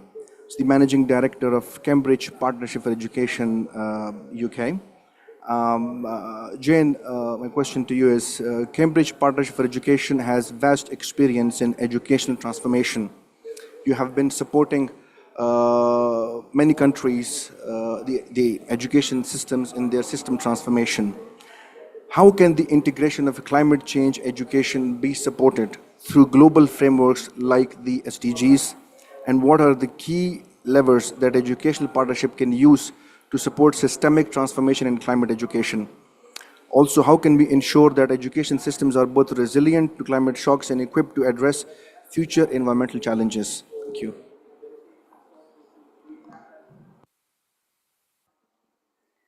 Thanks, Dr. Wakas. First of all, I'd like to say that I think that global frameworks can provide a really helpful steer to and a strong foundation to integrate climate education into education system transformation. Governments have a lot to consider when it comes to educational change. And actually, by being this international community working on various different frameworks, we have a responsibility to make sure that the frameworks speak to each other, so we don't just end up with this confusing mass of targets that we're aiming for. The same goes as well for climate change in education systems, that you can't, everything needs to speak to each other and be coherent with the system. You can't just silo an initiative. It can't just be in geography or science. You have to be able to see that transformation across the system. So we have an opportunity here, I think, to position climate change education as not a separate pathway, but one that's already joined up with efforts to do things like meet the Transforming Education Summit commitments that our colleague has already spoken about, so that it becomes more yesable and less of a siloed initiative that has to take a separate track. So I think frameworks like the SDGs are really helpful at a high level. They help to give us targets to coalesce around, but I think we've got to ensure that we've got more specific frameworks that are drawn down to local level and local context. And that's why the Greening Education framework that we've launched with ICESCO is fully aligned with the UNESCO Greening Education Partnership. Those two speak to each other. The framework has recommendations on the 4 pillars of curriculum, teaching, schools and communities. And the targets under the recommendations have been created to accommodate targets that should already be within the commitments that countries are making within their education systems. So the point there is around making this as streamlined as possible with the initiatives that are already going on with global frameworks. Secondly, your second point was about partnerships. And they absolutely play a key role in bringing those frameworks to life that can be really relevant contextually. I'm completely biased on this. Partnerships is literally in my job title because I lead the Cambridge Partnership for Education out of Cambridge. But the reason that we exist is to try and create those strong partnerships between governments and organizations working on education system transformation, and a level of expertise that comes also from international standards. So that way you get that blend of local insights and data with global experience and expertise. We've got an example of that with the Ministry of Education there. We're helping them to develop a new subject, which is environmental sciences curriculum. And that's a really clear way of how you can focus on the skills that have been identified by Oman as being critical for their students going forward, but then integrating climate change education into that through our work on the curriculum. And I think also partnerships don't just need to be bilateral, just one-to-one. We are a community now. It's absolutely critical. In your last panel, you had a lot about knowledge sharing. We absolutely need to be knowledge sharing here. We need to be sharing data and learning what works. For that reason, last year we set up a policy fellowship, actually around EdTech, with HP at Cambridge. And that brings together policymakers from targeted regions to learn together about how technology can transform education. We're very lucky, Mr. Wakas is actually one of our fellows in that program. But the most interesting thing about that program was that whilst the fellows were learning about technology and about how that can support, the thing that they found most helpful was the network that they were creating and learning about how to lead programs of change. And I think that those partnerships need to continue, and we need to be finding platforms to be able to share that knowledge. So in the Greening Education framework that we've created with ICESCO, we've recommended creating green communities of teaching practice as well. And those kind of initiatives can be absolutely transformative so that teachers can share what's working and be part of that network, to not only have the knowledge and skills themselves to be able to deliver climate change education, but also to be able to respond to environmental disruptions, and just basically to have that network to lean on at a time when we know that teacher well-being is a massive contributory factor to the recruitment and retention crisis that we have right now. Finally, I think when we're talking about education systems, we need to always be thinking about preparing for crisis and preparing for the future. If we build resilience into our systems, we know that that's not just an initiative for some future state. We have real and present examples of disruption to education right now, and hundreds of millions of students whose education is disrupted due to climate change. But we found that initiatives in education system transformation that focus on future resilience for future crises also result in higher quality learning at more normal times as well. So they really are genuinely tides that lift all boats in that regard. So in Pakistan, for instance, we collaborated with the Federal Ministry on supporting them with frameworks for distance learning. And whilst that initiative was mainly focused on out of school and vulnerable learners, of course, when an event happens like the catastrophic flooding, those frameworks then become critical for resilience for all students who are now learning out of school. So in the greening education framework, the recommendations actually include using schools themselves as these hubs for environmental stewardship, for community, participatory governance, and also partnership. And I think by looking into the opportunities to leverage strategies like that, so existing frameworks and pathways, ways to strengthen partnerships that are already in existence, and also looking to build resilience for the future, you can then create education systems that are not only working better now, but are much more able to sustain learning throughout climate shocks in the future.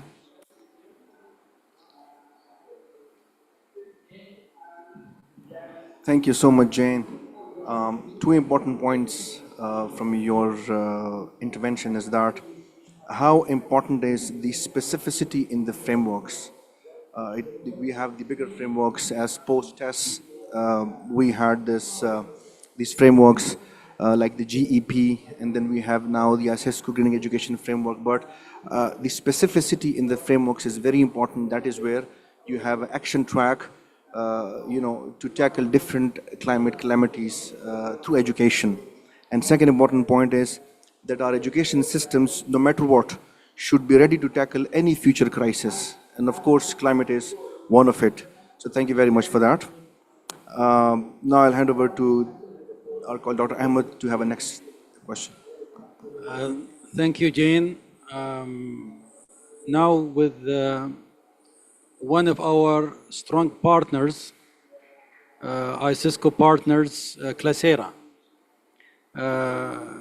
We have with us Mr. Yasser Al-Qahtani, and he is the Vice President for Partner Success Sector. And my question to him, I will read it in English and then in Arabic. Clasera has been a leader in digital education platforms. In the context of climate education, how can technology platform play a critical role in transforming education systems to be more data-driven and responsive to climate challenges? And what strategies can be implemented to ensure that digital tools are accessible, inclusive, and can support effective climate literacy programs, particularly in regions with diverse educational needs? الأستاذ ياسر القحطاني نائب الرئيس لقطاع نجاح الشركاء، لطالما شغلت شركة كلاسيرا مركزا رياديا في مجال منصات التعليم الرقمي. وفي سياق التعليم المناخي، كيف يمكن أن تلعب المنصات التكنولوجية دورا محوريا في تحويل الأنظمة التعليمية لتصبح أكثر اعتمادا على البيانات واستجابة للمتغيرات والتحديات المناخية؟ وما هي الاستراتيجيات التي يمكن تنفيذها لضمان إتاحة الأدوات الرقمية وشمولها وقدرتها على دعم البرامج الفعالة لمحو الأمية المناخية، خصوصا في المناطق ذات الاحتياجات التعليمية المتنوعة؟ يعطيك العافية وشكرا لك وشكرا للمقدمة. نحاول نتكلم عربي وشوي إنجليزي ويفزعوا لنا إن شاء الله الأخوة الزملاء. بداية يعني انترودكشن، كلاسيرا من الشركات المهتمة في حلول التعليم والتدريب والمنصات التدريبية زي ما قالوا الأخوة الزملاء. وصلت تقريبا 45 دولة حول العالم، تهتم كثير في التطبيق والتشغيل. فأنا سأنطلق في حديثي من هالمقدمة هذه. كلاسيرا we are a company specialist in learning and educational solutions. We work over 45 countries. We take care a lot of implementation and operation. So my point will be from this perspective. How Clasera can help, or let me say how technology can help. It's not maybe in another country. نبغى نتكلم الحين كيف التكنولوجيا تساعد في حل التحديات اللي تواجه المناخ. أنا أعتقد في عندي 3 نقاط رئيسية. I will go straight to the point. There's 3 main points. First, we can use the solution itself to help us in those situations. As I tell you that we work in Thailand, we work in Pakistan, we work in Tunis and Sultanate Oman, and those is different environment. طبعا احنا عملنا في دول مختلفة وكلها بيئات مختلفة. So we use the technology to solve this challenge. احنا استخدمنا التقنية لحل مثل هذه التحديات. يعني we can use online learning, we can blended learning, whatever, and we can switch from situation to another situation, and this is what happened once a day. Now, if tomorrow we have any challenge with ايش الطقس؟ ايوه with the climate إذا الطقس directly we can the student can use the system from their homes. So this is direct solution. So we need to use those tools. This is first. Second one is the content. You know technology, you can work on the content, you can create the content, you can create content which is special for the student or for the parents or for the environment. We can put it online 24 by 7. So we can work on the content, and also it not have to be a curriculum. We can use it as a discussion board or whatever. So first the tools, and second is the content. Third point is the data. You know, the data is the power. If you have systems and you have data, so you can do analysis for those data, you can use those data to find a solution. That's it, and let me just finish it by Arabic to make sure that we go in the both way. طبعا احنا تكلمنا انه كلاسيرا منتشرة في دول العالم وتهتم كثير بالتطبيق والتشغيل، فلذلك الكلام اللي انا اقوله حينطلق من خبرة التطبيق والتشغيل، not strategic. احنا بنتكلم عن تطبيق وتشغيل. فعندنا 3 حلول مباشرة. الحل الأول هو استخدام التولز الموجودة لحل المشاكل اللي تواجه البيئة. فإحنا عندنا لو بكرة صار في مطر، إحنا مباشرة بلغ الطلاب ياخذونها أونلاين. ونقدر عاد نستخدم حسب المناطق اللي يقدر يحضر يوم في الأسبوع أو يومين في الأسبوع، ممكن نختار التعليم المدمج أو التعليم الحضوري ونتنقل بين هالأنماط هذه بحسب الحاجة. هذا الأمر الأول. الأمر الثاني ممكن التكنولوجيا تفيد في قضية المحتوى والكونتنت، وان احنا نتعاون مع اي شركات او جهات ونطور المحتوى هذا اللي يفيد في عمليه تحديات البيئه. طبعا الكونتنت هذا ممكن نستخدمه كمنهج ولا نحطه كورشه عمل ولا نحطه كحلقه نقاش، نستخدم الادوات لتقييم هذا الكونتنت. المجال الثالث اللي تفيد فيه التكنولوجيا في تحديات المناخ اللي هي البيانات. طالما في تكنولوجيا فانا البيانات عندي كل يوم، والبيانات قوه، واعطيني البيانات الصحيحه تساعد على اتخاذ القرارات. طالما موجودة بيانات وأنا أقدر أحللها وأقدر أشوفها، أقدر أن أنا أوجد الحلول المناسبة لتحديات البيئة. شكرا. Thank you very much. وبعدين sorry for my spaghetti English. Thank you so much, Mr. Yasser Qahtani, Vice President for Partner Success Sector at Clasera. You have touched upon very important elements for educational solutions in different environments. You stretch the online learning, technology content, and also developing the content, whether through curriculum or workshops and the like, and also the analysis of data and to find appropriate solutions. Mr. Waqas? Thank you, Dr. Ahmed.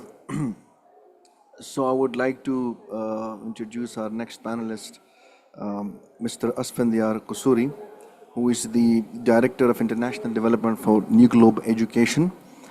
New Globe is one of the partners that ICESCO has at the strategic level, and this panel, having New Globe, Cambridge, and Clasera specifically on this panel, was actually to inform our audience and panelists and governments that how these big education research and education transformation institution works with governments to ensure effective governance for improving the learning outcomes on different indicators, including the climate education. So my question to Mr. Asfandiar is that New Globe Education has focused on scalable education models. How can technology-driven solutions be harnessed to create a more inclusive and equitable approach to climate education, particularly in regions where traditional education systems are struggling? And the Globe has been doing a lot in Africa, say with Nigeria and Rwanda. What role can data and digital tools play in enabling better governance and decision-making to incorporate climate resilience into the educational framework? We would also like to hear examples from your work in Nigeria and Rwanda, please. Thank you.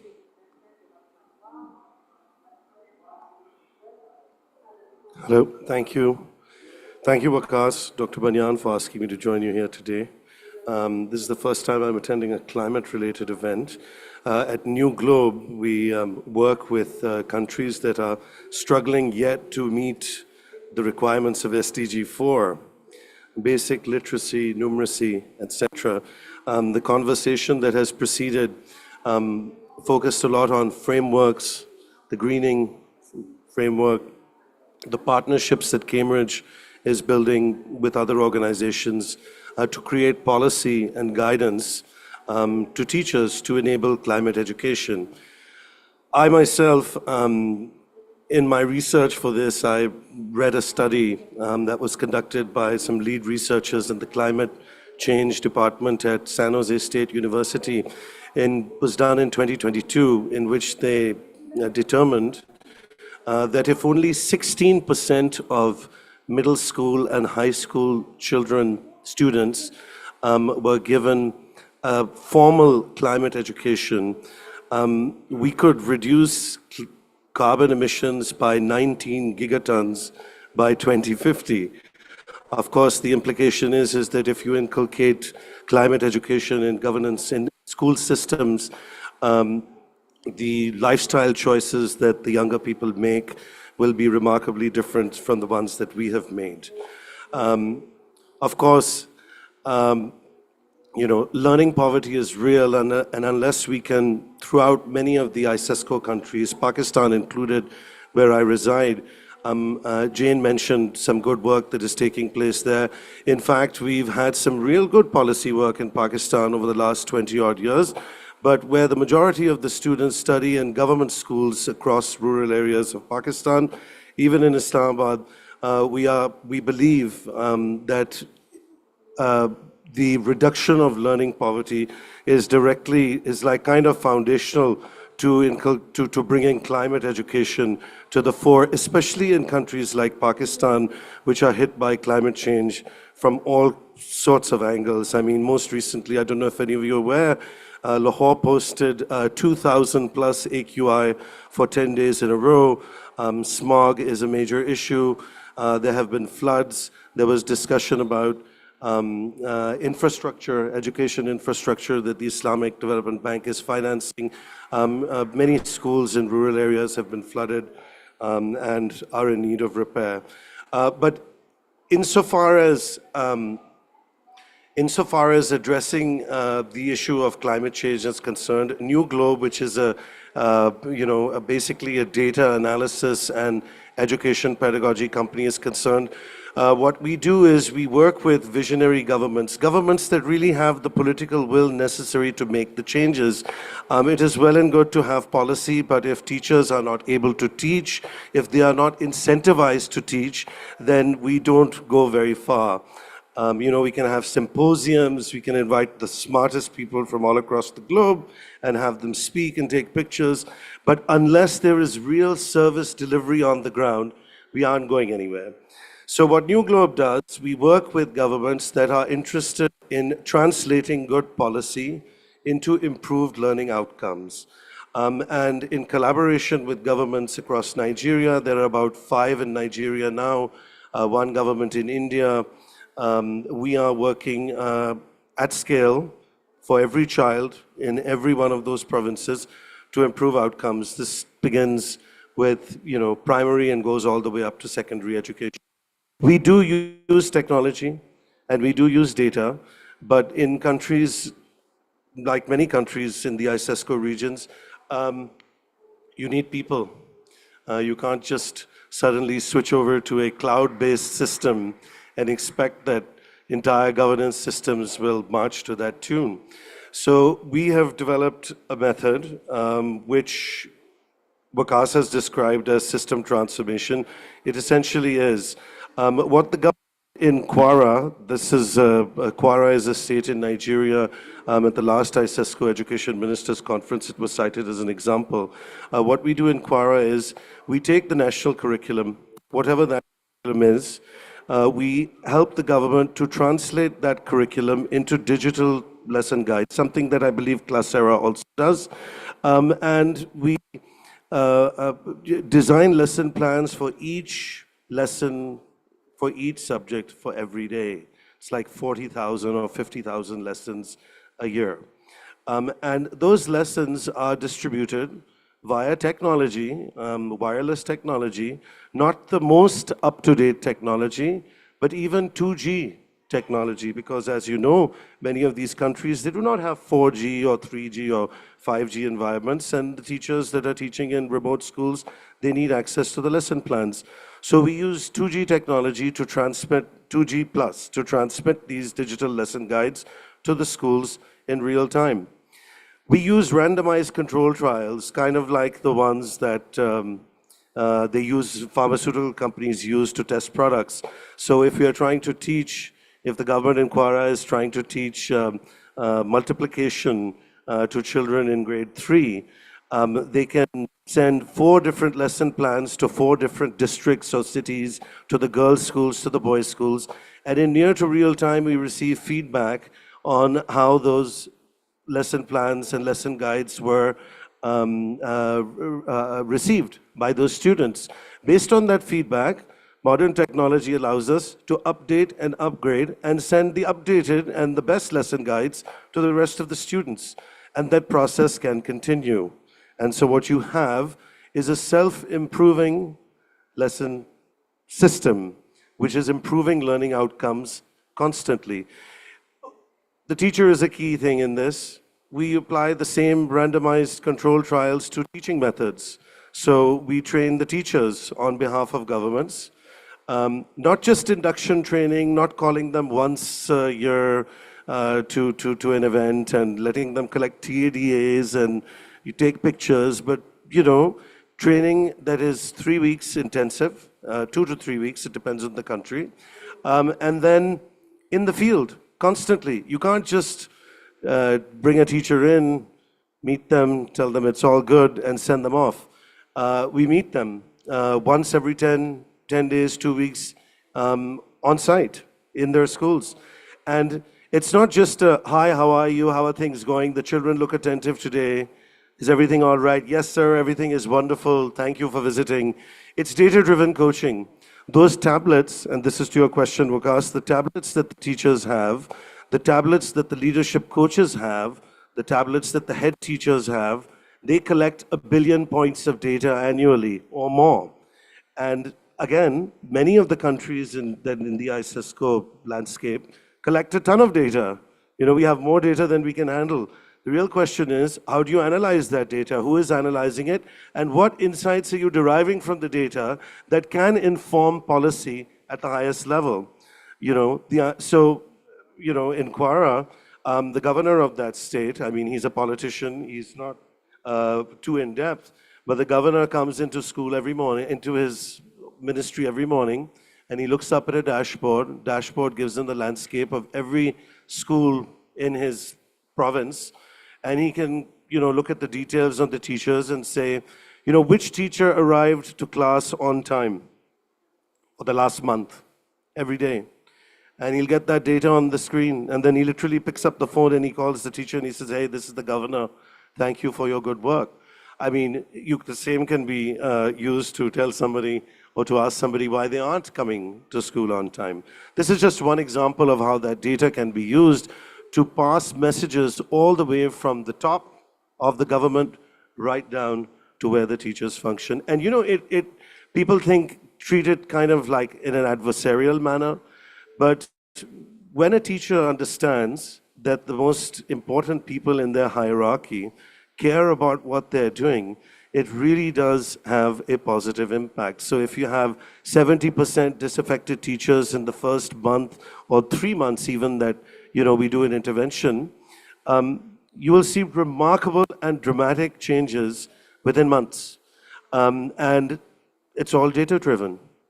And so bringing this culture to government is really, really important.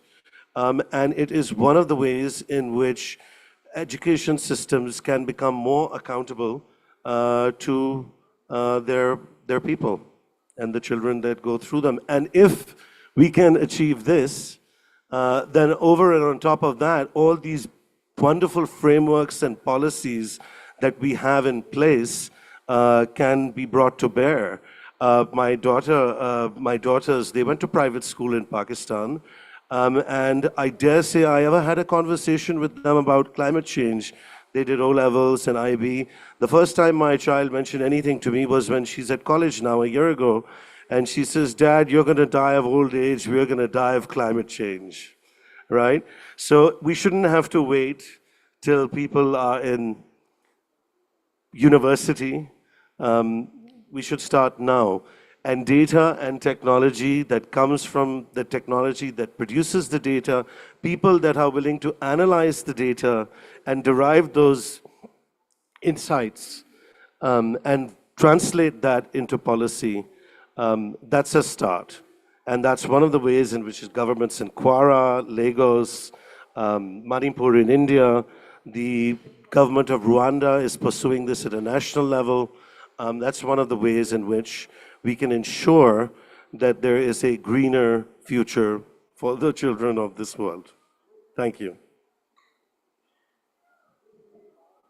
Thank you so much, Asfandiar, for your intervention. And one word, learning poverty. You mentioned about that. Learning poverty is in few of ICESCO member states from sub-Saharan African region, also in Pakistan. It has crossed 80%. 80% of our 10 years old are not able to read and write a simple text. That is where the learning poverty has reached. And just to quote example of Pakistan, as World Bank data shows that the pre-flood, the learning poverty was around 68%, and post-flood, which was due to the climate change, it is now above 80%. And also, how much knowledge are we also losing in terms of climate change as well when we have the learning poverty as high as I speak 80%.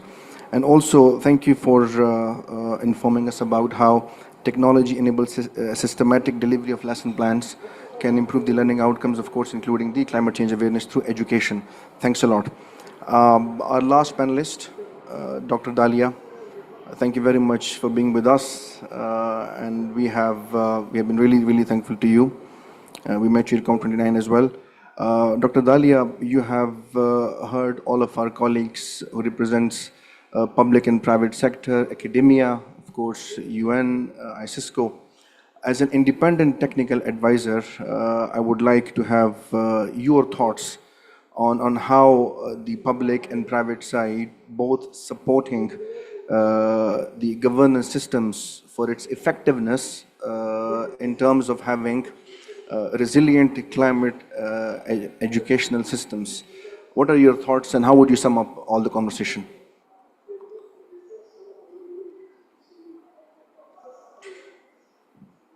Thank you very much. This is very challenging. I'm the last speaker and have to summarize all of this. So I just thank you very much for the invitation to ICESCO, and just want to start that this is a very timely topic. Climate change and SDGs, for example, if we talk, it supports SDG 4 for education, SDG 13 for climate change, and also it supports SDG 5 for gender equality and SDG 10 for gender inequality. So I think it's a very important topic that connects many SDGs together, and in order to achieve SDGs for the 2020-30, we need to work more on this topic. So as many of our panelists emphasize that knowledge is our weapon for to understand climate change. Climate change includes many uncertainties, and to understand this uncertainty, we need a lot of data. And I don't think the abundance of data is a problem nowadays with the Internet of Things and AI and all this machine learning we have. Actually, it's very important to have more data than before. And we cannot manage what we cannot measure. So it's very important to have the data. We heard about the experience from Pakistan and how the training teachers helped to reduce the climate illiteracy, I would say.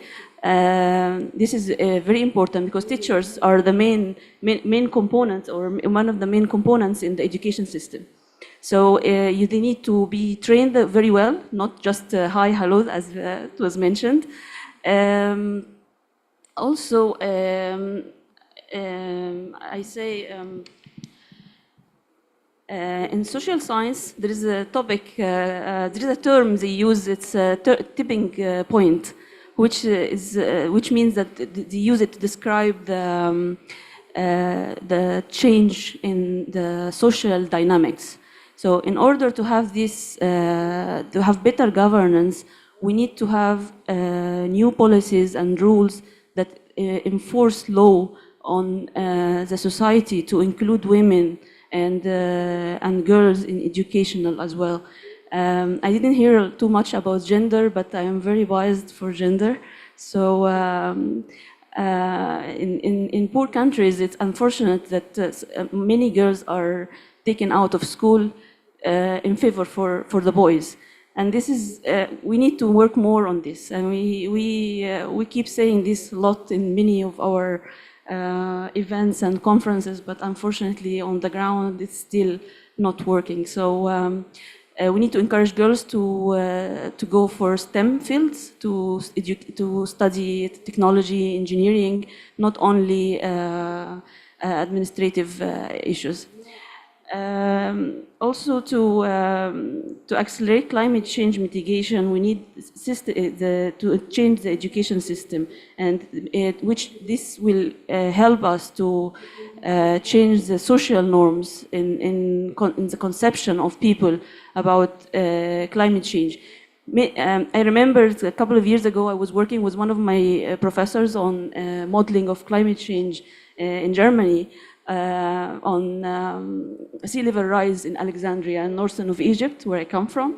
And one of the conclusions we introduced in the paper that the sea level rise is going to happen and Alexandria, some parts will disappear. But after a couple of days, this did not happen. So people say that we don't believe in climate change. So we need to emphasize the education of climate change. It's not only that you don't see it, but we now experience extreme weather events and rise in temperature in many of our places. So it's a fact. We need to work more from the early stage of education, not from mature level, but with the school small boys and girls to educate them on climate change issues. So I think I'll stop here. Thank you. Thank you so much, Dr. Dalia. And a very, very important line from what you've said is that education is the weapon against climate change. And of course, girls' education is most important. It's just, I believe everybody agree to this. And educating a girl is educating a generation. That's true. So with this, I would thank all the esteemed panelists, and I would like to open, because we have few questions from the audience. I'll open for the comments and questions as well. So Professor Dr. Rahil, who is the head of Science and Technology sector at ICESCO, would like to have first comment and a question. Thank you. Thank you very much, everybody. Excellent presentations and all that, and your viewpoint is very well taken. And I agree with you all. We need a climate-aware future generation and future climate soldiers. We need all of them for sure. But are we really going, the right way, creating these climate-aware individuals of the future? Already we see in third world countries, I'm again from Pakistan like these two, we have overloaded our students with different curriculums and all that. And if you see them in the morning going to the school, they are carrying bags which are heavier than them really. So are we really, do we really want to impose more curriculum on them?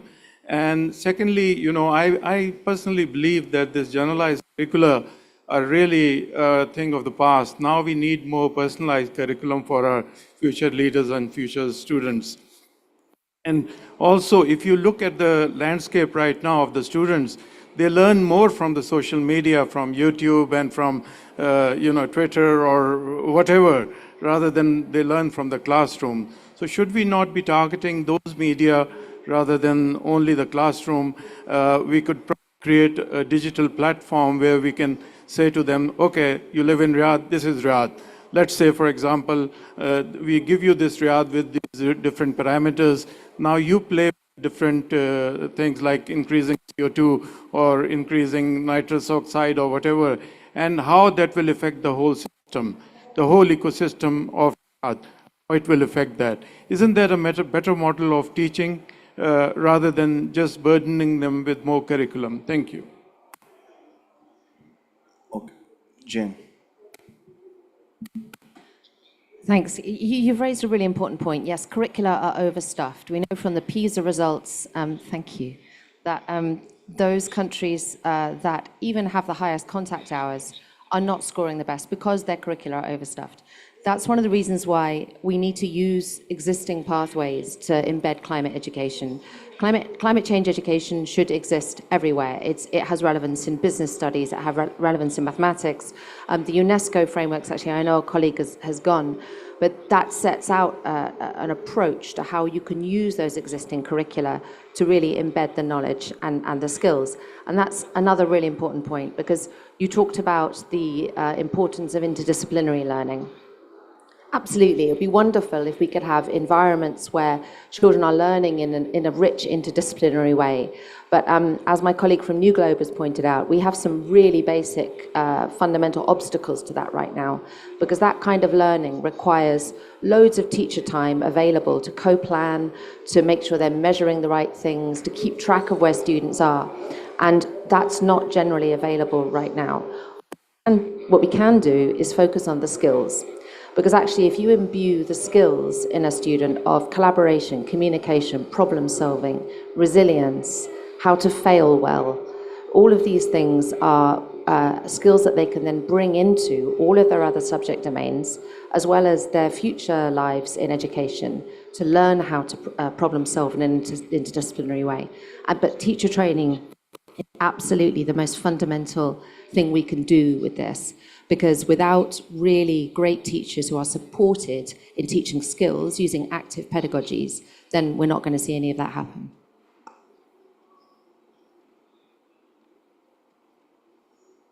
We'll take a question from Dr. Hisham Al-Askari, advisor to DG ICESCO. You know what? I'm very humbled with the power of knowledge that I see on the stage here, and the great minds and the great brains and intellects. So I don't know from where to start. My mind now is all over the place. Talking about STEM, the new motion now that they are including arts into it. So it's STEAM, and arts is added to it, and not even that, but practicality is a component. That's why STEM moved from STEM to STEAM to STREAM, where research is a component of it as well. So we are not only talking about science, engineering, and mathematics. I have a few questions for all the panels. When we talk about universities, for Dean Al-Ghamdi, ranking of schools, and when we talk about THE, the time higher education ranking for SDGs, what are the measures that universities are doing in order to achieve, how they are reporting for their SDGs? You know that there is now a school and university ranking, which is directly related to SDGs. How universities are approaching that. when we talk about Classera or New Globe, like, these kind of initiatives and like your target audience, you always face a problem, which is the accreditation of the courses. So can I take some of these courses where I can adopt into a university program?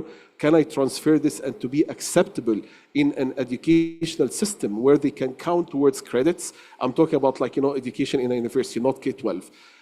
So that's also another big challenge because I face that in the US. I'm stationed in California and I work as a professor and I was involved in developing programs. So I totally understand CLOs and PLOs, like, the course learning outcomes and the program learning outcomes. And when it comes to accreditation of degrees, that's a big challenge. The change of the generation right now, like, you are dealing with Gen Z and you are dealing with the people who are looking into what we call right now knowledge bites. Like, they don't have span to spend on, like, these kind of educational programs which, like, stretch a lot. So educational pedagogists are very, very important right now about how you can adapt and adopt. So adapt it to the new environment and the new minds that you are dealing with the new generations, and also adopt new innovative ways of teaching, like be it flipped classroom, be it like, even going from interdisciplinarity, which is, by the way, right now, it is like, there's another buzzword, which is transdisciplinarity, where you need to have other stakeholders to be partners with us in the creation of knowledge. So I want industry and I want other partners to collaborate with the academia so that I can have people who are ready for the job market. And that would come the role of funding institutions, how you can fill this kind of gap where it can be a collaborative environment between academia, government, and independent stakeholders in order to have a value chain in your educational system. So like these are all questions for the podium, and I commend all of you for your great presentations. Thank you so much.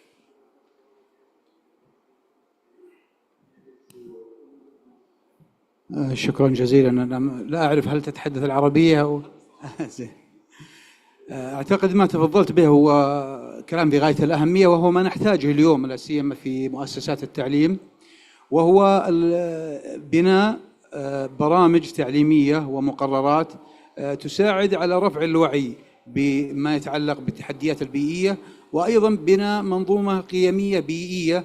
أعتقد أن في أمس الحاجة اليوم لا سيما في الشرق الأوسط لمثل هذه البرامج التعليمية، كذلك تدمج في برامج إعداد المعلمين حتى يكون لدى المعلمين هذه القيم التي من خلالهم يمكن بثها في الشباب، وبالتالي معرفة خطورة التحديات البيئية اللي تواجه بلداننا والعالم بشكل عام، وكيف يمكن الاستفادة من الطاقة والموارد والمحافظة عليها. أعتقد اليوم أكبر مكسب للبلدان لا يتمثل في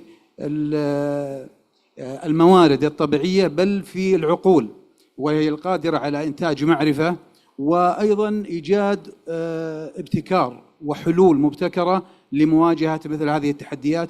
وأعتقد أن في المملكة العربية السعودية بدأنا بمثل هذا الأمر لا سيما على مستوى الجامعات.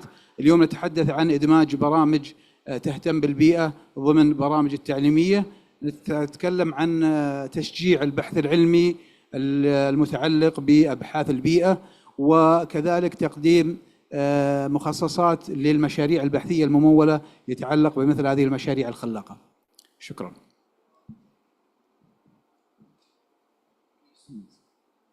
السلام عليكم. الأسئلة يبغى لها ورشة عمل لوحدها. الله يعطيك العافية. الله يسلمك إن شاء الله. أنا خليني أجاوب على حتة الاعتماد للشهادات للطلاب. طبعا يعني بفضل الله سبحانه وتعالى احنا نتكلم هنا كالسعودية، بعدين نتكلم انترناشونال. في عندنا جهات كثيرة لقضايا الاعتماد، هي موجودة للاعتماد. فعندنا مثلا المركز الوطني للتعليم الإلكتروني هو المسؤول عن اعتماد منصات التدريب وعلى البرامج التدريبية. في عندنا المعهد الوطني للتطوير المهني مسؤول عن اعتماد المدربين والمحتوى. فبالتالي بنفس الكونسبت عندنا أكثر من جهة. يعني عندنا مركز المناهج ما يطلع مناهج، هو يطلع إيش؟ يطلع المهارات المطلوبة والمخرجات المطلوبة والحوكمة، والناس هي اللي تشتغل، هو عنده ايش؟ عنده الحوكمة. فلذلك تلقى الشهادات او البرامج التدريبية اللي الحين نقدمها لطلابنا نقول لهم معتمدة من المركز الوطني للتعليم الالكتروني، معتمدة من هذا كناشونالي او محلي لوكال. لما نتكلم خارجيا عندنا شراكات مع كامبريدج، عندنا شراكات مع انتل، عندنا مايكروسوفت، عندنا في الدورات اللي بتقدم من الجهات الانترناشونال بياخذوا شهاداتها من الجهات اللي هي تقدمها. فلذلك تعرف هي قيمة الشهادة أحيانا باعتمادها. فلذلك احنا على قد ما نقدر أغلب الدورات ولها شروط ولها معايير، يعني ما في مثلا واحد ياخذ ورشة أبو ساعتين ويجي ياخذ شهادة، لا، لها حوكمة ولها معايير. فبناء عليها في عندنا شهادات سواء كانت على المستوى المحلي وفق المعايير اللي يعني أغلبنا عارفينها في مكان، أو أنك تجيب شهادات من جهات انترناشونال مرموقة وتأخذ الشهادات هذه وتستفيد منها الطلاب. الله يعطيك العافية.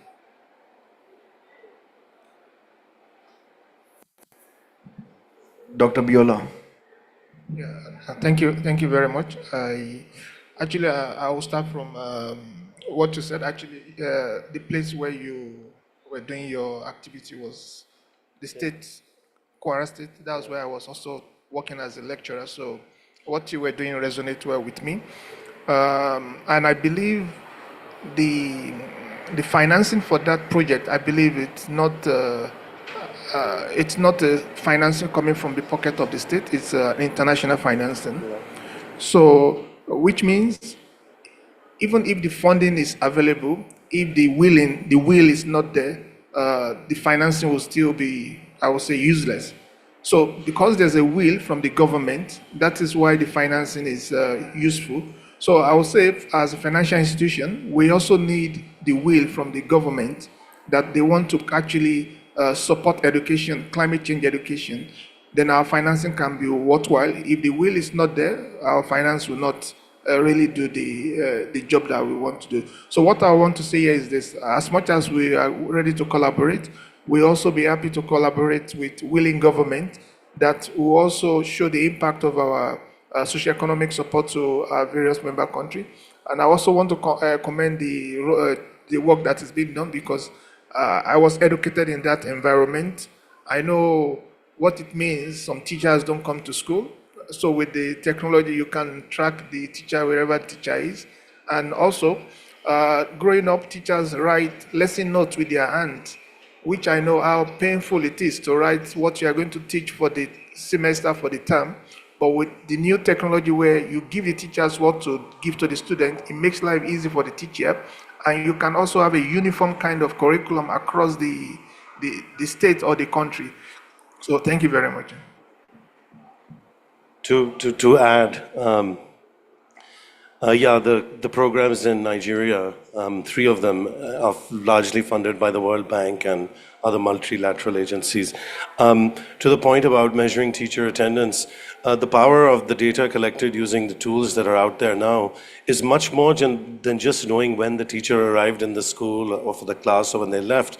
You can literally tell what percentage of a lesson did a teacher complete. Did they complete the lesson in 5 minutes, whereas it normally takes 20 minutes? And that's what I meant by data-driven coaching. And it's not like the coaches are adversaries. The coaches are on the team of the teachers. And then I look, you're having this problem with your Arabic lesson. You're not completing it in the allotted time. What can we do to fix it? And so that nurturing environment, it makes all the difference. To the point about the donor financing, I know that multilaterals wield I feel that multilateral donor institutions wield much more influence than they say. But yes, it is true that in many of the countries that we work, education ministries focus on infrastructure as opposed to learning outcomes, while paying lip service to learning outcomes. And so one of the things that our friends in the multilateral side can do is probably ask them to pay attention more towards improving learning outcomes as well, and perhaps incentivize them in ways that would guide them in that direction. In the province of KP, the British government led one of the largest international donor programs in Pakistan, in KP and Punjab. It was a £1 billion grant. There was a school rehabilitation program, and in schools in KP, they used some of the finest marble locally available for flooring. But in the same classroom, the teacher who's charged to teach Urdu, the national language, is teaching Urdu in Pashto, teaching English in Pashto. So yes, just, there needs to be greater consensus on improving learning outcomes as well.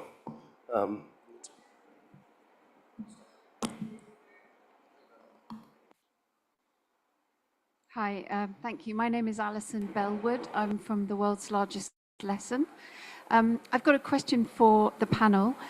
Thank you for all your contributions, particularly around data. But I think there's a bit of data missing that I'd really appreciate your perspective on, and that's data from young people themselves.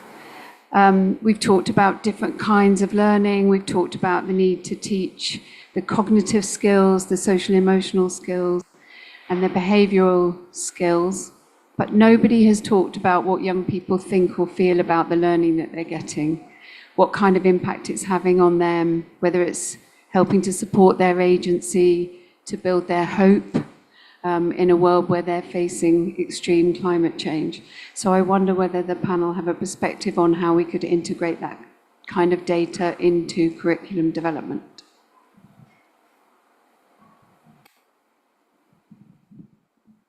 Thanks. Great question and characteristic, because I know your work is largely around really trying to understand student motivation, student attitudes and behaviours. Actually, in the panel just before ours, which I was listening to, one of the panelists was talking about the fact that some of the biggest problems they have around things like desalination and other issues and environmental issues, they give to students to try and solve as well. And the students come up with absolutely brilliant solutions because they're not necessarily parametered in the same way as we are as adults. I completely agree that we need to better understand how students want to learn this, what they want to learn. I do think that we have challenges at the moment at making sure that that involvement of student voice is not tokenistic, and how we can really hold governments to account to make sure that they're integrating those student wishes into policy planning, implementation. I'm going to come back to the teacher part there again, because I think that's the key interface between a student and the rest of an education system. So there are ways in which we could be training our teachers better to be able to be sensitive to understanding what students need. But I think there is a much more powerful role that students could play right up at policy level to try and explain that, the custodians of the future are the people who should be taken most into mind when making policy. Unfortunately, the average tenure of a Minister of Education globally is about 2 years. So persuading ministers to do anything that is really long term is often difficult. But I think where you see powerful student voice being taken into account in ways where power is being shared and leadership is being shared, you can see amazing results. We've seen that in some of the Nordic countries, and you can see the outcomes there as well. So I don't have an answer, but I am very much in agreement that we need to see better intergenerational leadership and collaboration to tackle this. Thank you so much for the end of our session, because we do have another session after this. So we thank our all panelists for attending this very important session, governance and climate education, building inclusive data-driven educational models for a sustainable future. Thank you for our audience, and see you inshallah in Paris. Assalamu alaikum.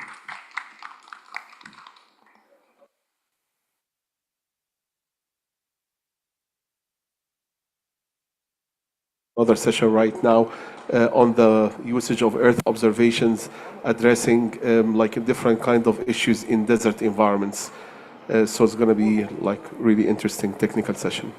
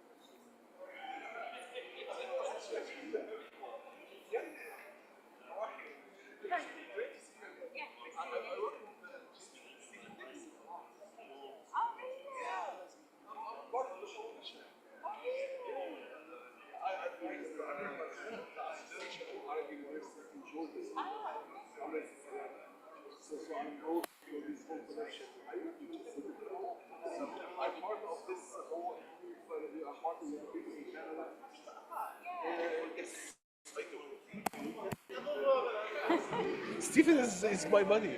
Yeah, he's a good guy. Yeah, he's a good guy. He's a very good guy. We are very good friends.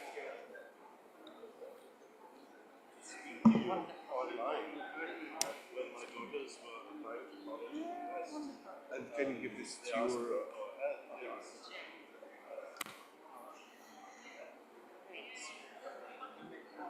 Fantastic.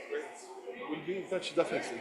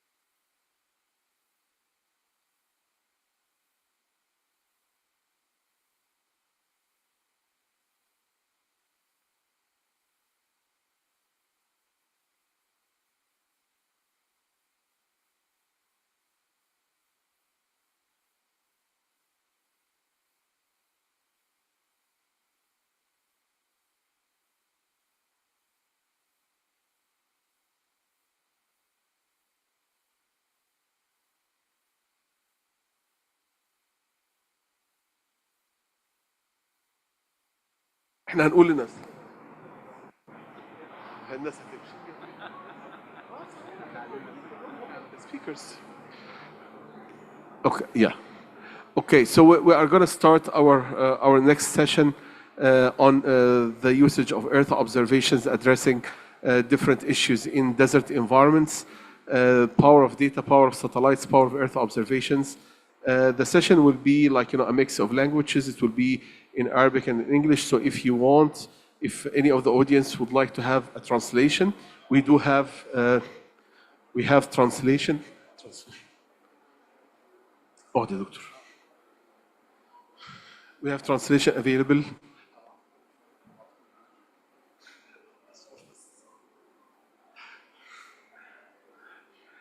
Okay, so as we all know, like, you know, we are currently facing lots of challenges which are related to global climate change, and among those, the issues which is happening in our environments, which are desert environments in arid and semi-arid regions. And that requires a lot of different kind of observations, be it on the ground or from satellites, in order to address problems and issues that are raised in the different kind of Rio conventions. Like, you know, this is an iconic year, 2024, where we are having the 3 COPs back to back, like, you know, on biodiversity, on climate change, and currently on desertification.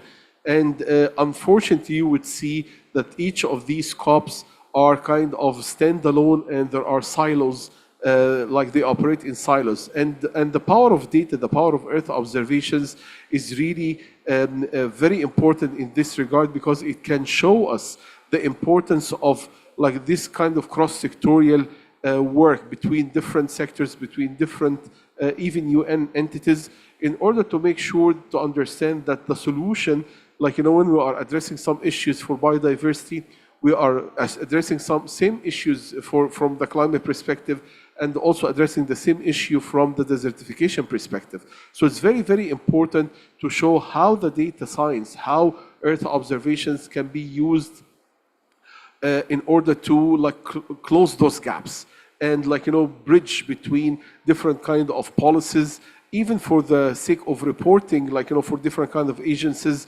when they are reporting, like the reporting can become like something quite easier. So this is the mandate of this session, and this is what we're going to try to do here, which will be to address and to show how Earth observations are being used.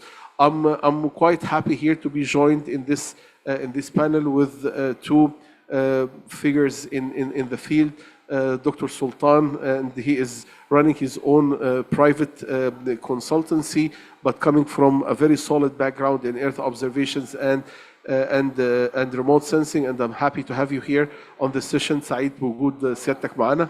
At the same time, we have Dr. Omar al-Badawi from the land regional land program, director land program at SIDARI, which is the Center for Development of Arab region and of Europe and for Arab region and Europe. And he is going to also be presenting himself. Dr. Omar is a long-lasting colleague and friend, doing a lot of great work through SIDARI in the region, and he is going to also show some case studies for some of the current projects. And myself, I'm Hisham Al-Askari, Professor of Earth Observations and Data Science at Chapman University, and also the advisor to the Director General of ICESCO. So I'm going to give the mic to Dr. Sultan, who's going to talk to us through some slides about the power of data, the power of Earth observations. He's going to be talking in Arabic, so for those who would like to have translation. And we are going to have...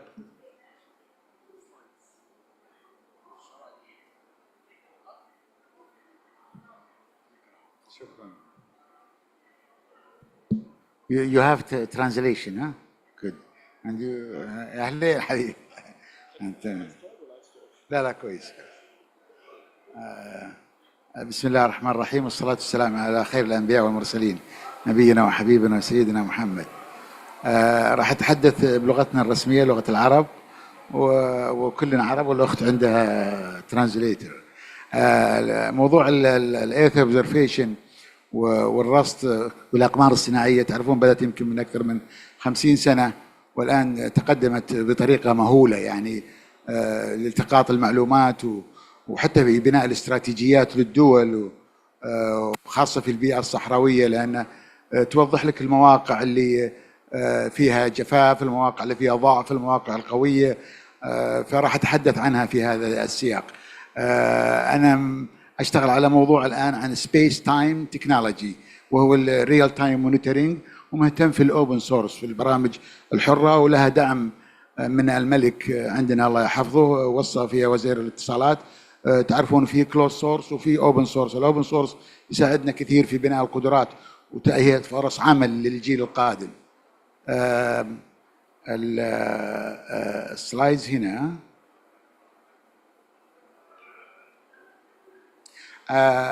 المعلومات الجيومكانية هي مجموعة تقنيات مربوطة مع بعض، يعني مثل الأسرة، ابن العم وابن الخال، فكلها مرتبطة، الجي بي اس والجي اي اس والريموت سينسينج والانفورميشن ريليتد. فالجيو سبيشال تكنولوجي تقنية متميزة جدا ومرتبطة مع بعض كمنظومة تعمل.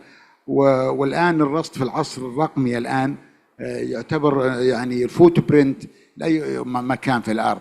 حتى الآن حتى أنه في بعض التقنيات مثلا احنا نهتم في صور الأقمار الصناعية اللي جاية من القمر الصناعي الأوروبي، لأنه نقدر نسوي له داونلود ومجانية، وكذلك ننزل برامج مجانية ونعلم القطاعات الحكومية والفالنتيرز على أساس يدخلوا في هذه التقنية ويتعلموا، لأنه صعب أنك يكون عندك مركز استشعار عن بعد أو مركز جي اي اس في إدارة حكومية كبيرة، ولا بد جميع الإدارات في جميع التخصصات يعرفون المينيمم والحد الأدنى في تطبيق التقنية.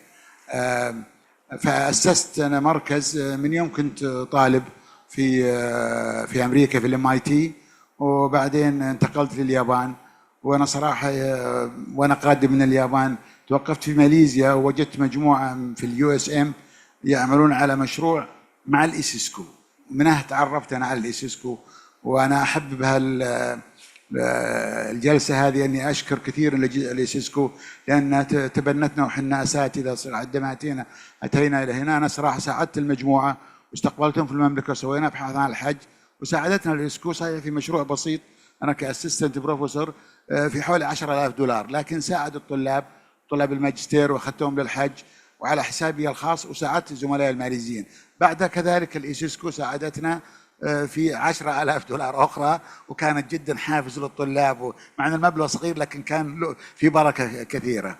الآن أنا قاعد أطور تقنيات حديثة يعني more high advanced technology لحلول المشاكل، البروبلم سولفنج ميثودولوجي. على سبيل المثال نستخدم الرصد في توضيح المواقع الهوت سبوت في مدينة الرياض، ونجحنا في تطوير موديل نموذج لتقليل درجة الحرارة على مستوى المايكرو ليفل، وهذا الآن مشروع قائم كبير جدا في مدينة الرياض.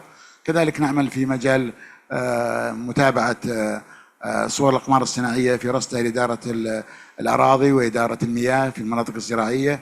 هذا الموديل اللي احنا اشتغلنا عليه وصلنا إلى حوالي 15 درجة مئوية على مستوى المايكرو، وانهينا الفيس الأول ورايحين للفيس الثاني، وهو يعتمد على عدة فيربل معايير، بحيث أننا نسوي سيناريو قبل وبعد الجرين، وطورنا. فموضوع الرصد والمتابعة سواء من الأقمار الصناعية أو من اللو أوربت أو من الأقمار الأرضية أو من الأندر جراوند سنسر أو من الآي سنسر انتربريتيشن، هذا يعتبر استشعار عن بعد.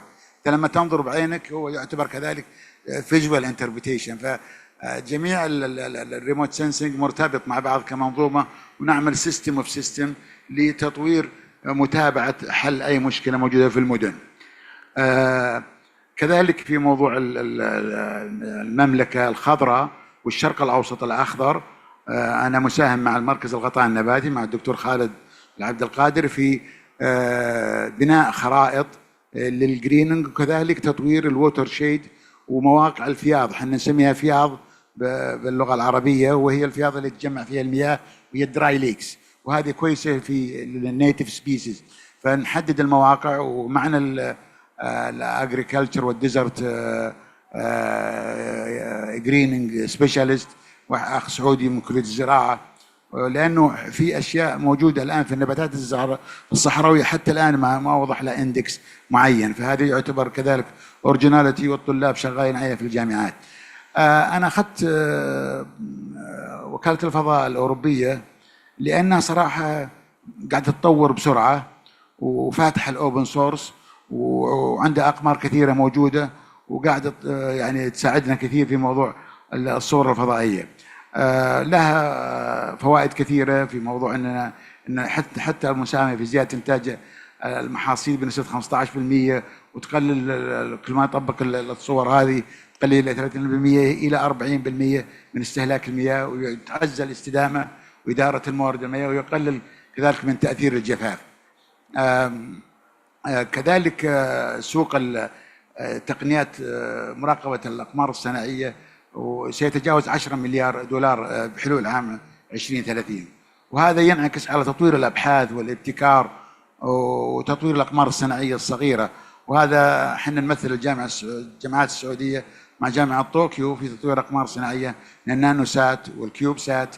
الآن أنا جدا مبسوط أن الإيسيسكو قاعدة تشتغل على موضوع الكيوب سات، وعندنا الآن اهتمام في صناعة أقمار صناعية صغيرة لعدة قطاعات حكومية منها الزراعة، البلديات وغيره، وقاعدين ندرس مع بعض أنا از بزنس ديفلوبر في هذا المجال احتياجاتهم المحددة، لأنه في أشياء تغطيها الأقمار، في أشياء ما تستطيع تغطيها. آخر سلايدز على أرامكو صراحة تحتاج الوحدة تحتاج محاضرة كبيرة، لكن بادية من فترة حوالي ممكن من 40 سنة أرامكو في راسته، لأنها أكبر إمبراطورية وشركة في مجال الأويل، ولازم عندها أقمارها الخاصة الآن المتطورة الصغيرة والمتوسطة في متابعة الانفراستراكشر في المملكة، وكذلك متابعة المنصات الموجودة في العالم. شكرا جزيلا، وإن شاء الله التوفيق للجميع. ألف شكر يا دكتور، حياك الله. شيء جميل جدا.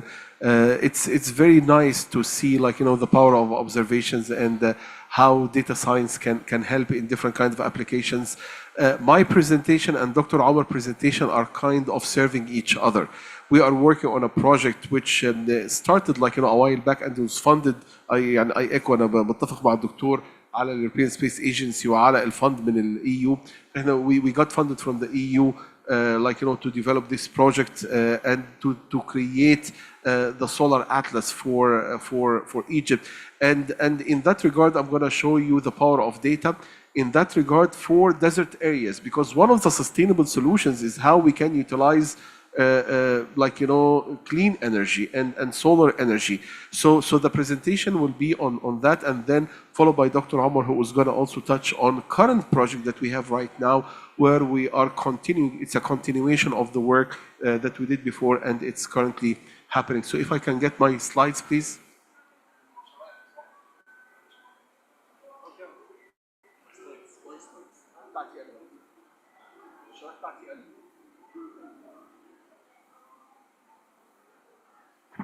Okay, so as I mentioned, this is going to be a case study showing you the power of data and how this can address sustainable solutions for energy in this case. Our friend Dr. Rahil, I wanted him to be here to see this because he was asking me about solar. So we have a pilot here, which is how we can develop something to address solar energy in a country where it is full of deserts.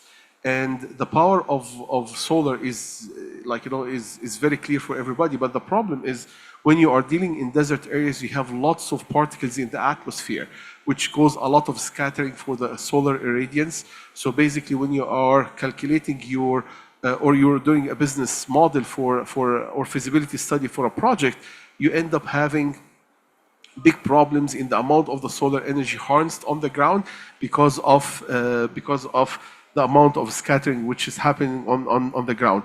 Of course, everything that we are doing is addressing sustainable development goals, and in this case, it's SDG 13 for climate action and also SDG 7 for affordable clean energy. And this is the project that we are doing, which is the Sirocco project here.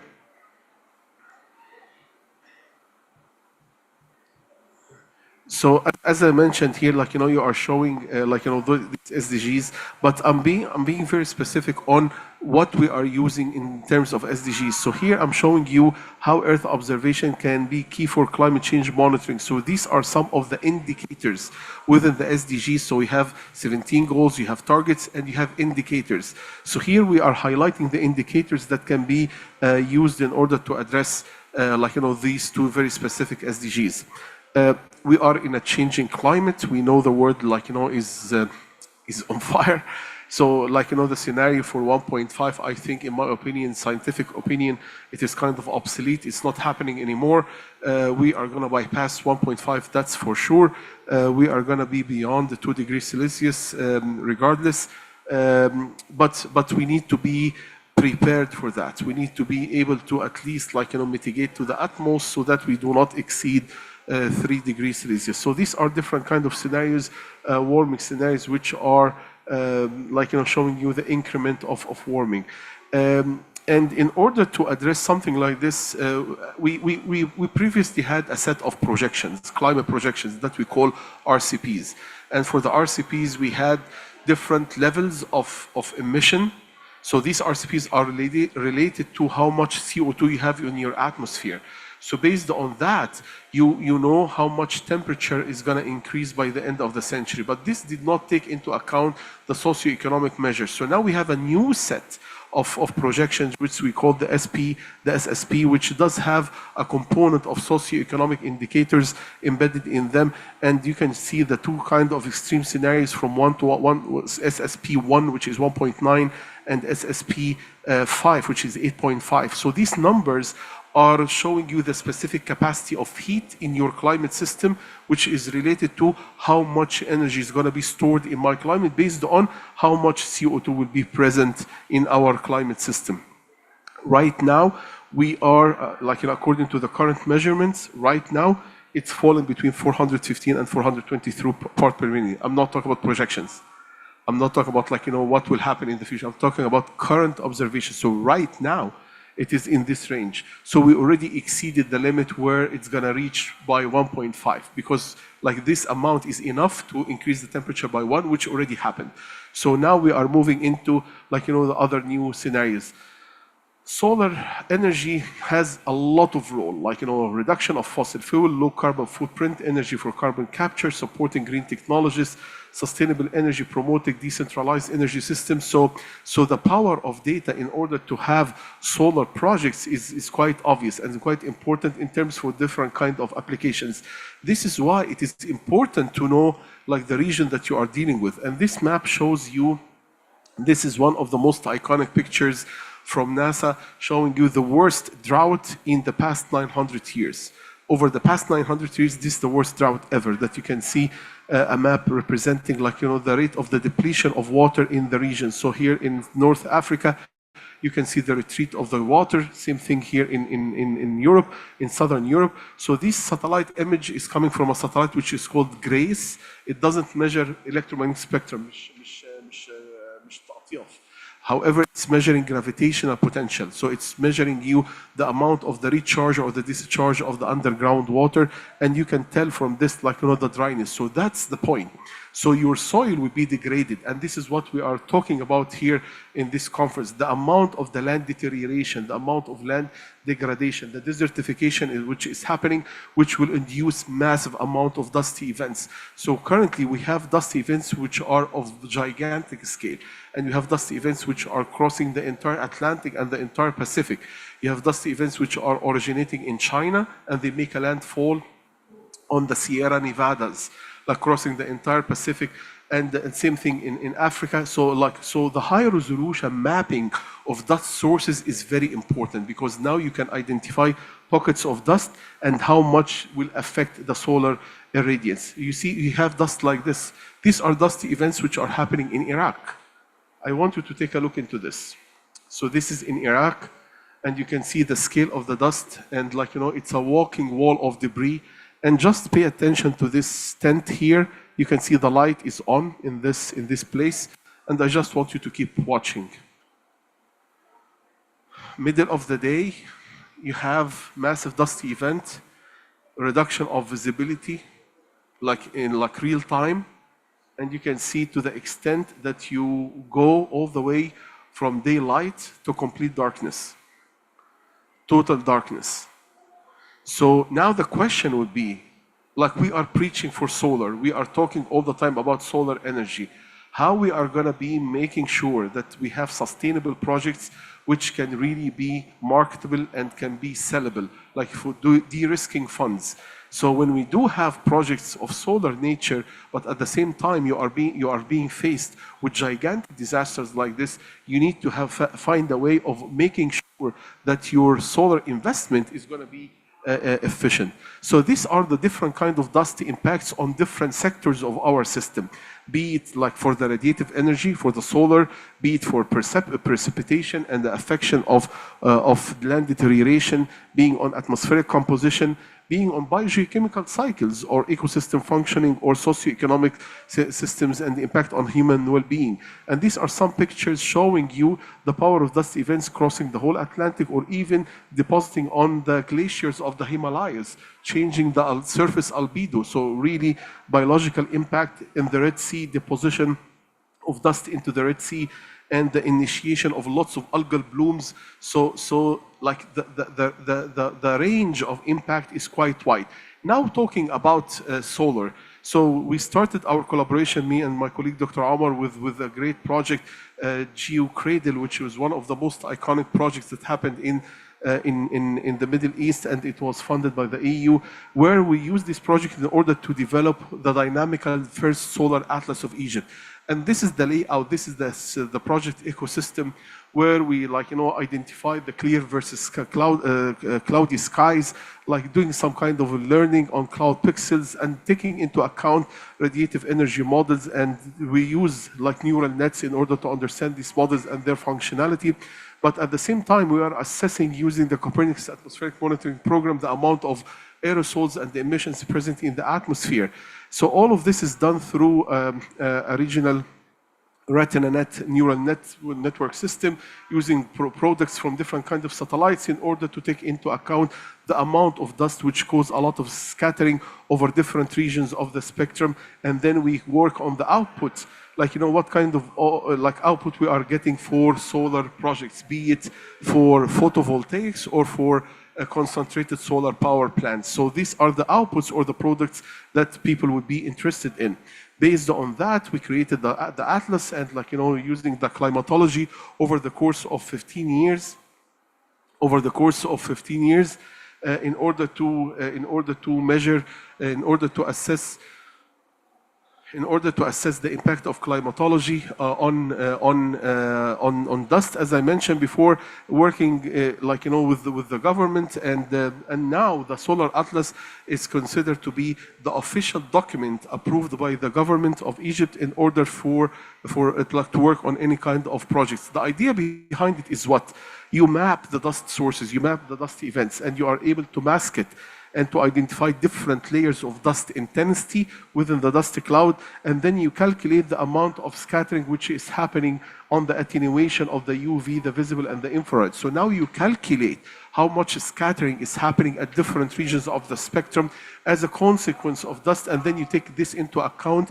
You, like, you know, you upscale the project to apply it on the whole region, but you take into account this kind of scattering. So you remove it from your output so that you have clear irradiance that you can use on the ground. We were able to identify different locations on the ground, produce high resolution maps for these locations, and calculate for the government the amount of CSP or PV, like, you know, what kind of solar irradiance, kilowatt hour per meter square, for a project which is concentrated solar power based or photovoltaics based. So now you have the power, you have the data that they can give to the investor. So when the investor is coming and creating a solar farm in a location, now they have the values of the actual irradiance on the ground that can be used so to have a workable business plan. You don't want to create a power plant which will, like, is promising to give you 50 megawatt, and at the end of the day it does not. Why?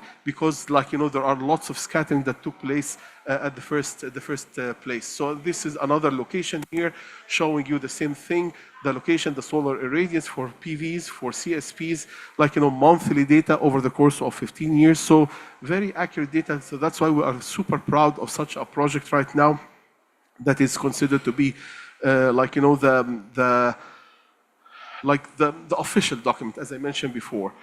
Key messages here: it is not binary. It does not kick in full force at any particular temperature level. Climate change is a fact that we are all living. And we all know that we, like, as civilization, is at a stake. And like, you know, we will not be able to come out of this crisis unless we have the right ways and the right mechanisms of collaboration and interdisciplinary and cross-disciplinary approaches. And data science is one of those that provides you and allow you to do something like this. And I conclude with that slide. My colleague, Dr. Omar, now is going to talk about a current project that we have, where we highlighted a region, and we have a project which is running right now in one of the big solar farms, which is Bimban Solar Farm. And right now we are validating our satellite observations. So now we are installing a network of ground sensors on the ground in order to measure how much irradiance happening on the ground, so that we can have these local sensors on the ground to be validating our models for to make sure that the operation is working correctly. We use lots of networks, like, you know, 4G or 5G or LoRa, so different kind of communication mechanisms. But he is going to be talking about that in much depth. Dr. Omar, the floor is yours. Thank you, Dr. Hisham. I will switch to Arabic so people can do. استكمالا لما تحدث عنه زميلي العزيز الدكتور هشام في ان احنا عملنا السولار اطلس اوف ايجيبت، وكان ده كان انجاز عظيم لمصر، لان دي كانت الطاقه الشمسيه في مصر كان مجرد خريطه واحده فيها بعض الكونتورز اللي بتبين الطاقه الشمسيه، كانت غير معبره وكان غير مشجعه لاي مستثمر ان هو يقدر يعمل دراسه جدوى لاي مشروع طاقه شمسيه. وبناء عليه برضو بعد ما عملنا السولار اطلس، اتعمل السولار اطلس، عملنا هيئه الطاقه الجديده والمتجدده ركزت على الاماكن اللي ممكن فيها بوتنشال عالي، ومنها منطقه بنبان في مصر. طبعا ده استكمالا شجع الاتحاد الاوروبي ان هو ندخل في مشروع جديد، ان احنا في المناطق، طبعا تحدثنا في الايام السابقه عن اهميه الاستشعار عن بعد والإيرث اوبزرفيشن او رصد الارض في عمليه متابعه البيئه والتصحر والغطاء النباتي. ومنها برضو يعني ابلكيشنز كتيره جدا. احنا مثلا بعض الابلكيشنز احنا بنرصد اي بقع زيتيه في البحر، بنرصد تاثير الغبار على الصحه وعلى الطاقه الشمسيه. فدخلنا في مشروع اسمه سيروكو. المشروع سيروكو ده الهدف منه ان المناطق اللي هي البعيده او النائيه التي لا يتمكن ليس فيها مناطق قياسيه، ان احنا نقدر ازاي ان احنا نحسن عمليه الرصد البيئي في هذه المناطق. فعلى سبيل المثال بهذه الطريقه ان احنا اخذنا بعض النماذج البايلوتس في 4 دول مختلفه. كل دولة أخذت نقطة معينة، نقطة بيئية معينة بتدرسها، وبعد هذه ما يتم دراسة كل حالة بيئية دراسية على حدة، نعمل تجميع لكل هذه الحالات في منظومة واحدة لتشغيل وإدارة هذه الإيرث أوبزرفيشن.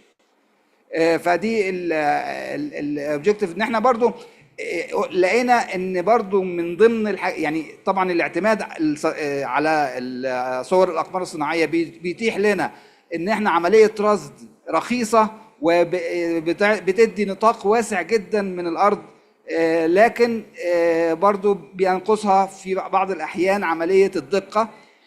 فاذا لقينا ان احنا اذا عملنا تكامل ما بين أجهزة الاستشعار في اللي هي انسيتيو اللي في الموقع مع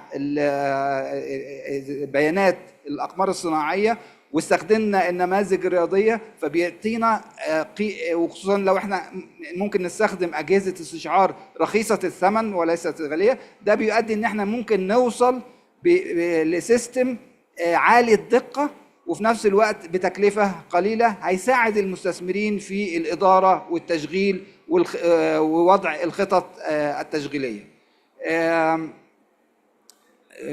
ده أهداف المشروع.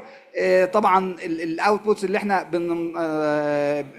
بننتظرها، المشروع ده حاليا يعني نحن تقريبا في منتصف المشروع، ان احنا عايزين نعمل إدارة وتخطيط للطاقة الجديدة أو المتجددة، في إن احنا نعمل إدارة لنوعية الهواء وتأثيره على الصحة، وإن احنا نعمل إدارة لللاند يوز والإيكو سيستم، الأنظمة الأيكولوجية، ونعمل موديلنج او نمذجه للجرين هاوس جازز والإميشن اللي عشان نوصل ل ايكو سيستم عالي الدقه. دي ال4 بايلوت اللي اتخذت في المشروع. طبعا كل الهدف ده يعني برضو على المناطق الصحراويه اللي هي البعيده والنائيه اللي هي بيصعب عمليه الرصد فيها. دي هنا الأماكن جغرافيا في مصر. احنا اهتمينا بعملية الطاقة المتجددة وخدنا منطقة بنبان كنموذج كحالة دراسية، وفي قبرص عندهم تأثير على نتيجة إن قبرص قريبة من شمال أفريقيا، ودي مناطق الصحراوية، فبيتأثروا بالغبار القادم والدست على الصحة. في صربيا في تدهور للنظام الايكولوجي، فعايزين يعملوا ريستوريشن له. وفي اسبانيا عندهم مشكله في المناطق، ان في مناطق صعبه الوصول ليها من جبال والبيئه عندهم، فعايزين يقيسوا الاميشن اللي طالع من اللي بيأثر على التغيرات المناخيه.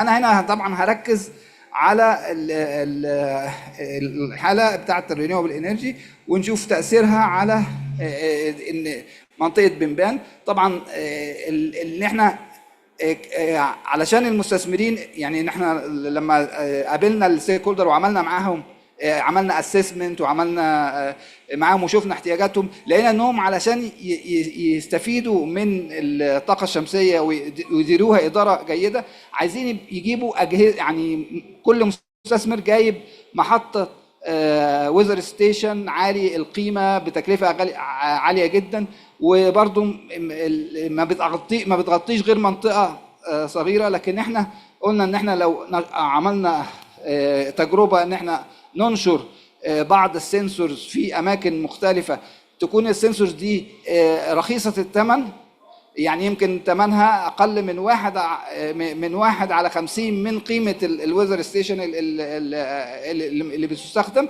مع بيانات الطاقه الشمسيه، مع بيانات الاستشعار عن بعد، وباستخدام النماذج الرياضيه علشان نوصل لنتيجه دقيقه تضاهي النتيجه اللي بيمثلها الهاي كواليتي سنسورز. وطبعا عملنا دي بعض اللقاءات، وبنشوف ان احنا في الوضع الحالي ان احنا جهزنا الموقع لاستقبال هذه المستشعرات علشان نكمل المشروع. فده برضو ده يعني استعراض سريع ل يعني استخدام الايرث اوبزرفيشن او كيف يساهم في محاربه التصحر. انا طبعا يعني مش عايز اطول بقى. طبعا في بعض المعوقات وازاي ان احنا حليناها التشالنجز، وازاي ان احنا عملنا ميتيجيشن. طبعا دي برضو صور للبايلوتس الثانيه اللي هي في القبرص، وتأثير الغبار القادم على هذه المناطق وتأثيره على الصحة. فطبعا برضو ده طبعا بيتعمل هناك نفس التكنولوجي اللي احنا بنعملها بالنسبة للطاقة الشمسية او الطاقة المتجددة في مصر، بيعملوها على تأثير الغبار على الصحة العامة، وباستخدام برضو نفس التكنولوجي السنسورز رخيصة الثمن كومبايند مع صور الأقمار الصناعية. في صربيا عندهم مشكلة التدهور النظام الأيكولوجي، وإزاي برضو إزاي يعملوا إعادة الريستوريشن للإنفايرمنت. وطبعا في اسبانيا عندهم مشكله انهم عندهم الجرين هاوس بارتكلز ايميشن، عايزين يشوفوا تاثيرها على التغيرات المناخيه. فواخدين مناطق جبليه ومناطق صعبه الوصول ليها، وازاي ان الاجهزه وازاي ان السيستم اللي احنا المقترح من مشروع سيروكو ان هو يساهم في هذا الاطار. ودي الخريطه بتمثل المشروع بعد انتهاء كل البايلوتس اللي احنا اتكلمنا عليهم. على البايلوتس بتخش على نظام كور ويعمل موديلنج سيستم بحيث ان احنا نطلع نتائج متكامله لمحاربه التصحر. وشكرا جزيلا.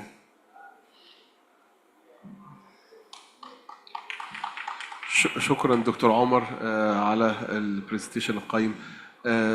Thank you so much. So now I'm in a struggle, like should I proceed in English or Arabic? So everybody has translation, right? Okay. طيب دكتور عمر طبعا شاكرين للعرض القيم. At any point we can take questions from the floor. Like if you have any comment or any question, please feel free to let me know, raise your hand. ولكن خليني ارجع لك تاني دكتور سلطان. احنا شايفين الباور اوف داتا، شايفين قدرة البيانات القادمة من الأقمار الصناعية والبيانات المدمجة في النماذج الرياضية قد إيه عندها القدرة على وضع خريطة استرشادية لمتخذ القرار إن بناء عليها يقدر ياخد قرار بيزد على الساينس، بيزد على البيانات، بيزد على الأوبزرفيشنز فيما هو قادم في التعامل مع النظم الإيكولوجية المختلفة، سواء اتكلمنا على تصحر، اتكلمنا على تغيرات في البيئات البحرية، اتكلمنا على development أو على عمليات تنمية، عمليات إعادة تدوير أو عمليات restoration أو عمليات اللي هي إن أنا أتعامل مع النظم المتدهورة. طب لما الأقمار الصناعية عندها هذه القدرة، ما هو العائق أمام متخذ القرار إن إحنا نطبق هذه التقنيات في دول العالم الإسلامي أو في دول شمال أفريقيا والخليج العربي علشان تعمل نقلة نوعية في التعامل مع التحديات البيئية الموجودة؟ إيه اللي ينقصنا؟ ممتاز. في عدة عناصر. أولاً القطاع الخاص له دور مهم جدا وتوضيح أهمية الاستثمار في هالمجال، خاصة الآن مع تطور الأقمار الصناعية الصغيرة والمتوسطة. يعني قمر صناعي صغير نانوسات ولا كيوبسات يعني أسعارها جدا مناسبة مقارنة بالأسعار الأخرى وتقدر تعطيك قدرة ريزولوشن كويسة. التدريب، الكاباسيتي بيلدينج مهم جدا، خاصة القطاعات الحكومية ينقصها التدريب. على سبيل المثال أنا قمت بمشروع وأنا أستاذ في الجامعة في أحد البلديات عندنا في المملكة هنا، بعدين ما يتفاهمون معنا المساحين والمهندسين، يبغون اللغة العربية، كذلك اللغة المادر تنج مهم، تبسيط البرامج وبلغتنا بلغة الأم، زي ما قاعد تسوي الصين، كما تسوي اليابان. أنا عشت 7 سنوات في اليابان، الابستراكت فقط بالإنجليش والباقي والتحليل كله باللغة اليابانية. يعني اضطريت أن أتعلم لغة يابانية عشان أقدر أعيش مع المجتمع العلمي في اليابان في الندوات والورش العمل. فلغة القوم مهمة جدا، غير أن لغتنا العربية لغة علم. يعني أساسا لو ترجع لللوغاريتم الفورترانت الآن واللغة الخوارزميات، يعني الفورترانت حتى في علوم الفضاء الآن يكتبون البرامج لا زال مع أنه لغة قديمة لكن يكتبون في الفورترانت. فاللغات تطورت الآن، لذلك الأوبن سورس كذلك. أنا يعني تكلمت عن موضوع دعم الملك الله يحفظه لنا هنا في المملكة في موضوع أهمية الأوبن سورس. كلوز سورس كويس وماشي مع لكن برضو الأوبن سورس مهم جدا لأنه يفتح فرص عمل، كرييت جاب للأجيال القادمة. أقدر أنا أطور فانكشناليتي كثيرة، أجي لمتخذ القرار ديسيشن ميكر وأقدر أوضح له، أبسط له التقنية، أطور له البرنامج، أسمع منه، أنشئ برامج تقرأ لي الأرض يعني بالتفصيل. حسب الاحتياج، وتطوير الأقمار الصناعية الصغيرة والتدريب وربط القطاع الخاص وتوضيح الحكومات والأشياء اللي تقدم للوزير غير اللي تقدم للأمير، غير اللي تقدم لمدير الإدارة، غير اللي تقدم للمهندس، غير اللي تقدم للمساق، غير اللي تقدم لليوزر. فهذه كلها مهمة جدا، لابد أن أعرف من أتعامل معها. وأنا كل واحد عنده واحد الليدرشيب، واحد إدارة مكتب، وبعدين التدريب وتبسيط البرامج وتسهيلها. والاوبن سورس انا اتوقع انه مهم جدا لانه راح يساعد كثير. اكاديميات، مراكز التدريب، تطوير مراكز التلاقي بين تكثيف ورش العمل. يعني ما هو مثلا مؤتمر خلال سنه سنتين وسنه يعقد، لابد ان يكون كذلك المنهجيه بروبلم سولفنج ميثودولوجي. قبل احضر لورش العمل او احضر لمؤتمرات لازم اسمع من القطاعات الحكوميه في البلديات في المدن او اللي مسؤول في المزارع، حتى المزارع. انا الان مع اني في التقنيه واستاذ جامعه وعضو مجلس الشورى لكني فلاح، ارى انه في مشاكل كثيره يواجهها الفلاح. انا ابغى وزير الزراعه ينزل للمزرعه ويشوف كيف وش تواجه المشاكل الفلاح. ابغى وزير النقل يركب السياره ويروح للدمام ويجي لجده ويشوف كيف يواجه المسافر. نفس الشيء القطاعات الاخرى، لازم نواجه الواقع ونتعلم منه ونشغل مع المهندسين والمخططين والمبرمجين ونضع ورش عمل ويصير في سياسه عامه ومنظومه عامه تعمل مع بعض. شاكر دكتور. خليني الخص كده في بعض الكي بوينتس. طبعا باين جدا الجاب اللي موجوده او الكالتشرال ديفرنس اللي موجود في الريجن وده اللي بيؤدي الى ان احنا باصين في امور لسه على ارض الواقع او امور على المجال الاقليمي او المجال المحلي، ان انا لسه بوصل او لسه عاوز اوصل المنطق او اوصل الكونسبت بتاعت التغيرات المناخيه والاثار بتاعتها على مستوى يعني على مستوى الفلاح زي ما حضرتك تفضلت، او على مستوى يعني ايه اصحاب المصلحه اللي هم موجودين في المنطقه. فده يمكن اللي خالق الفجوه اللي موجوده علشان ان انا ابتدي اقدر اطور نفسي واتعامل مع التقنيات الحديثه اللي موجوده. فيمكن الكالتشرال جاب ديت او الجاب في التعليم هي اللي بتؤدي الى عدم الدرايه الكافيه بالتقنيات الجديده او الحديثه اللي موجوده، اللي هي ممكن توفر بعض الحلول الحلول اللي هي تقدر تفيد الدول في مواجهه المشاكل او التحديات البيئيه الحادثه. بضرب امثله، والامثله والقصه انا حتى استفيد منها في طرحي لطلابي وطالباتي لان توضح لهم الموضوع. عندنا في المدن هنا مشاكل نواجهها، مثلا 6 شهور الى 5 شهور حراره مرتفعه جدا في الرياض، لذلك الحكومه اهتمت في موضوع تطوير استراتيجيه للرياض الخضراء، ومنها طورنا موديل بالتعاون مع جامعه طوكي لتقليل درجه الحراره، على اساس انه تغير الان طريقه النمو بالمدينه، بدل ما كانت السيارات والمحلات يمين يسار لا راح يكون TOD اللي هو ترانسبورتيشن ديفلوبمنت اوبريشن زي ما بدا الان القطار. فلا بد ان نطور اشياء، الناس راح تمشي اكثر، الناس تهتم في الاوت دور انفايرمنت، فلازم اطور الجريننج واشوف وش المشاكل اللي يواجهونها.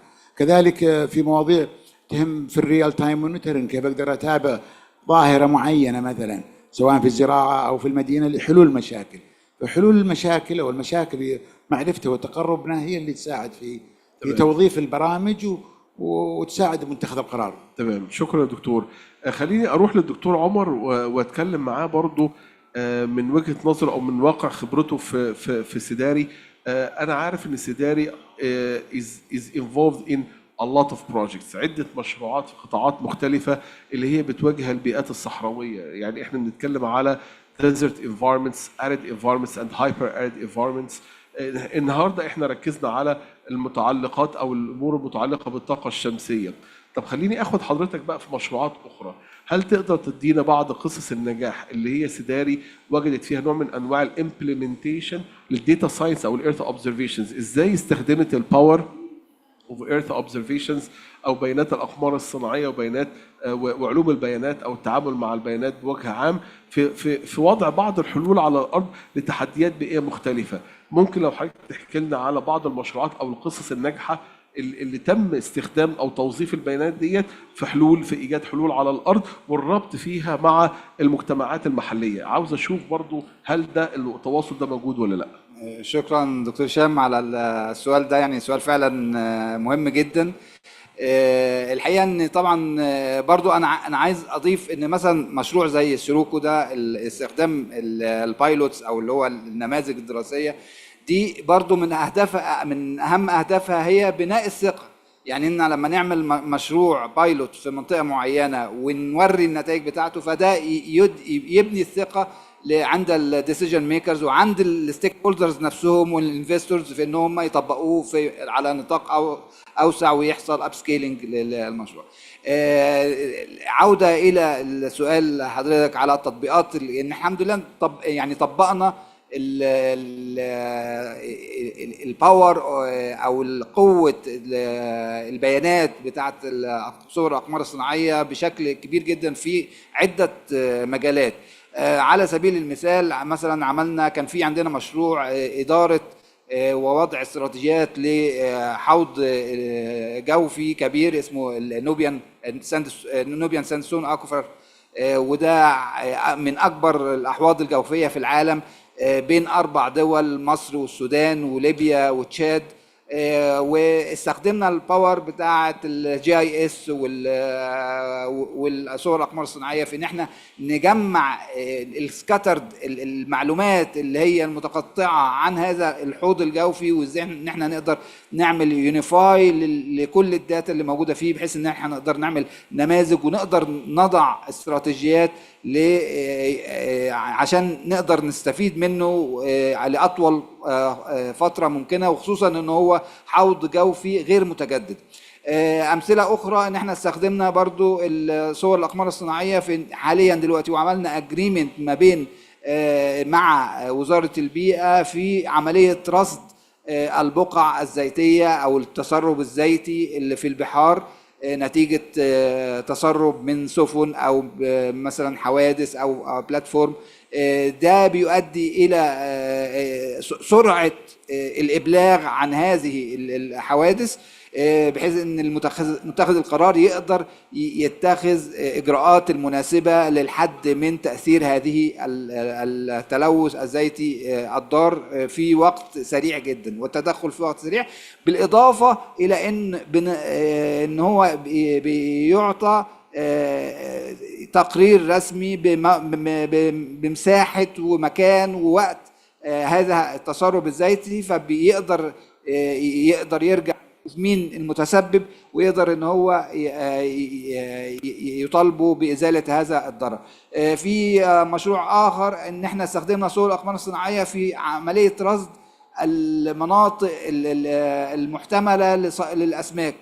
يعني بنضع نشوف البوتنشال فيشنج زون، بنشوف ما هي الظروف المواتيه التي ينمو فيها يتكاثر فيها السمك في مكان معين، سواء درجة الحرارة أو نسبة الكلوروفيل أو الرياح أو كده. بنقدر إن احنا نحدد إيه أماكن الصيد المحتملة. يعني في برضو مراقبة تدهور الأراضي والكوستال فالنرابيليتي، بنشوف على مدى الشينج ديتكشن على مدى السنين خط الساحل هل بيتغير ولا لا، ونقدر نعرف الفولنربيلتي مابس، نقدر ايه الهوت بوينتس اللي نقدر ان احنا نعرف ان فيها تآكل او بيحصل فيها تدهور، بحيث ان احنا نقدر نتدخل في ان هو نقلل من تأثير هذه التأثيرات. ممتاز جدا دكتور عمر، شاكر جدا لحضرتك. انا حبيت ان انا اسمع من حضرتك الاجابه في السؤال ده علشان اوري الباور اوف ايرث اوبزرفيشنز والتداخل بتاعتها في قطاعات مختلفه. انا لما بتكلم على كوستال زون مانجمنت، بتكلم على اويل سبيل ديتكشن، بتكلم على سولار ابلكيشنز، بتكلم على ايكولوجيكال ريستوريشن، فالوايد رينج اوف ابلكيشنز او القطاعات الكتيره او التطبيقات المختلفه للصور الاقمار الصناعيه او علوم الفضاء او علوم البيانات واضحه جدا على الارض. خلينا ناخد سؤال من الاودينس. اتفضل.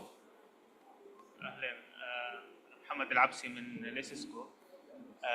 على اي حال في عندنا سيشن بعد هذا السيشن بنتكلم عن الكالتشرال هيريتج والديزرتيفيكيشن امباكت. انا شويه يمكن الخلفيه كالتشرال هيريتج اكثر ما انها انفايرمنت. الصوت مش واضح؟ هيك طيب. اسمح لي دكتور، يعني يمكن ان شاء الله اذا بتبقوا معنا للسيشن، عندي سؤال عن how to utilize these technologies in other sectors. او يعني مثلا بالcultural heritage we already have impacts from climate change, desertification. It's different how to deal with them, like mitigation strategies. Sometimes we need technical information, but we already implemented some of these stations, for example, in Petra, and they gave us a lot of information, and they implemented early warning system for flooding, for example, because of they started by this remote sensing, by monitoring through mapping systems, etc. So I mean, it's still like this technology, just they care about environment. They didn't distribute or utilize it for other sectors till now. I don't know why. Maybe we need more research. Okay. Anyway, I would love to hear with you, and I would also love to receive you in the coming panel, of course, to hear from, and maybe we have more discussion about this. Thank you. Let me address this very point, because few months ago, like we had the big Islamic conference in Azerbaijan about the cultural heritage, and actually I was there with Mr. Anar Karimov and with His Excellency DG of ICESCO, and we presented in this conference. Actually, I presented about the usage of Earth observations to address the cultural heritage problems. And in this session, I spoke about early warning systems. We spoke about the usage of SAR technology, the radar technology, which shows you the different kind of land displacement, the vertical displacement, which is affecting cultural heritage sites. UNESCO identified, lots of cultural heritage sites which are at risk in the Mediterranean basin only, and we highlighted some cases that we showed actually some actual data on the ground in Cairo, in Alexandria, where we did already some pilot studies on tombs and on temples, showing you the vertical displacement. And there are some other techniques which talk about the weathering. So we do weather modeling and we do climate modeling in order to understand the impact of weather patterns on these cultural monuments and how it can affect the cultural heritage. So I totally agree with you that maybe to be honest with you, sometimes it's kind of mind-boggling. Where is the gap? When we have this kind of technologies and we are doing some work on the ground, so why the word is not shared? Why it is not out there? Maybe the myth that these kind of technologies are very expensive, but again, exactly, my colleague Dr. Amar just reminded me that we already submitted a proposal right now. It's under review with the EU about VR and virtual reality, like VR for a different kind of heritage sites. So we are doing a project already. Hopefully it's going to be funded. We don't know yet, but this is something else that we are using observations and data science. And I think Dr. Sultan عنده comment. شكرا صراحه قلنا الحاجه ام الاختراع. نتكلم عن الهيرتج تطبيقات الاستشعار عن بعد. لو تروح لاي كونفرنس خلال 10 سنوات اللي راحت له خاص سيشن خاص الهيرتج اند ريموت سنسنج. ومجال مهم جدا ولا هو صعب ولا هو غالي. It's not expensive, very easy. We can work with you. إذا في عندك احتياج ممكن ننظم ورشة عمل عن الهيرتج ريموت سنسنج في الوطن الإسلامي. نركز على مواقع انه له دور في الديتكشن. مثلا بجيل الصحاري حتى في منغوليا هذا one of my good friends. منغوليا جميع الصحاري مثلا في بعض المواقع هيرتج قديمه لاكثر من 1000 سنه او 2000 سنه تكون مطموره تحت الارض نجي للرادار ونعرف كيف نقرا المعالم اللي اوت للمدينه. كذلك الان معنا واحده متميزه في مجال الهيرتج عن ريموت سنسنج 3 دي وكذلك بعض الكاميراز تقرا لك حروف البلاد على اساس انه تعرف وين المواقع الويكنس حتى في المبنى حتى في الجدار مثلا معين او في كولوم معين. فممكن نتعاون مع بعض ودام في حاجه والتقنيه موجوده متيسره والمجال رحب جدا. هيرتج عن ريموت سنسنج مجال جدا متميز ومهم. عندنا احنا هنا تطبيقات كثيره الان متعاونين معهم. انا كاستشاري في موضوع الدرعيه مشروع الدرعيه مشروع كبير جدا الان اشتغل عليه في الجي اس وفي الريموت سنسنج وتطبيقات التقنيات الحديث how to detect the weakness in a wall, how to detect the weakness in the foundation and so on. So ممكن نتعاون مع بعض ونسوي ورشة عمل إن شاء الله. شكرا دكتور. Just to be courteous to the time of everybody, I think we are coming to an end of this session. Thank you so much. Let me extend my thanks and appreciation to Dr. Omar Al-Badawi and my thanks and appreciation to Dr. Sultan, and thank you so much for our great audience.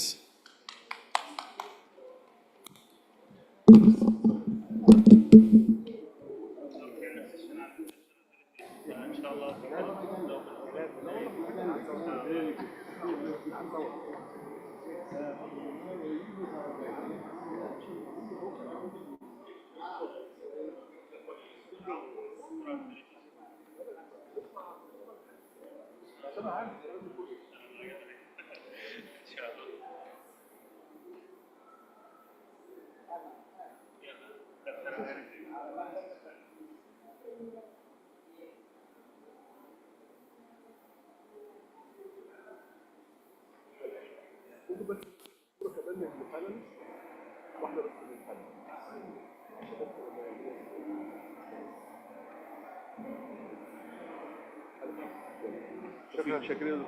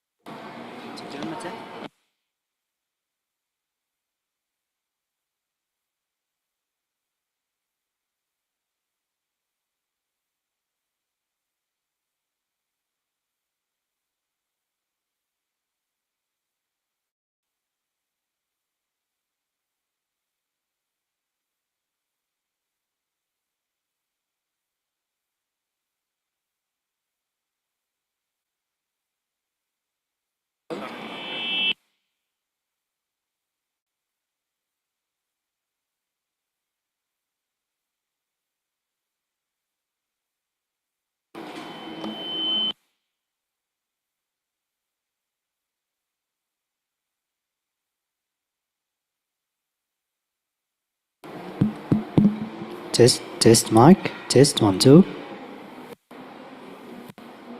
تيست كويس. Check. Check, check, check.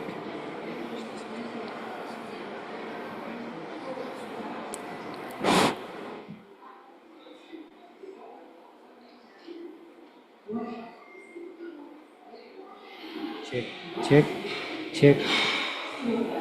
Test. Test, test, test mic. خلصت تكلم فيه.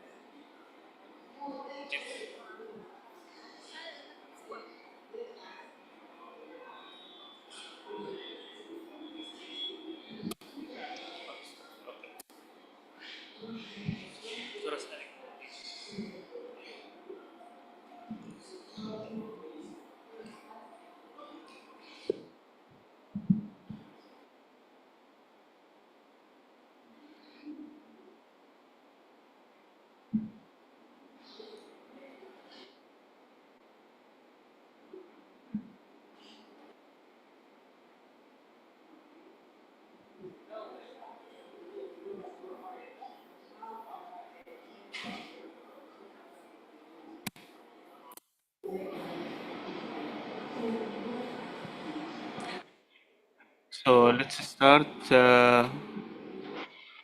Omar, could you check the voice? Everything's good?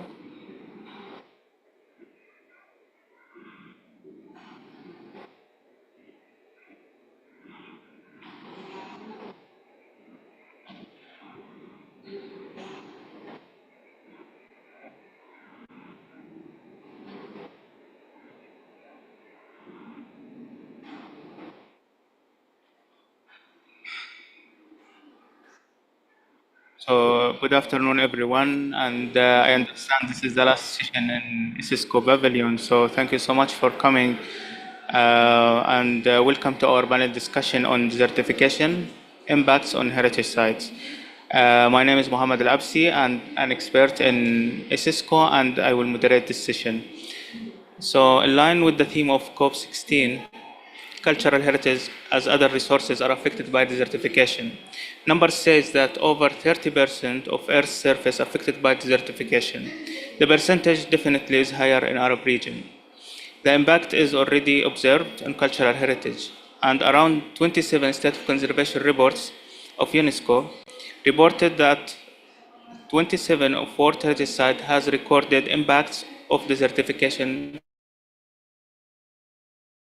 Discover more about this phenomena, how it impacts our heritage sites, and how to mitigate the impacts of climate change in general and desertification in particular. So welcome with me our esteemed panelists. Let me introduce to you Dr. Majid Al-Hassanat. He is a staunch advocate for sustainable development with experience linking environment to socio-economic development.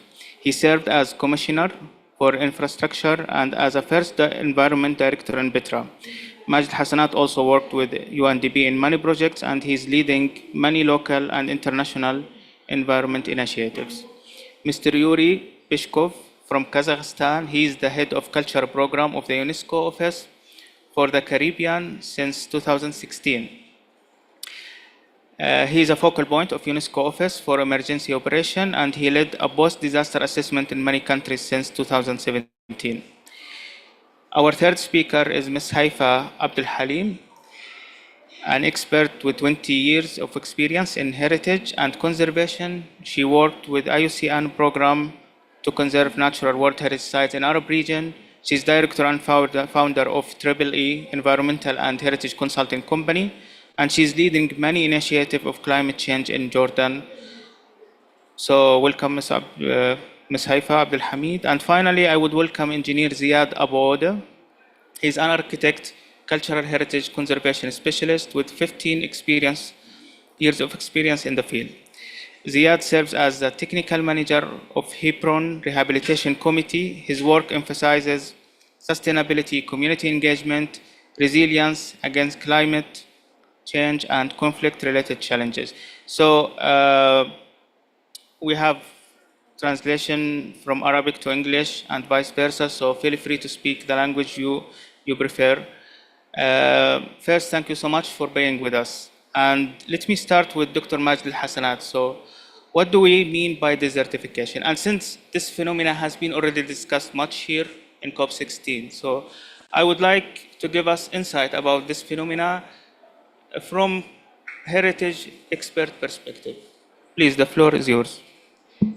شكرا محمد، شكرا لك لإتاحة هاي الفرصة بهذا اليوم أن نكون معكم. الصوت واضح محمد؟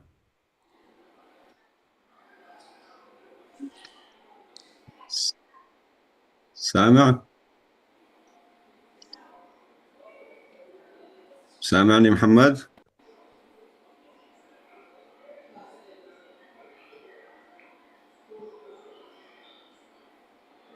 احنا سامعين بس ما بعرف. So could you try again? شكرا محمد لإتاحة هاي الفرصة إنه نكون اليوم معكم. We still have. سامعين احنا محمد انتو. So the guy is trying to fix this issue.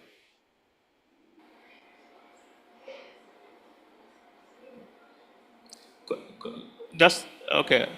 Now.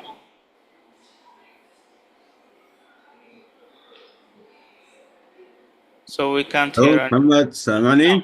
Yes, now we can hear you. Okay. Go ahead, Doctor. مرة ثانية شكرا محمد على الدعوة إنه نكون يوم معكم، وبعرف إنه الجلسة الأخيرة ويوم جمعة وبوقت متأخر، أكيد الوقت مش المثالي حتى نحكي بهذا الموضوع. كمان اسمح لي إنه أشكر زملائي اللي معي على الباناليست، هيفا، زياد، ياري، وأعبر عن مدى اهتمام يعني فرحتي وشعوري بالفخر مع هاي القامات الوطنية. محمد، لما نحكي عن الديزرتيفيكيشن بشكل عام، يعني هو بكل بساطة إنه التربة دهورت، ما عادت قابلة إنها تكون مثل أول، ما عادت قابلة إنها تنمو فيها النباتات بشكل مثل ما كانت أول. بدي أشارك معكم هذا العرض البسيط عن هذا الموضوع. ما بعرف الشاشة واضحة عندكم؟ بلشت تطلع؟ يعني بكل بساطة لما نحكي عن ديزرتيفيكيشن نحكي عن منطقة معينة صار فيها خلل بالنظام المائي، وهذا الخلل قد يكون سببه سببين رئيسيات. السبب الرئيسي الأول هو ناتشرال، طبيعي. احنا بنشهد بالآونة الأخيرة بآخر عقدين من الزمن تسارع كبير في ظواهر متطرفة بما يخص التغير المناخي. شفنا ارتفاع على درجات الحرارة، شفنا انحباس مطري لفترات طويلة، شفنا موجات من الجفاف، موجات من الغبار، شفنا فروقات كبيرة ما بين أعلى درجات حرارة وأوطى درجات حرارة. كل هاي الظواهر المتطرفة صرنا نلمسها بالفترة الأخيرة. هاي الظواهر بالضرورة راح تنعكس على الطبيعة اللي احنا بنعيش فيها، وأكيد واحدة من الأشياء اللي راح تتأثر بالضرورة هي المواقع التراث العالمي، المواقع الثقافية للتراث العالمي. يعني إذا بنلاحظ بهذا الرسم اللي بيبين إن قديش عدد السكان اللي بيعيشوا بهاي المناطق. يعني بنحكي بالمناطق الأرض بيعيش فيها أكثر من 500 مليون مواطن بيعيش فيها، والمناطق اللي فيها صحراوية يعني جفاف بيعيش فيها حوالي 200 مليون مواطن. وللأسف هاي الأعداد الأكبر بتكون بقارتين اللي هم قارة آسيا وقارة أفريقيا. إذا بنلاحظ كمان البروجيكشن المتوقع لظاهرة التغير الديزرتيفيكيشن بمناطقنا بأفريقيا وآسيا، زي ما احنا بنشاهد بال2050 راح يكون يعني تأثيرهم أكثر بكثير، والمتوقع يكون أكثر بكثير، وبالتالي ممكن تكون ظواهر أو التأثير على المناطق التراث الثقافي في أكبر تأثيرا وأكثر حدة في كل ما مضينا بالوقت لقدام. يعني لما نحكي بال2050 راح يكون عندنا ظواهر يعني مهمة ممكن تأثر على مواقع التراث في العالم. فمرة ثانية لما نحكي عن ديزرتيفيكيشن نحكي بشكل عام عن سببين رئيسيات. السبب الرئيسي الأول هو السبب الطبيعي، وحكينا فيه السبب الطبيعي وموضوع التغير المناخي والانحباس المطري والCO2 emission وهاي التفاصيل كلها. والسبب الثاني الرئيسي بنحكي عن عامل بشري. هذا العامل البشري اللي قد يكون أيضا مهم جدا على المستوى المحلي والمستوى الوطني. نحكي عن الاربنايزيشن، صار في زيادة كبيرة للبوبوليشن، عدد السكان الموجودين بالعالم. نحكي عن أنشطة متعلقة بالتنقيب بالمايننج. نحكي عن ثروة حيوانية. هاي الثروة الحيوانية كل ما تتأثر المناطق الصحراوية بصير الضغط عليها أكبر، وبالتالي ممكن تسبب إن خسارة بالقيمة الطبيعية الموجودة. نحكي عن بعض الممارسات السلبية من العملية الزراعية باستخدام مبيدات وأسمدة. هاي المبيدات والأسمدة على المدى الطويل أكيد راح تأثر على نوعية التربة وعلى جودتها، وممكن تسبب خسارة هاي التربة لخصوبتها، وبالتالي كل ما خسرت خصوبتها كل ما رحنا باتجاه التصحر. وبالتالي هاي الأسباب كلها مجتمعة أدت إلى ظهور ظاهرة التصحر في مناطقنا. وبالتأكيد هذه الظاهرة مهمة جدا، ليس فقط على المستوى الاجتماعي بل على مستويات عديدة، ومن أهمها المناطق الثقافية للتراث العالمي. تمام دكتور. الصورة واضحة، يعني علاقة الديزرتيفيكيشن والتصحر والأسباب. شكرا جزيلا على التوضيح. بس بدي أروح لهيفا خلينا نتكلم أكثر عن موضوع الديزرتيفيكيشن، وهو عرض من أعراض التغير المناخي. خلينا نحكي شوي أكثر، نفوت عن علاقة كيف التصحر حصل وشو الأسباب وشو علاقته في التغير المناخي اللي بيصير في العالم حاليا، وبرضه كمان إذا في شو الأثر على موضوع الانفايرمنت بشكل عام، الناتشرال هيريتج والكالتشرال هيريتج از ويل. هلا مبدئيا شكرا كثير لاستضافتي وان اكون مع الزملاء، وشكرا لايسيسكو وشكرا لك لاستضافتنا، وهذه فرصه نشارك صوتنا، صوت العربي وتحديات المنطقه العربيه كمان بهذا الشأن. طبعا انا صار لي اخر 3 سنين تقريبا عم نشتغل على دراسات تاثير التغير المناخي، لكن قبل ما نحكي عن التغير المناخي كثير مهم نفهم شو الانفايرمنتال كونتكست تبع المنطقه، يعني شو المضمون البيئي لنا. احنا المنطقه العربيه تقريبا 70% او اكثر هي تقع في سيمي منطقه جافه وشبه جافه، ارد وسيمي ارد. بناء عليها كل المضمون الثقافي والموروث الثقافي الموجود الموروث هو مرتبط بهذا الجو، بهاي الأجواء. فراح توجد إما كان موروث ثقافي فيزيكال تانجبل زي المواقع الأثرية والمواقع التراثية، أو حتى التراث اللامادي. وراح تلاحظ إذا ندرس كمان بالتفاصيل أكثر راح نلاقي كمان في كيسز بجوز يقدموها الزملاء بتحكي كيف الإنسان كان قادر على إنه يدير هاي المصادر الطبيعية. طبعا مبدئيا احنا التراث الثقافي عندنا هو موروث معرفي ضخم جدا قادر على انه يتعامل مع هذه التغيرات، ولكن محدود.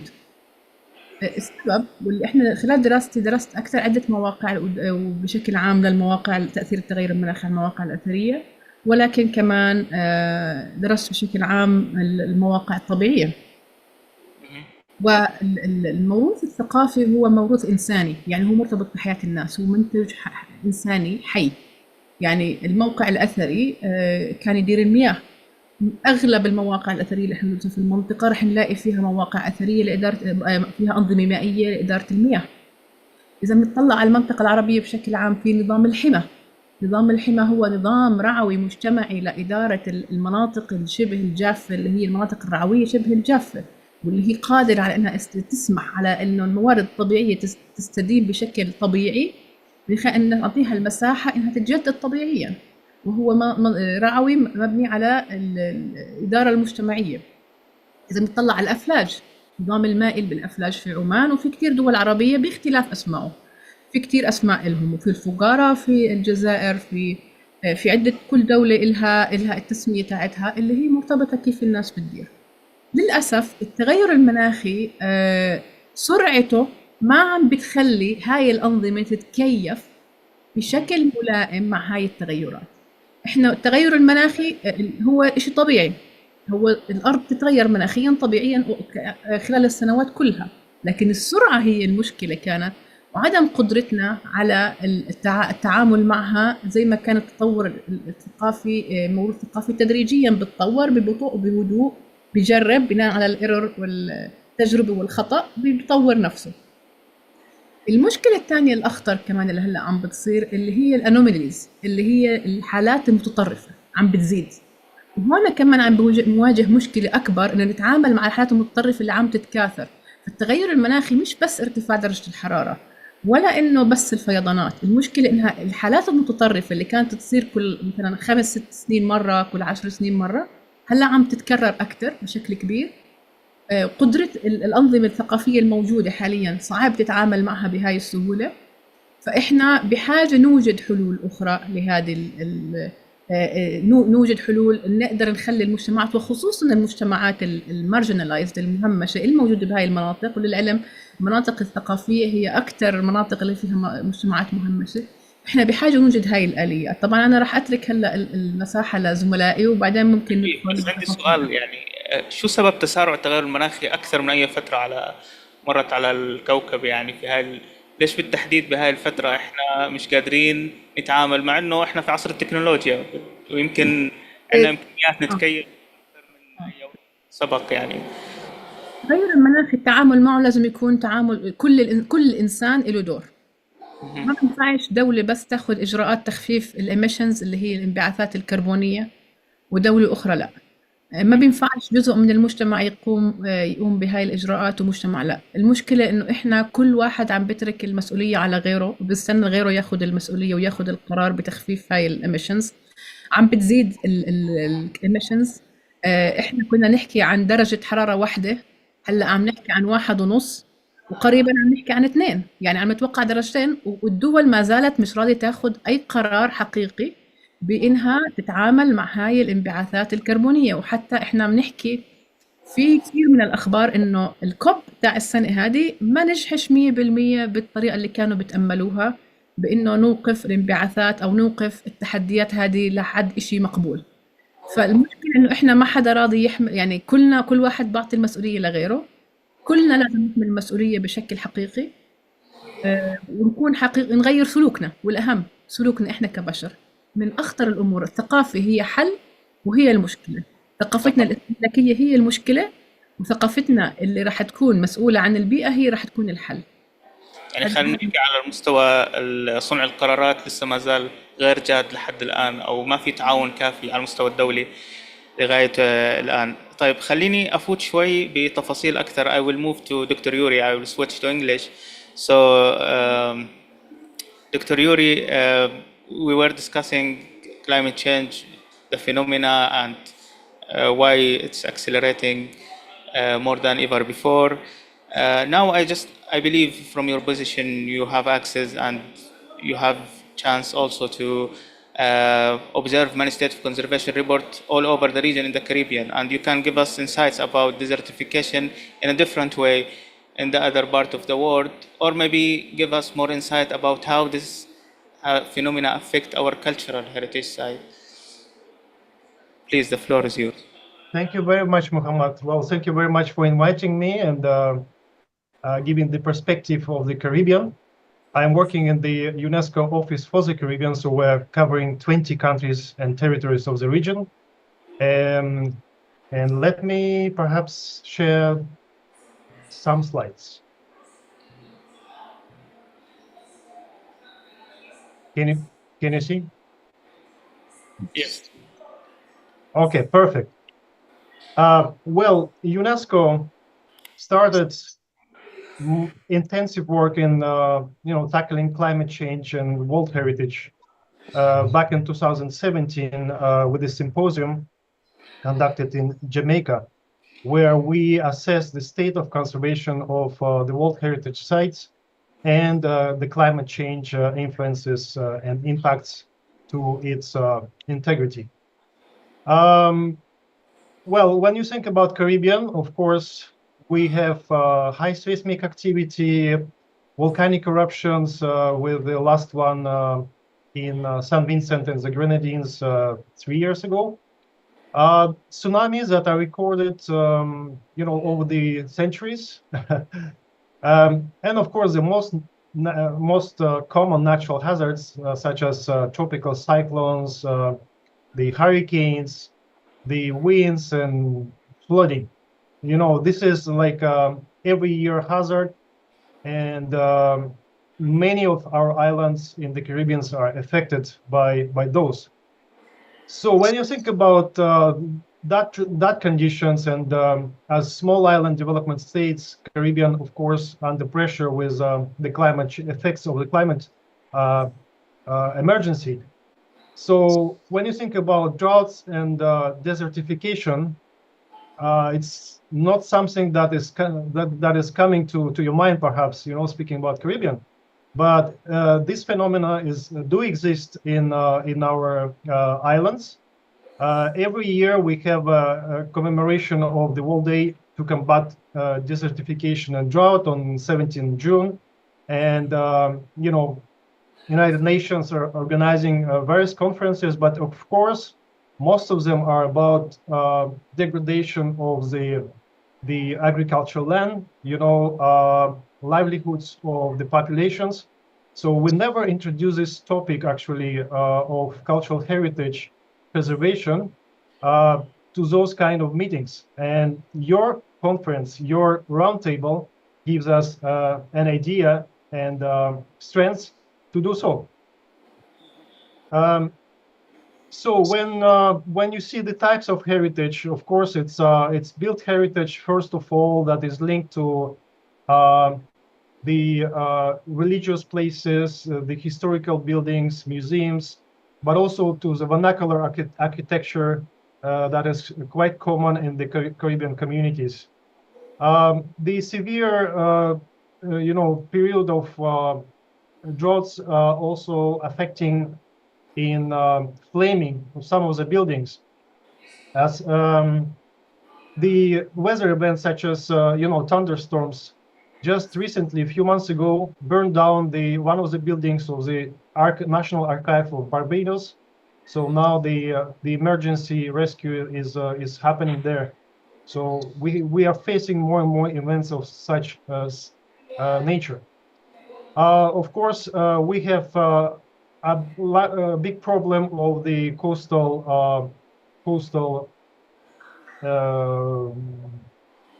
degradation of coastal line, and that's where most of the archaeological sites in the Caribbean are. From UNESCO, we conducted several post-disaster needs assessments, and to bring this topic here, I want to emphasize that what we are missing is the baseline data. Often we don't have inventories of the cultural heritage sites, archaeological sites, and this is something that we need to improve in the Caribbean, also to assess those sites from the perspective of the desertification. So I'll stop here. Thank you. Thank you so much, Dr. Yuri. This is a different perspective that desertification could cause other types of risk as well. So maybe this increase fire incidents, or maybe just like increase as well flooding, maybe impacts on the green cover somehow mitigate these risks. But by the time when we lose more of green cover, we will have more risks affect our cultural heritage. So thank you so much for bringing this different perspective about desertification.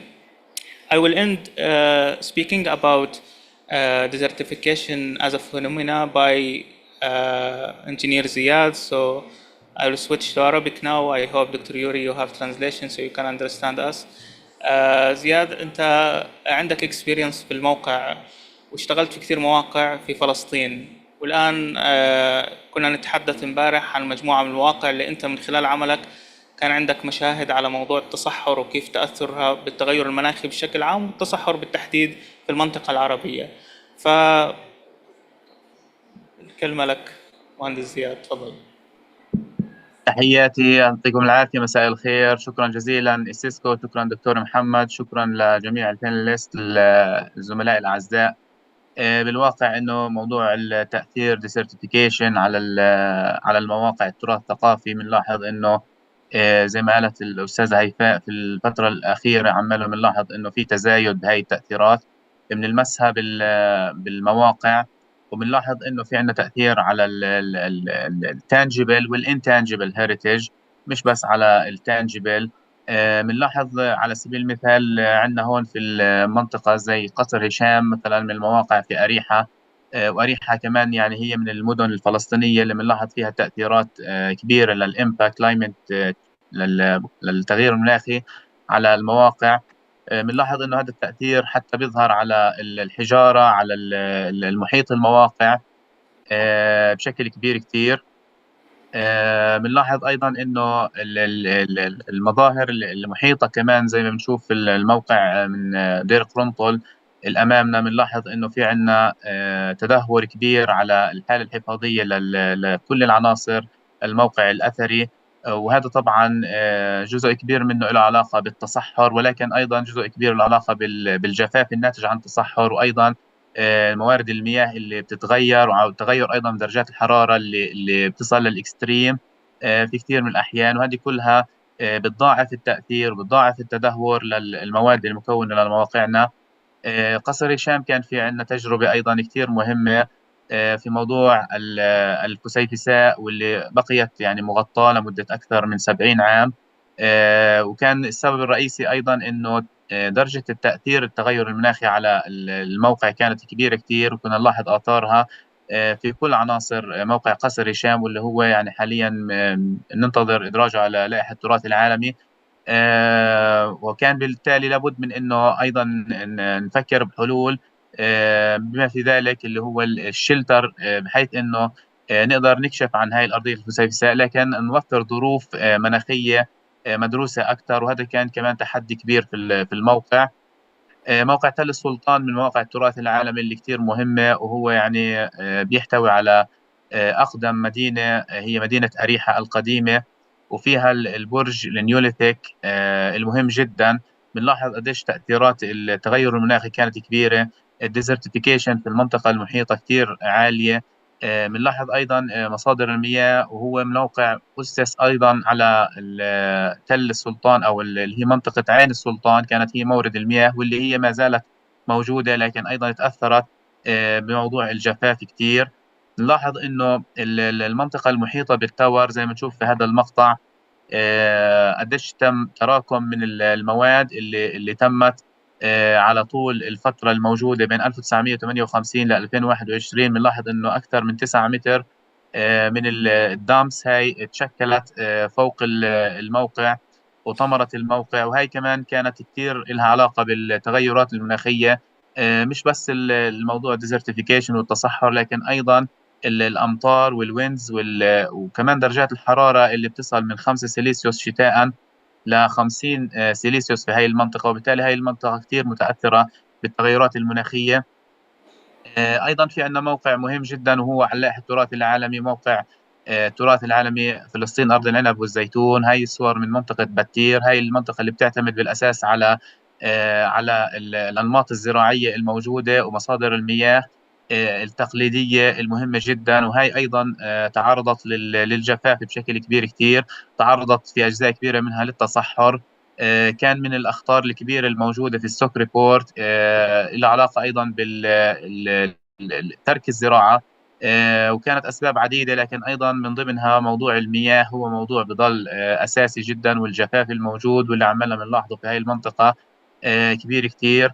عشان هيك لاحظنا انه كان في تاثير كبير على كل العناصر اللي في الموقع، بما في ذلك ايضا اللي هي الابراج المراقبه الموجوده واللي هجرت بالإضافة إلى الأراضي اللي أيضا هجرت بشكل كبير كتير مع الأسف حسب التقارير وحسب تقرير ستوك ريبورت اللي بشكل سنوي بنعمله، واللي ما زال الموقع تحت لائحة الخطر في اليونسكو. أيضا التأثيرات على العناصر غير المادية كمان مش لازم نهملها، وخاصة أنه كل موقع أثري وتراثي هو مرتبط بجملة من البراكتسز أو تراديشنز، العادات التقاليد. في عندنا تقاليد لها علاقة بالبناء نفسه، وفي عندنا تقاليد لها علاقة بالمجتمع المحيط والحياة اليومية الموجودة. على سبيل المثال عندنا هون المناطير الزراعية، هي ما كانت فقط للمراقبة الأراضي الزراعية، وإنما أيضا كان مربوط بها كثير من الفعاليات، بما في ذلك صنع ال الأشياء الناتجة عن العنب، وهي كمان طبعا اللي ميزتها العنب والزيتون. هاي المنطقة في عندنا كثير منتجات كانت هي تقوم بها الأهالي. في عندنا أيضا نظام العونة في البناء، هو من الأنظمة المهمة جدا. في عندنا نظام البناء التقليدي اللي متوارث منذ آلاف السنين، هذا كمان من كثير متعارف عليه انه لازم نحافظ عليه، وبالتالي هو كمان يعتبر متأثر جدا بالديزرتيفيكيشن وبالتصحر وبالجفاف اللي عماله بيكون موجود. وكل هاي العناصر نتمنى انه يكون في عندنا دائما حلول وتفكير بهاي المشاكل، لانه المواقع التراث الثقافي هي مع الاسف بتزداد هذه الضغوط وبتزداد هذه التأثيرات. شكرا مهندس. وانت نبهت على شغله مهمه، انه هاي المواقع كانت مطموره لفتره طويله من الزمن، بنحكي عن احيانا الاف السنين، ففجاه انك تكشفها يعني تخليها اكسبوزد لجو مختلف من اللي هي كانت موجوده فيه اصلا، وبنفس الوقت جو في كلايمت تشينج، في تغير مناخي، فشوي في نوع من الصعوبه في التعامل معها. وموضوع كمان الانتنجبل هيريتج، وانه كيف كان اصلا يعني نوع من التحدي الاقتصادي اكثر من انه يعني احنا بنخسر كثير من المهن الحرفيه اللي كانت تدر دخل على، والان الكل بيتجه بحاجه لوظائف يعني تقريبا شبه متشابهه وسبب ضغط واحيانا بطاله الى اخره. يمكن الانتنجبل هيريتج احد اهم المصادر للاقتصاد اللي نسميه السيركولار ايكونومي، الاقتصاد الدائري، او مش عارف الترجمه الحرفيه بالضبط. شكرا جزيلا على العرض التقديمي. I will go back to Dr. Yuri and then I will speak a little bit about mitigation strategy. Then I move to local community and with Dr. Majd Al-Hassanat and international cooperation with Haifa. But I would like to discuss how to mitigate desertification and what we can do, like how to implement this strategy. Are they really effective, we know so far, or we need more research to develop more mitigation strategy for different cultural heritage sites? And this question as well to Ziyad. So we will start with Dr. Yuri, then move to Ziyad. Please, Dr. Yuri. Thank you very much for your question. Let me share the slides that I have. Well, from UNESCO perspective, of course, we are trying to create platforms for cooperation and engage as many stakeholders as we can, you know, to build the capacities and also to attract, you know, funding to deal with this kind of issues. In the Caribbean, we started to be engaged in the dialogue on disasters in the Caribbean Conference on Comprehensive Disaster Management, which is conducted by the Caribbean Disaster Emergency Management Agency. That is actually combining all the first responders and national agencies for disaster resilience. So that aim to bring culture, heritage, and a large perspective to the disaster resilience management strategies on national levels. So we conducted a large meeting, and that's a milestone, I would say, in the Caribbean, in Barbados, for discussion of this issue. So we brought the cultural professionals, heritage specialists, and disaster management agencies, and some experts to elaborate the guidelines for development of national strategy and the plan of action for disaster resilience on national level. And then we conducted several sessions on that as pilot projects. So we brought that perspective to the CARICOM, which is intergovernmental regional organization for cooperation on different levels. So we brought those to the regional cultural committee decisions, and we have a couple of decisions that are supporting UNESCO's efforts and accepting the developments on the regional and national levels. As such, we applied the guidelines in several pilot countries where the national disaster management agencies were invited, participated, and in some cases included cultural heritage in their emergency planning. We also believe that working directly with the heritage managers and World Heritage Properties is also beneficial. So something we did in the Caribbean, again as pilots, we updated management plans of World Heritage Properties with this component of disaster risk resilience, that is tackling all kinds of threats to the site. Now, of course, there are many efforts in the community-based research, identification, and of knowledge and practices of the communities on the climate change effects and its application in the modern world. As such, we have a couple of projects on the on this topic in pilot countries, and we are trying to compare these results, between Caribbean and also Pacific islands. So that research is also ongoing, which is very, very crucial, I think, for such issue as desertification, because we are trying to capture local practices in the land use. And this is very, very important that we also establish cooperation with the Food and Agriculture Organization so that we can deal with this issue. Well, another project, just to illustrate that we have also volcanic eruptions, and UNESCO helped San Vincent and the Grenadines also to assess the effects and also develop the preliminary inventory. And once again, I'm saying that we need the baseline data actually to monitor and evaluate the climate change effects and desertification. Thank you. Back to you. Thank you so much. And I can see as a UNESCO member, so or working with UNESCO office, so you can speak about policy and how to kind of develop guidelines, trying to bring people together just to mitigate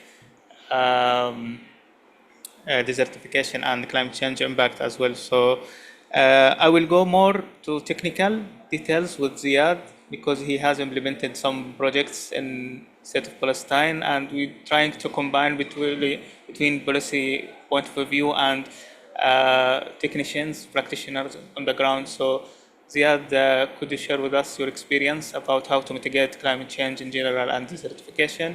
Then I move to Dr. Majd Hassanat, because I know he implemented many, he can of course give us insights about mitigation strategy and about how to involve climate change, involve local communities in this process. So Ziad, please.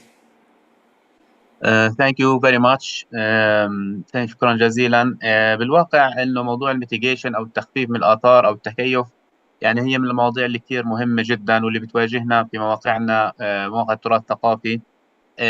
لكن من المهم جدا انه قبل ذلك انه نرصد المشكله ونحاول انه نشوف قديش مدى تاثيرها. يمكن مع الاسف انه يعني مواقعنا او في بلداننا لساته موضوع انه نتبنى استراتيجيه يعني كثيره، يمكن لسه ما قدرنا نمضي خطوات، ولكن في كثير مواقع يعني حاولنا انه نبدا بالتفكير كيف انه ممكن نخفف من اثار التصحر.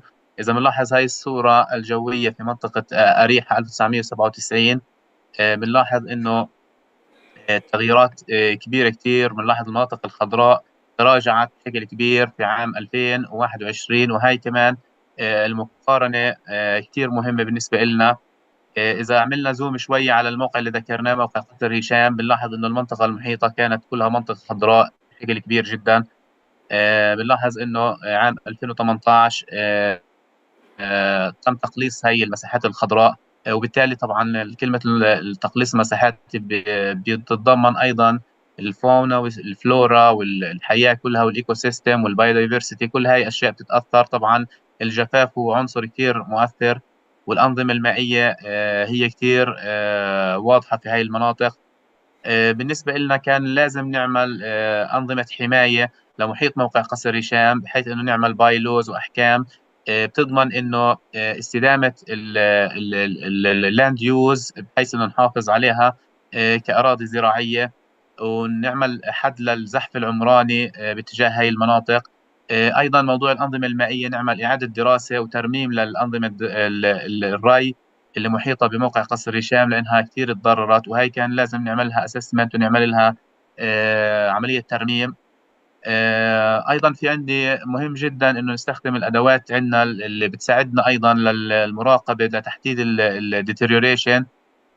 وفي عندنا كثير تولز حاولنا نطبقها، خاصة الليزر سكانينج، لاحظنا انها كثير تقنية بتساعدنا.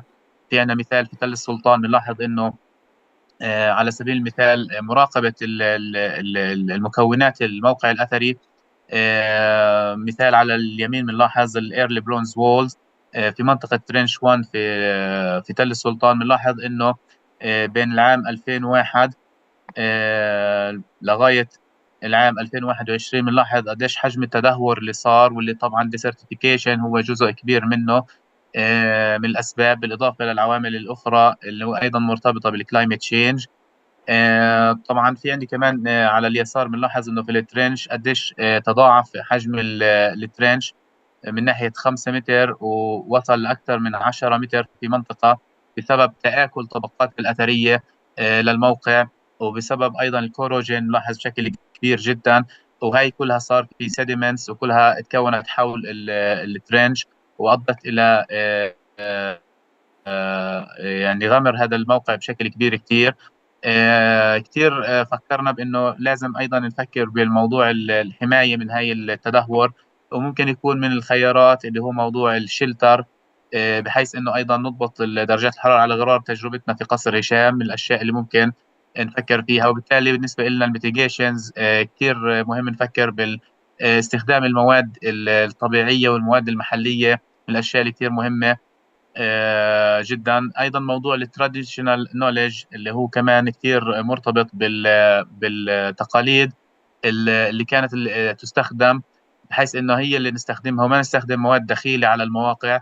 ايضا الزراعه نفسها نشجع الزراعه المحليه، الزراعه التقليديه، لانه نعرف كمان انه استخدام الزراعات الدخيله كثير بتضر في مواقعنا. زي مثلا في كثير هون بنلاحظ منطقه العنب والزيتون، هي مواد او هي يعني من النباتات اللي زرعت منذ آلاف السنين، وبالتالي دخول أي مواد جديدة أو أي يعني استخدام لنباتات جديدة هو مؤثر بشكل سلبي. وبنعرف إنه هاي النباتات الأصلية هي أكثر مقاومة more resilient to climate change، عشان هيك كثير مهم. أيضا الأنظمة الزراعية اشتغلنا على إنه نحسن هاي الأنظمة، نحاول نعمل ترميم لأنظمة الري الموجودة في موقع بتير، بحيث انه نرجع الزراعه زي ما كانت. وايضا في عمليه حتى بناء المنشات اللي هدمت، ايضا باستخدام مواد محليه، مواد ناتشرال، وبنفس الطرق التقليديه. كل هذه الاشياء بالنسبه لنا ممكن انها تخفف من الاثار، وهي الوسائل بين ايدينا اللي ممكن نفكر فيها. تمام مهندس. يعني خلينا نحكي انه في المجمل هي اغلبها بتتبع الكونزرفيشن برنسبلز، بس لفت انتباهي في البدايه تكلمت عن موضوع الليجيسليشن، وانه كيف التشريعات حوالين هذه المواقع ممكن تساهم بالحد من اثار التغير المناخي، بالتحديد عند قصر هشام. خليني اروح للدكتور ماجد، وخلينا نتكلم اكثر عن موضوع الميتيجيشن استراتيجيه. انا متاكد انه في باك جراوند كبير في هذا الموضوع، بالاضافه لموضوع لوكال كوميونتي. بتابعك كثير وبشوف في انيشيتيف على مستوى البتراء، على مستوى اللوكال كوميونتي، بخصوص البيئة. ف hence of يعني خلينا نحكي ليش احنا بدنا اللوكال كوميونتي يكونوا موجودين معنا، كيف نشاركهم. واحيانا احنا بنبالغ شوي بتعليم اللوكال كوميونتي مع انه احيانا احنا بنتعلم منهم، لانه موضوع التراديشنال نوليدج هو بالاخر accumulated يعني من اللوكال كوميونتي، فاحنا بنتعلم منهم وبنعلمهم بنفس الوقت. تفضل دكتور. أحسنت محمد. إحنا بنبالغ مش شوية، بنبالغ كثير مرات إنه عن المجتمعات المحلية. بداية محمد إذا سمحت لي، يعني خلينا ناخذ الحقائق اللي بين إيدينا ونحطها على الطاولة، وبعدين نفكر مع بعض كيف ممكن نلاقي حلول معينة وندمج المجتمعات المحلية. الحقيقة الأولى المهمة إنه التغير المناخي حسب التقرير الوطني للتغير المناخي الأردني، خلص هذا التقرير إلى حقيقتين أو أكثر من حقيقة، لكن من أهم الحقائق اللي لازم نركز عليها إنه المناطق الجافة راح يصير أكثر جفافا، هيك متوقع. وإنه كميات الأمطار اللي كانت تنزل بفترات طويلة راح تنزل بكميات إذا مش بنفس الكميات، كميات أقل، لكن بفترات هطول أقل. وبالتالي المخاطر من السيول الفيضانية، بدي أشارك معكم بعض الصور الخاصة بالبتراء ونشوف مع بعض. مثلا هاي الصورة لفيضان بالبتراء بعام 2018. شوف حجم السيول الكبير اللي شاهدناه. أيضا صورة هاي كمان زي ما احنا شايفين، صورة لفيضان آخر. زي ما داخل حكيت الموقع الأثري دكتور هذا مشان. الموقع الأثري، هاي بداية الموقع الأثري، واحنا شايفين بالصورة بعض المعالم الأثرية الواضحة. وهيفا قبل شوي ذكرت انه تردد يعني الظواهر المتطرفة بشكل كبير بآخر سنوات عم بنشوفه. يعني احنا بآخر 5 سنوات بالبتراء شاهدنا أكثر من 10 حالات متطرفة، وهذا العدد ما شاهدناه بالسابق. هاي الحقيقة الأولى. الحقيقة الأولى بتحكي انه التغير المناخي ماضي، شئنا أم أبينا، وبالتالي لابد ما نلاقي حلول نتكيف أو نتعامل مع هاي الظواهر اللي بتصير معنا. هاي الحقيقة الأولى. الحقيقة الثانية إنه التنوع بالظواهر المناخية المتطرفة بيضغط أيضا علينا، بيعطينا فرصة أقل لإيجاد حلول شافية لهاي الظواهر. يعني في طيف واسع، ليس فقط بالفلاش فلود زي ما احنا شايفين، بل أيضا في ظواهر أخرى. وعشان هيك يعني في شيء كثير مهم يعني نخطأ فيه استراتيجيا احنا على مستوى، خلينا نقول مستوى الدول العربية. يعني بالجامعات بلشنا مؤخرا انه التخصصات كل يوم يطلع تخصصات جديدة، بنروح لنيتش سبيشاليزيشن، وهذا الامر مزعج لانه التعامل مع التغير المناخي والتصحر بيحتاج لفكر شمولي محمد، ما بيحتاج لفكر يعني بسيط. ممكن انه يعني بتذكر لما كنا بالجامعه كنا نخلص هندسه زراعيه بكل مكوناتها، الان الهندسه الزراعيه بالجامعات حوالي 7 تخصصات او 8 تخصصات.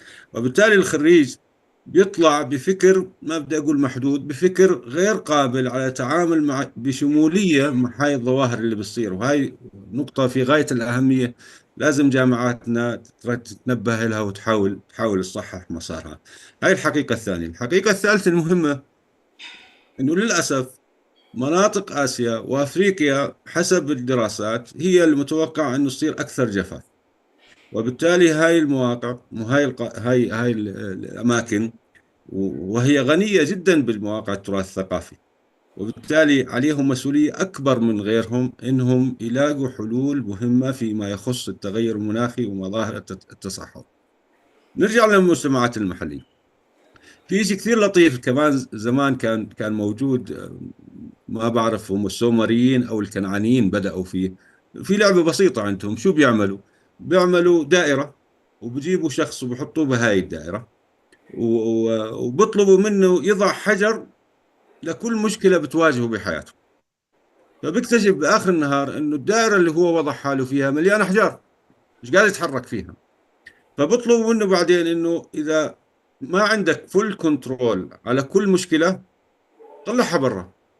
فبيكتشف بآخر النهار إنه ضايل عنده حجرتين أو 3 داخل. والباقي كله طلعوا برا. هذا النموذج قد يكون الحل مناسب لما يخص التصحر، بمعنى ما عندنا سيطرة كاملة على المشاكل التغير المناخي اللي بتصير خارج حدودنا، لكن عندنا سيطرة كاملة على المشاكل المحلية والوطنية خلينا نسميها. ومن أهمها موضوع يعني الاستدامة، ما يخص الممارسات المستدامة داخل مناطقنا. من أهمها استخدام الغير فعال والغير مناسب للمصادر الطبيعية الموجودة في مناطقنا. من أهمها موضوع الغابات والتدهور اللي بيصير في الغابات. من أهمها التلوث اللي بيصير، مشاكل الري اللي بتعمل ملوحة زايدة بالتربة وبالتالي بتسبب ترابنا تفقد خصوبتها. هاي التفاصيل كلها عندنا فول كنترول عليها، وبالتالي الحلول قد تكون تبدأ من هذا المكان. حلولنا لازم تبدأ من كل الأماكن اللي ممكن عندنا سيطرة كاملة عليها ونباشر فيها. المجتمعات المحلية محمد، العودة إلها وهو عنصر في غاية الأهمية. للأسف لغاية اليوم ما قدرنا نجد طريقة نجذب فيها المجتمعات المحلية وصاحب القرار. احنا نعترف في أن مشكلة بالتواصل، واحنا كفنيين خلينا نحكي دائما ما كنا نتواصل بلغة الحماية.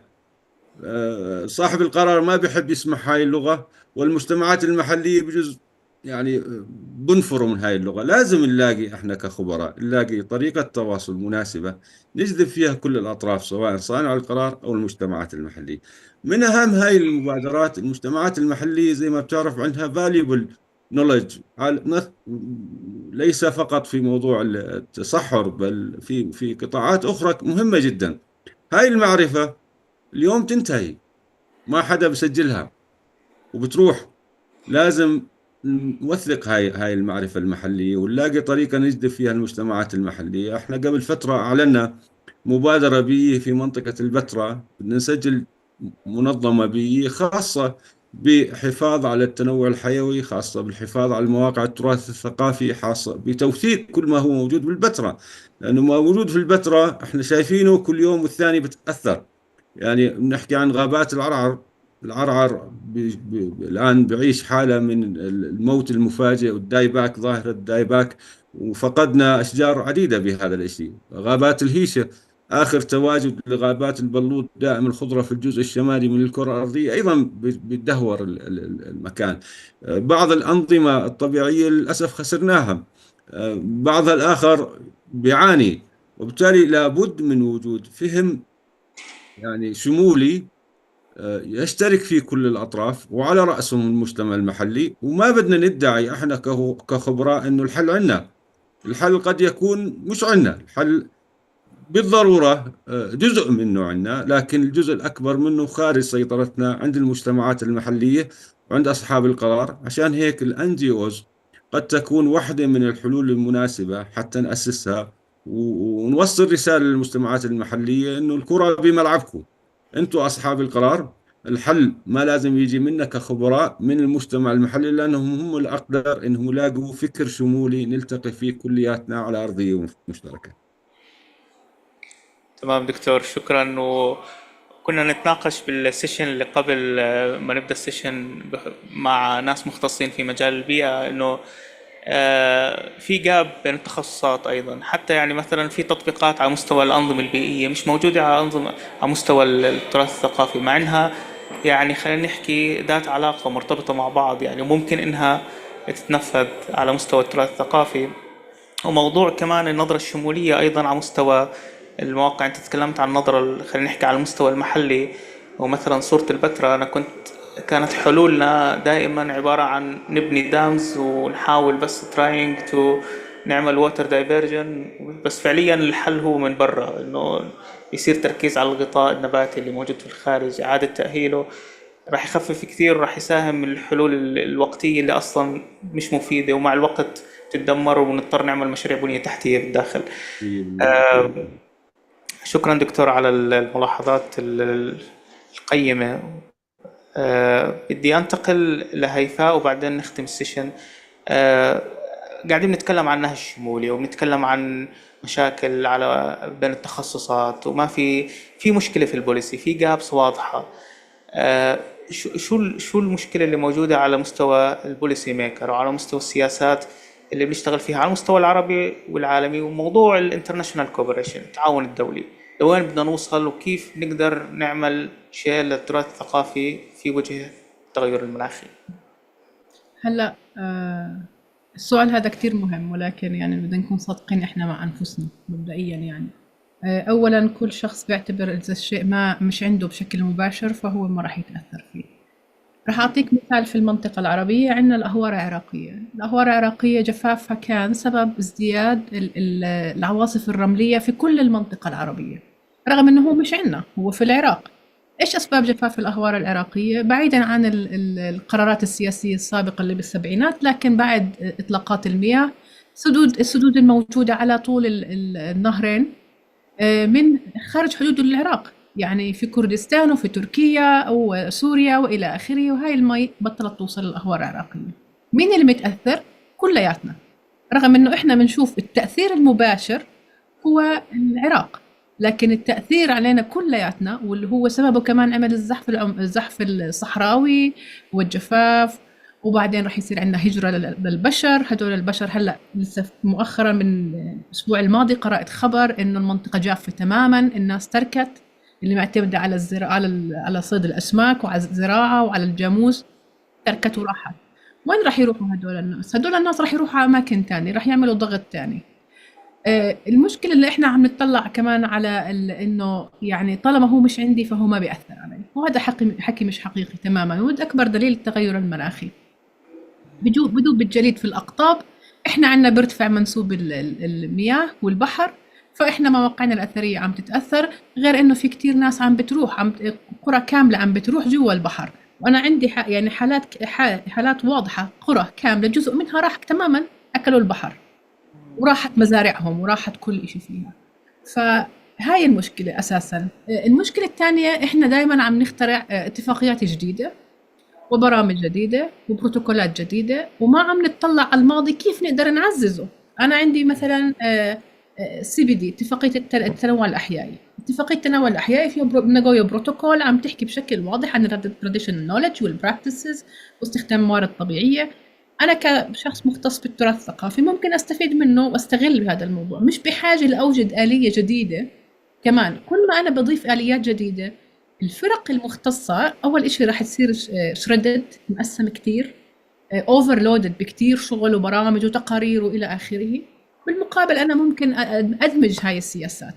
الحلو كان في اتفاقية التراث العالمي، واللي هذا أنا بحبه فيها، كانت إنه هي بتدمج بين التراث الثقافي والطبيعي، وهي الاتفاقية الوحيدة اللي بتدمج بين الاثنين، اللي بتوجد الاثنين، وهي كان ممكن تكون حاضنة حاليا لآلية نستخدمها لدمج الفهم بين التراث الطبيعي والثقافي. النقطة الثانية، السياسيين عندنا دائما أسهل لهم تراث ثقافي لحال أديره وأخلص منه، وتراث طبيعي لحال وأديره وأخلص منه، وما أدخلهم ببعض، لأنه راح يصير في أولويات. أنا التراث الثقافي أهم، في جهة الناس راح يشوفوا التراث الطبيعي أهم، وإلى آخره. بحاجة إحنا نقدم تنازلات، يعني أوصل لمرحلة إنه لا، مرات ممكن أتنازل عن جزء من التراث الثقافي مقابل إني أحمي البيئة، أو أتنازل عن جزء من التراث الطبيعي مقابل إني أحمي الموروث الثقافي، وبناء على أولويات معينة وآليات معينة بيكون فيها إشراك أصحاب علاقة مختلفين. عملنا إحنا تقييم تأثير التغير المناخي على البتراء، وكان من أكثر الأشياء اللي صدمتنا بصراحة إنه أخذت الزراعة أولوية للمجتمع المحلي أكثر بكثير من السياحة، وهم وجدوا إنه التغير المناخي مأثر على الزراعة. هذا الإشي بعطينا إنه إحنا دائما ما نفترض التحديات، إحنا مفترض إحنا بنروح بنيجي بحلول مفترضة كاملا، إنه إحنا بقينا خبراء فاهمين شو بصير، وبنروح بافتراضات، وبنروح بنعطي هاي الإفرادات كمان لأصحاب العلاقة، أو عفوا أصحاب القرار. فهم بيجوا، هم خلص هلا عندهم فكرة معينة إنه هذا لازم أعمل هذا الإجراء. بحاجة إحنا نقعد نعمل مرة تانية، نرجع ندرس نفسنا من أول وجديد، ندرس تحدياتنا. وأنا بشوف في كتير من الحلول على المستوى المحلي أنجع وأحسن حاليا بهاي المرحلة، إنه صعب كتير نروح على المستوى الدولي، لأنه ما زالت الدول عندها مشكلة بالتزاماتها، بأخذ التزاماتها بصحيحة بحق، ويلتزموا باتجاه الاتفاقيات. بناء عليها إحنا كناس أو كبشر لازم ناخذ مسؤولياتنا وناخذ المسؤوليه ونحملها على اللوكال كوميونتي، على اللوكال ليفل، نحكي بلاش لوكال كوميونتي، على اللوكال ليفل، لان انا بعتبر كمان حالي كلوكال كوميونتي. فالموضوع انه السياسات ما زالت، احنا كل ما عم نوجد اليات جديده، لكن ولا لحد الان ولا وحده عم تستخدم من الاشياء اللي موجوده اصلا. انا عم بوجد اتفاقيات جديده، برامج جديده، كل شيء جديد، والقديم عم بنضاف عليه، فبتصير عبء عندي، تكاليف ماديه، تكاليف وقت، تكاليف بشر. البشر هدول مو فاضيين طول وقتهم بس 50 60 70 اتفاقيه. على الآن إنه نوقف اتفاقيات ونبدأ نشتغل بالاتفاقيات الموجودة أصلا ونشوف كيف نفعلها. هذه أنا رؤيتي للموضوع. تمام تمام. الوقت دهمنا thank you so much for joining. I will end this session by a final thoughts and recommendations, so you can just like give us one sentence, just like kind of guidance, thoughts, recommendation, whatever you want, so then we can end the session. So I will start with Dr. Yuri, please. Thank you very much. The whole session brings me back to my years of archaeology. Dr. Yuri, if you allow me, just before we go to the final thoughts, Dr. Sultan, he have intervention, so he was listening to the whole session, and please, Doctor. اهلا مرحبا جميعا. يعني عندهم ترجمهم حتى كازاخستان؟ تمام. يعني كل البانلز ما شاء الله. انا معكم اخوكم سلطان السلطان، استشاري في مجال الجيوسبيشال، عضو مجلس الشورى سابق، وعندي اهتمام في مجال الريموت سنسنج والهيرتج، لكن كذلك عندي مواقع اثريه في المملكه مهتمين فيها. يعني النقطه اللي اشارت لها الاخت هيفا في موضوع الترند الان في موضوع الكلايمت تشينج، وانه عندنا اشياء في الانفراستراكشر في التاريخ الهندسي الاسلامي مميزه، لا طريق زبيده ولا الفقرات اللي تكلمت عنها ولا منظمه المياه الموجوده قديما. حتى عندنا هنا في السيشن، انا هنا عندي سيشن اخر ودي اروح احضره، لكن كل العالم طلعت ما في غيري، قلت والله ما انا برايح وموضوع اهتم فيه وقاعد استمع. فالاهتمام يعني يجب ان نخلقه حنا. انا صراحه مهتم في التعاون البحثي معاكم كلكم جميعا، لان التاريخ الاسلامي الهندسي والمعماري والتراثي متميز عندنا في جزيره العرب وفي العالم العربي والعالم الاسلامي جميعا يعني. وكانت بنيه تحتيه متميزه، حتى القطار اللي ياتي من اسطنبول وقبله كذلك من الشرق الى الغرب، يعني هزت الارض شرقا وغرب. لكن ما راح يبني الاشياء هذه ويعيدها الا حنا. انا عشت 7 سنوات في طوكيو، المدينه القديمه في طوكيو مهمه جدا، اهم من طوكيو نفسها. كذلك كيوتو، كذلك لما تجي لهم ايطاليا، لما تجي لهم اوروبا، لما تجي لهم المدن القديمه مهمه جدا، والتاريخ هو الاساس اللي يتعلم منه الاجيال. لذلك لازم حنا اللي نطلع الاهميه يعني، ولا السياسيين وغيرهم، لانه عندنا في المملكه الحمد لله الان اهتمام كبير جدا في مجال التراث. انشئت وزاره خاصه قبل فتره مهتمه في السياحه، والهيئه العامه للسياحه، والسياحه الان عندها مبادرات كثيره. كذلك وزاره الانشاء الجديده، وزاره الثقافه، عندها مبادرات كثيره مهتمه مربوطه كذلك في التراث وتدعم بحوث. وعندنا مشروع كبير الان في الدرعيه. فانا ودي نتعاون مع بعض ونهيئ ورش عمل ونبين أهمية الموروث اللي عندنا، على أساس أن الترند يكون لأهمية حتى السياحة الريفية عندنا، وربط الزراعة بالسياحة كذلك مدعومة كبيرا ماليا من الدولة. فتعاون البحث بيننا وإيجاد أنه يكون يعني حلول مشاكل، وتوضيح دوره في تخطيط المدن، ودوره في تطويره في السياحة، وطور أهميته. كان يسألني مدير الجلسة عن أهمية الهيرتج في الريموت سنس، مجال جدا متطور. عندنا مواقع تراثية الآن تحتاج استثمار، تحتاج إدارة، تحتاج تطوير، وفي بنود تدعم ذلك. لأنه في تاريخ تليد موجود حتى في جزيرة العرب هنا. لما أرجع للمعلقات عنتر بن شداد، لما أرجع للقصة القصيرة، لما أرجع للشعر القديم، لما أرجع في أشياء كثيرة مربوطة بالتراث. فودي نتعاون. بحثينا رقمي موجود، ولو تروحون لينكدين سلطان السلطانة في لينكدين، أو تلفوني كذلك موجود مع الأخوان. نتعاون مع بعض في مجال البحوث. الصحراء ممتدة من الشرق إلى الغرب، والمواقع دي كلها مهمة لنا، ويجب أن نتعاون ونكون يعني كتلة مهمة في هالمجال. شكرا. دكتور، أنا بوعدك إنه نبدأ من خلال الإيسيسكو شبكة خبراء على مستوى الوطن العربي، ونتبادل فيها، خلينا نحكي الخبرات، نتبادل فيها طرق التواصل، لأنه فعلا إحنا قادرين، يعني في عنا كم خبراء كبير وقادرين إنه نبدأ مبادراتنا الخاصة فينا. فيش داعي ننتظر أي منح أو مساعدات. الآن الدول قادرة، وفي عنا الأساس موجود، ومواقعنا موجودة، والتراث الثقافي موجود، والأثر اللي عليها ظاهر. حتى الاستراتيجيات ممكن نقدر نبنيها إحنا من خلال مبادرات محلية. شكرا دكتور. لابد أن نحل الجاب هذا اللي تكلمت عنه الدكتورة الأخت هيفا. في جاب الموجود ترند الآن ما قاعد يخلينا الواحد يتنفس في موضوع. احنا يجب أن نسوي محاضراتنا في مجال تطوير التراث وأهمية التراث العربي في السياحة، في الاقتصاد، في التنمية، في التعليم. نحن نتفق معك أكيد دكتور. So I will go to Dr. Yuri to give us your final thoughts, and sorry for the delay. So وبعدين كمان راح أختم بالدكتور ماجد. دكتور يوري. Shukran. Well, the whole session, thank you very much for your invitation for me to participate. It brings me back to my excavations in Al-Balit, Salalah in Oman, back in the days as an archaeologist. So my message is, you know, when we speak about heritage as professionals, you know, maybe not many people can really understand us.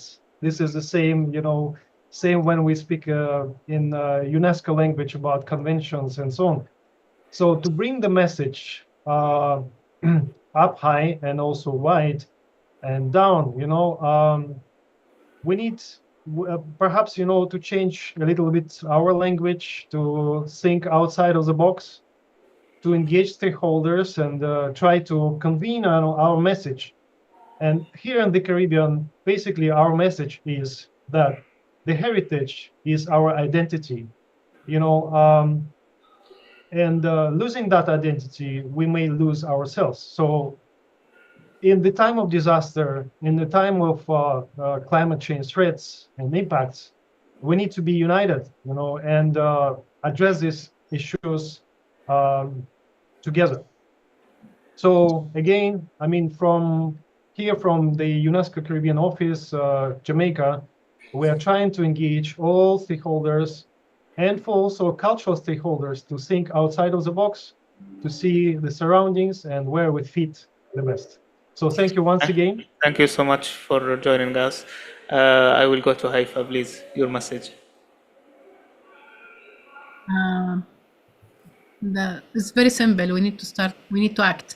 That's it. We do it like the time is right anytime. Yeah. Indeed. Thank you. Ziad. شكرا جزيلا. شكرا كمان للإيسيسكو، شكرا للمملكة العربية السعودية. وفعلا دكتور سلطان زي ما ذكر، يعني النماذج اللي بتصير عمالها في السعودية تحول كبير جدا في خلال السنوات السابقة وحاليا. فإحنا كمان هذا الدعم وهذا التعاون نتمنى أنه يستمر. أيضا أنه الشراكة يعني مهمة جدا، وزي ما ذكرت الأستاذة هيفاء، بين جميع القطاعات، خاصة أنه نحكي عن التراث الثقافي وأيضا التراث الطبيعي، وهذا مهم التعاون. شكرا جزيلا لكم جميعا، إن شاء الله نستمر في التعاون. شكرا زياد. دكتور ماجد. شكرا محمد. بدي أضيف نقطة أخيرة إذا سمحت. ظلوا يحكوا لنا بالمدرسة وبالجامعة مصطلح knowledge is power، المعرفة قوة. لكبرنا لحتى نكتشف إنه المعرفة ليست قوة إلا بحالة واحدة، إذا استخدمنا هاي المعرفة بخطة عمل واضحة باتجاه هدف واضح.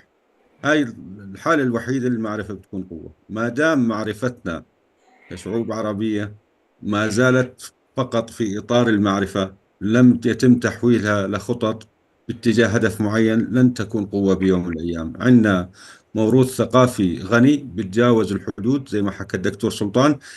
الكثير من الأشياء المتشاركة اللي ممكن نتشارك فيها ونلتقي فيها بموروثنا الثقافي العربي الأصيل. كل الشكر لك محمد، كل الشكر للمملكة شكرا العربية لكم السعودية. دكتور. الله يعطيك شكرا ألف عافية. جزيلا. Thank you so much Yuri and all panelists for this fruitful session. So and thank you so much for joining us and your time. Thank you. شكرا. شكرا.